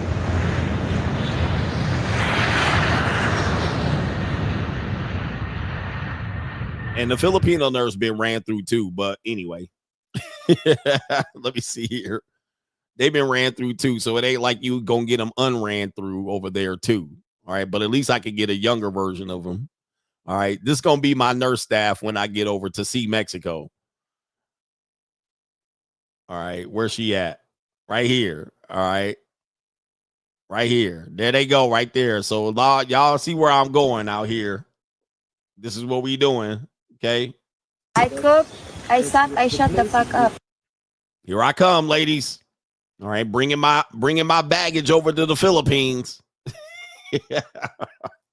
And I'm gonna have all 5 of them on payroll, all 6 of them. All right, who do I got this week? I cook, I suck, I shut the fuck up. All right, anyway. This is a disgrace. All right, now people don't want to listen to me because see Mexicans. All right, shout out to our brother Gary. Says, Coach, you not lying. I caught a traffic charge and the first guy up pissed the judge off so much that the second guy caught the judge's smoke. The judge was like, why didn't you pay your fees? After explaining, the judge said, not my problem. 2 months in jail. Woo! Guys, do not go up in court thinking that the judge, like your case is the only case. All right, man, 2 months in jail, just like that. The Rusted Junk says, CGA, he says, how about you interview Charlie about the pluses of monetized dating? It would be a trigger and a filter for a lot of men on here. Plus, I got $400 on her. He says, I love them hoes. Yes, indeed. But I know you too, man. I've known you for a long time, and I know that you like hoes. Yeah. Wow. Well, now, wait a minute. Now, one thing that I think men haven't done, and you have whatever podcast, Fresh and Fit, and what they've done is they've taken women's information and they beat them over the head with it. Now, this makes for good views, and it makes for good views for incels and men that hate women and red pill rangers and red pillars and manosphere. It makes for good content. But what I will tell you is it hasn't changed the women. right? We can agree. Have the women changed as a result? No, they've somehow gotten worse. And more women have joined into the fray. So it hasn't changed. It just exposed to men this. But what I was going to do was show them to get all the info. And what it does is shuts the women down. All right. I'm not going to tell them all because they only tell you the tip of the iceberg. This is what I want men to understand. They're only telling you on Fresh and Fit, on whatever podcast, they're only telling you this much. Like they ain't even tell you the whole iceberg. But what guys do is because they get triggered and their insecurities and their little dick syndrome kicks in, you get insecure about this little information. But I'm like, dude, there's so much information you can get from them that they clam up because you guys start berating them. And they're like, damn, if I really told them what I was doing, okay. So what I was going to do is literally try to get as much information as I possibly can. It's tough to get them to do it on live stream. It's tough to be like, spill your guts. All right. But they do it to me in private. All right. And they tell me some things that they're going on, man. And it is wild what's available to them. Now, are all women doing this? The answer is no. But what I will tell you is that the women aren't stopping the women from doing it, meaning that they know women do need the ability to do these things. Like that's the financial situation that they're in. Like they don't have the ability to be the prime earner exclusively across the board. They know that the women are going to be in a bind. It's kind of like welfare. Like most women aren't going to criticize welfare unless they're just completely conservative because they know there's going to be times where you're going to reach toward it. So they're going to continue to vote for it. Same thing is when, the ballet thing that I've been talking about yesterday in Drunk History, the ballet thing. Did you guys know ballet was a junior college? Women were financed by financiers and patrons, sugar daddies to have their ballet career. So things that women are interested in, they typically need men to fund it. So they can't just tell, unless they can get government and people to give them the money, they typically still need men to fund it. So they're not going to criticize women doing it. They might say, well, this is messed up and women need to do better, but they're not going to completely eliminate it because there's always a need for them to reach for it. This is what men need to know. This is why it continues to go on. It's supported. And there's some women that are doing it that you have no clue. On Locals, we're going to share some info that I just got. Some infos that I just got of the spectrum of some other avenues that you didn't even know about that women are doing to make extra money. I mean, it's incredible. It's incredible. And you have no clue. Why? Because men always trying to tell women what to do. You're always trying to tell them that they're dumb and that they're going to regret and that they're going to do. And so guess what? The women don't say anything. We're just going to keep it to ourselves. And then when they keep these secrets and you find out, you tell them, why didn't you tell me? Too judgmental. You couldn't handle it. You didn't have the stomach. You thought you knew better than me.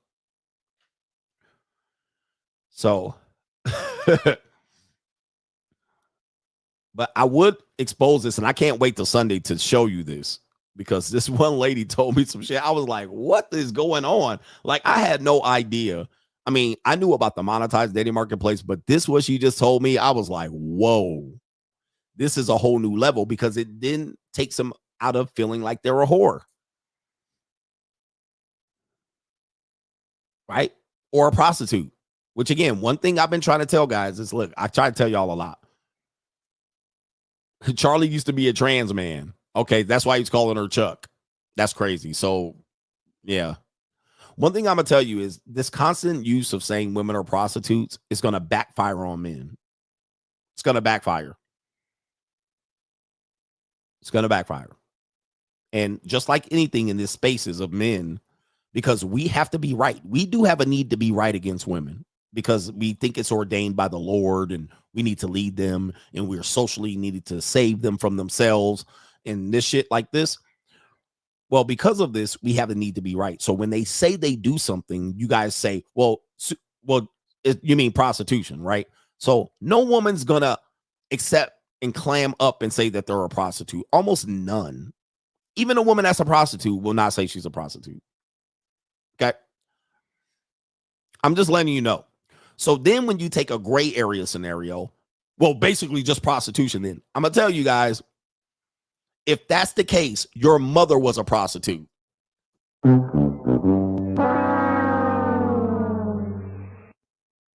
Uh-oh. If we're going to do this, your mama was a prostitute then. And your grandmother. Now, this is a conversation the men ain't going to want to have. Because if you sum up what these women are doing today, then your mama was a prostitute. Your grandmother was a prostitute. Your aunts were prostitutes.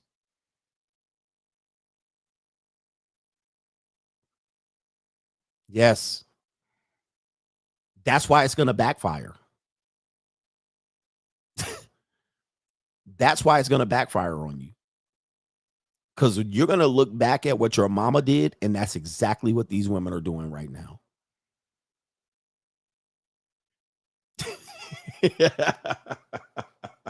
Do you have the stomach?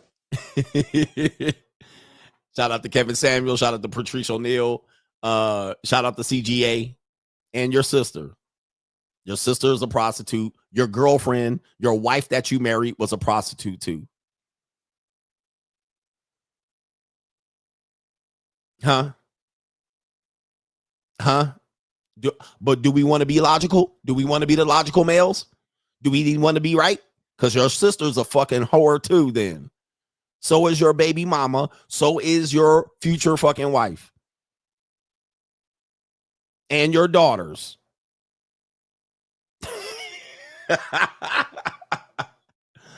Yeah. Because that's what y'all gonna have to come to the reality to. You're gonna marry a woman and then you're gonna find out that she was a prostitute. Yeah, so prostitution. Okay. Because she probably got her mind fixed. She probably had Deacon Clap Cheeks come over. She probably dated an older guy that fixed her minds. She probably was out here with some rappers and entertainers. She probably was out here with some basketball. Where do you draw the line, niggas? This is why the manosphere is cooked. Because they always trying to be right. They're always trying to put women down to make themselves feel better. But in reality, all y'all going to marry and date are prostitutes. If that's the case. Especially today. Ooh, let me get the rest of these super chats. Ain't nothing out here but prostitutes then. If that's the case. Shout out to our brother in League I Trust says, Coach, I know Kevin Gates' new girlfriend. Met her back. Oh, you know her. You met her back in 2020 during COVID when she was in the Marines. She's a bit unstable. And I was in the Navy. He says she is not some innocent girl. She's about that life. She's been looking for a big fish to hook and she found him. Crazy world. Shout out to In League I Trust. So you knew her background. She was always looking for a guy like that. And she got one. And she's going to get what she gets out of him. And that's what it is. All right. So you already knew she was about that life. Shout out to you. That is a sponsorship. I'm rich, bitch. All right. Yeah. Shout out to our brother Gary says, Kai Cenat's girlfriend's mom is pissed currently because she feels he should be with her. The daughter gives off good girl vibes, and the mom is definitely a BBL Instagram model who is searching for rappers and NBA players. And Kai was not in her sights until the daughter got him. So Kai Cenat is a problem with that. But I did see Kai Cenat chummed up with another guy, either before, during, or after him. I'm not sure. All right, but shout out to him. And the mom is now saying, oh, these streamer guys got money. So he wouldn't have fit the target before that, but now he fixed the target after the fact. Wow. Somebody says, say what? He says, don't treat a girl nice till you know of the scoop, Slick Rick. I've dated a lot of young women, man. A lot of women, man, thought they were nice girls. And then you look back and go, wow. And they'll tell you something. How many people have been in that situation? You're on a date. You're in a relationship with a woman. And you thinking, man, I'm going to marry this girl. She could be wifey. And she says that one thing. And this is typically when she gets comfortable. This is why I want to tell women, do not get comfortable around your man. She says that one thing. And you go. and your stomach drops and you go, shit. And you don't panic either. You just listen to that shit. And, you know, it's kind of like when they have that grenade bang and your ears start ringing. And, you know, it's a little cloudy like it is on Call of Duty. And you done got hit and your heart just do-doom, do-doom, do-doom. You know what I mean? And it's all fuzzy and you staring and you don't hear shit she's saying after that. Okay? That's a real moment. You don't, your head starts spinning and you just trying to play poker face. Oh, wow, you don't say. The sound get low. You try to get the little the shot thing to give you some extra energy. You were like, what? You're like, oh my God. Oh, I know my wifey didn't just say what I thought she said. Where's Booker T? I know you didn't say what I think you just said. And you're like, oh no. Say it ain't so. Like, what do I do now? Like, I was thinking of marrying this woman. I don't know. What? I thought she was wifey. I thought she was innocent. And you just be like, damn. Confirmation. And she don't know that she said that shit. She don't even know. She has no clue. Sometimes she might think that what she said might make you believe she's more sexually adventurous, right? And you might go, oh, I got a freak. Yeah, oh, that's what it was. Tell me you didn't just say that. That's the Booker T. Tell me you just didn't say that. And she don't know she disqualified herself. You're still going to have sex with her. You're still going to hang out with her. You still might date her for a little bit. But you're like, she cooked. She's cooked. You can never see her that way. Well, that's pretty much all women. They all have that. They all have that one thing. And you go, oh, shit. I had a woman once tell me, and I was like, damn. She said that her mother sold her for drugs. And I was like, ding. When she was a teenager or a preteen. And I was like, well.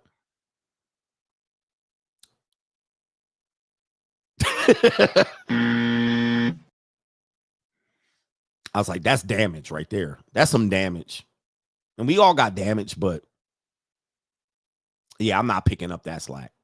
And you can kind of see from there why she's had trouble in relationships going forward. I mean, I'm like, you know, and she knows it. She knows it. But again, that didn't come out on first date. That came out 5, 6, 10 weeks later. And it was like, whoo. You just never know. And that has nothing to do with, it's not her fault. I'm not saying it's her fault, but damn. Like, that's some baggage. That is some baggage. And I'm like, I'm not in a position to pick up that baggage. I don't have time to babysit that. And you guys know that turned her into a wild child later on. And she even admitted to that. Oh, I was wild when I was younger. Not a surprise. I mean, all right. I had another woman tell me, this was while we were in bed. She said that she had a train ran on her when she was in high school by some Mexican dudes. And this is a Filipina chick. Now, I don't know. She later then said she made the story up, but I don't know. She didn't say later that day. It was like later on when it came up. She was like, oh, I made that up. After she saw my reaction towards it. She was like, oh, I thought you would think I was more sexually adventurous and freaky if I told you that. And I was like, but the description she said she was at a party. She was an introvert. She wasn't the cool girl. She was at a party. She went by herself in high school.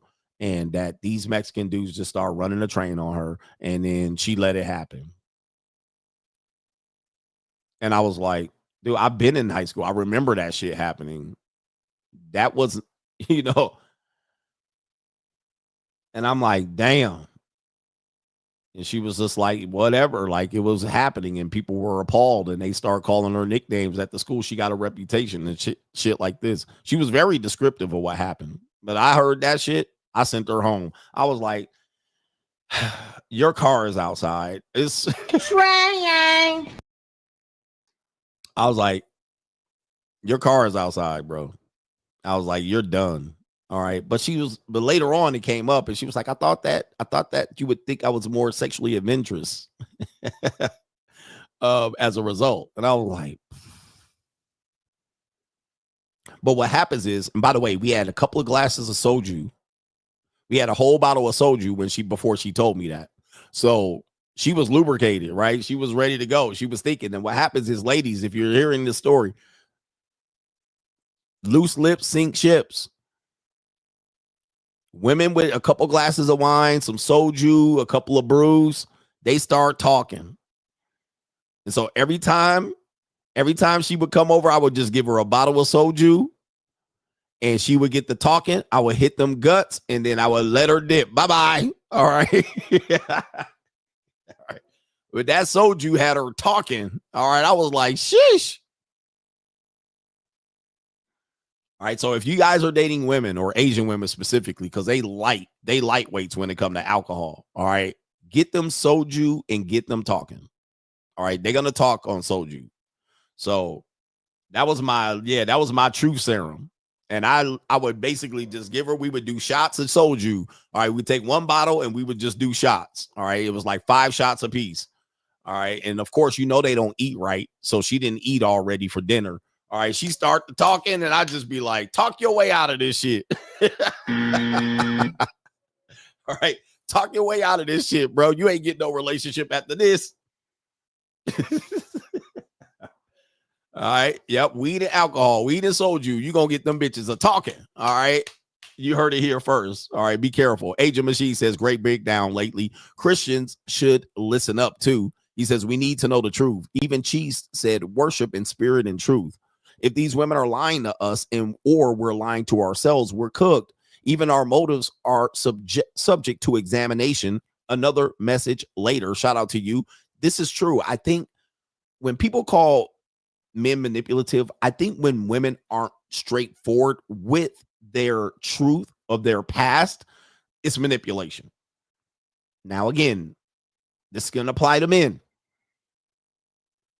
But I think once women hit that 28, 30, 32, 30, they're dating men and hiding their past.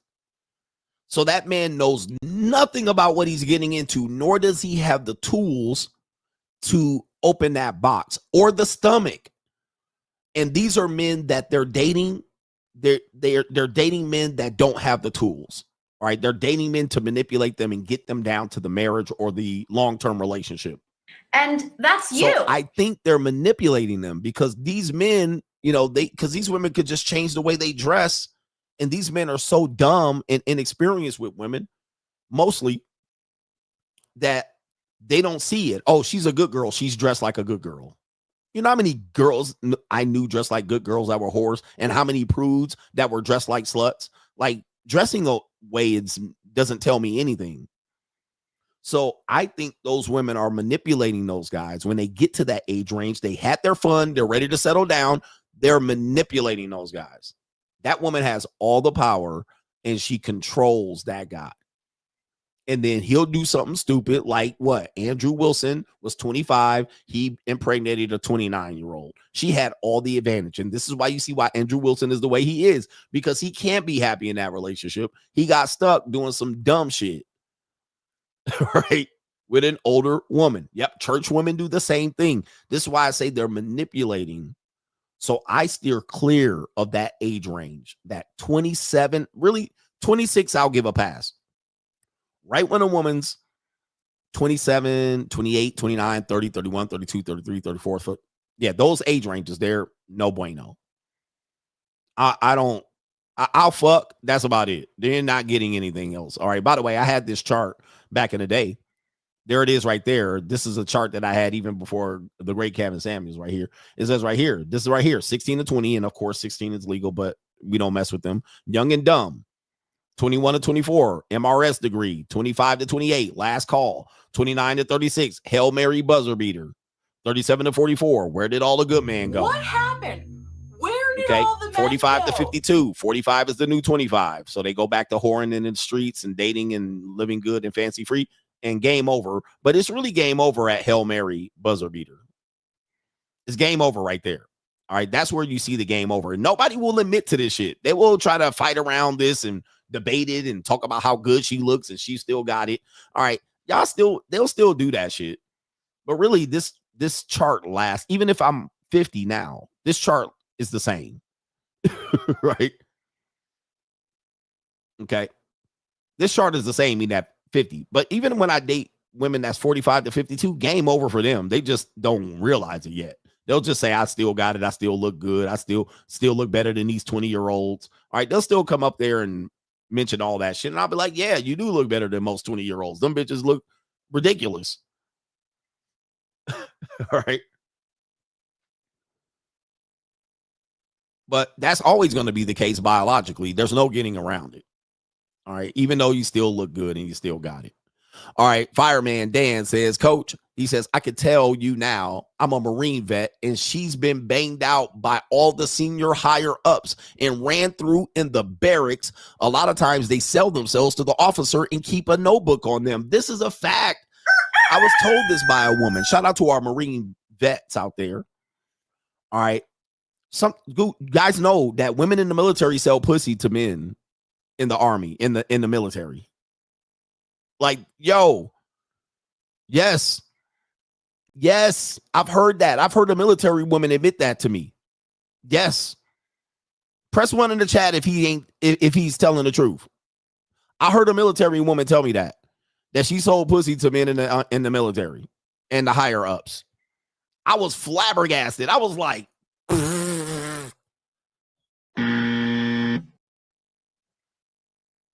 and he said they keep notebooks on them. So they get a sexual harassment and then they get what? They get military benefits for life. This is a cold world. Shout out to Fireman Dan. That's a fact. See, we talk about the shit nobody want to talk about. But I have heard that, now that you said that, I have heard a military woman say that. She was like, yeah, that's common. I was like, what? Somebody said, especially in the army in South Korea, Coach. Shout out to you. My buddy told me that. He was a grunt that did 2 tours in Afghanistan. That's the stuff they don't want to tell you. Shout out to Fireman Dan. Somebody said law enforcement too. Sheesh. I know a woman that got lifetime benefits because she fucked with a sergeant. But she was in a relationship and he was married. So guess what? Anybody cheating in the military, they gonna get, yeah. And they hit it. Yo, I was like, wow, bro. Like, it is cold, man. Like I said, much of the damage is done with women really between 16 and 24. Okay, that's where the bulk of their damage comes from. Not when they're 32. The damage doesn't come when they're 32. They're somewhat immune to damage from men by that age. And I'm not lying to you. All right, by 28 and 29, they can get over a breakup or a man or a traumatizing relationship. They can get over it. They can get over it. They have the power to leave. They can just dip. Much of the damage is done between 16 and 24. That's where the damage is done, meaning that's where they fuck up a whole bunch of their life, and then you got to pick up the pieces. This is an absolute fact. Like, women don't get damaged in their 40s in a relationship. Even if they get married, right? When they get married, they'll get divorced by 32. They got married when they were 24 or 25. All right, that's where their damage is done. The escapades, the STIs, the abortions, right? The birth control pill, the plan B, the toxic relationships, the same age relationships, the biker gang niggas, the Mexican Trece niggas, the Pookie niggas, the abusive boyfriend, the STI, the herpes, the trains. Yep, the trains. Most of the time when they have multiple men, orgies and trains, 22, 23, 24, 25. It's not when they're 30 and 40. When they're 30 and 40 and doing a train, they're fine with it. But then they'll be like, I was a victim. I was only 18 and they ran a train on me at a party, right? So they're a victim then. The trains, the hookups, the cheating, the fighting in the street, the lesbian phase, the Lily Lint lick. is really 16 to 24. So by the time they get like 26, they're quite immune to it. Nobody's adding baggage to them. Nobody's adding baggage to them at 26 and 30 and 32. They already done been bagged up. Selling pussy, 16 to 24. Right? Nobody jumps in at 31 and like, I think I'll sell some pussy. No. Nobody 29 and 30 be like, you know what? How about I'll sell some pussy? No. These are 16 to 24, 16 to 25. All right, tell me I ain't lying. Shout out to you brothers, man. This was a fun show. It was good. I appreciate the conversation. All right, the NBA ballers, 16 to 24. Rappers, 16 to 24. Okay, not at 30. Not at 34. I dated some rapper nigga. They already dated 15 rapper niggas by the time they 34 and dating the rapper nigga. All right, and Passport. Creed says, my ex-girlfriend told me one time she was raped at gunpoint and she liked it. He didn't have the stomach. Damn. And he says, never looked at her the same again. Do you have the stomach? Raped at gunpoint. Even sexual assault. Even sexual assault. It happens really 16 to 24. That's the first time they feel like they've been sexually assaulted. Not at 31 and 34. That's not when it's happening. My man said she was raped at gunpoint and liked it. Yep, I had a young woman I was dating when I was in San Jose. I think I was about 25 or something like that, right around that age. And she was the bank teller story that I told you. She was the bank teller woman. She was about 19, 20, 21, 22. She was about that age. I know she was like that age. And she said she was at her boss's house, her new boss's house, working at his house. He sexually assaulted her, raped her. She came over to my house and we fucked. And so I was just like, she came over to my house. You won't believe what happened. I was like, what? He raped me. I was like, huh? That's crazy. I was like, what happened? I'll try to get the story. Well, what happened? Did you fight? What did you do? Oh, I just got paralyzed. I didn't know what to do. So I just let him finish. I was like, okay. Damn. I was like, man, should we go to the police? Should we file a report? That's crazy. And she was like, no, just hold me. I was like, okay, I'll hold you and caress you. I didn't know what to do. I was 25 years old. And then all of a sudden we started kissing, making out. And all of a sudden the panties started coming down. I'm like, I'm about to really follow this rape nigga. Like, what the fuck? We're there raw, nutted in a raw. Now it's two niggas nuts in there. And I'm like, this is a woman that got raped? Like, what? I was like, this is crazy. I was like, what are we doing, bro? She was like 22, 21 years old. Like, this is incredible. This don't sound like what a person does, but the more research I've done, this is how women respond to trauma. And here's another bit of information just for you men. If a woman ever says she's been in trauma, just know she went and she had a lot of sex as a result. Okay. If a woman says she's had a tough time, she had a tough time growing up, something happened, she has a history of drugs. If she says she's been through a traumatic experience, 9 times out of 10, she was wild with the pussy during that time. That is hand in hand. Women respond to trauma by being hypersexual because they're like, I got nothing to lose. This traumatic experience happened. They go fuck. They fuck a lot. Their fathers die. They fuck. A parent dies. They're going to fuck. All right. Their husband dies. They're going to fuck. Like, that's how they respond, unfortunately. And this isn't talked about a lot because women can't bring it up because it negatively affects them. Men can bring it up and they'll be like, well, you got to be understanding and sympathetic. All right. But when they go through a breakup, first thing they do is they fuck. All right. They fuck one guy, a lot of guys, a guy they've been wanting to fuck. All right. That's what they do when trauma happens. And then the next thing they do is tattoos. Okay. Somebody just said that, and get tattoos. So sex and tattoos are going to follow trauma.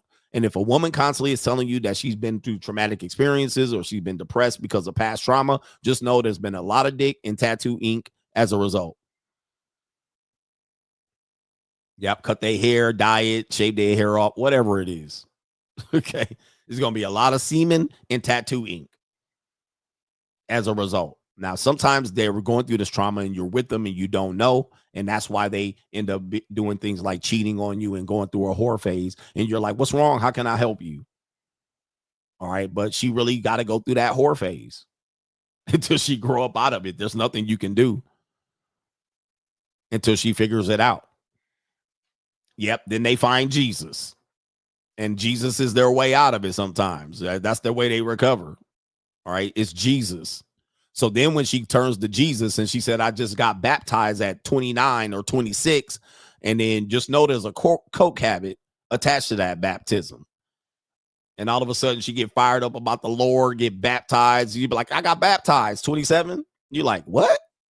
Is this the first time you got baptized? Yeah, I've turned my life over to the Lord. Just know there's a lot of tattoo, dick, and a whole bunch of bad decisions being made.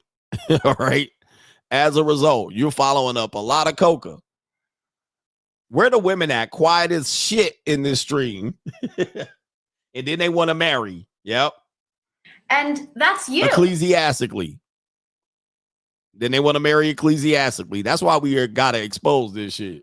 It's crazy, man. Shout out to y'all, brothers. I think I got everybody, man. So that means we're going to dip up out of here. Shout out to the Ghost Gang. Hit the like button, man. And I'm glad to edify you guys with the best information and entertainment on YouTube. New intro to follow. Peace.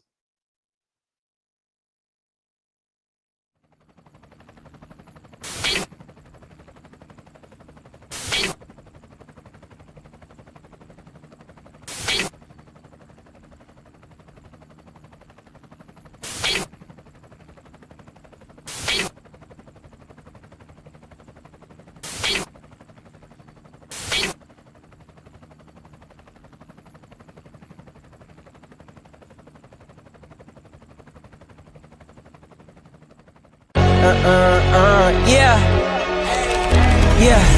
Legends ain't born, they built from the grind. From benches to banners, we sharpen the mind. We sharpen the sword and promise and swore that we going hard and leaving it all on the floor. Hey, yeah, we going hard and leaving it all on the floor. Hey, yeah, we going hard and leaving it all on the floor. Legends ain't born, they built from the grind. From benches to banners, we sharpen the mind. We sharpen the sword and promise and swore that we going hard and leaving it all on the floor.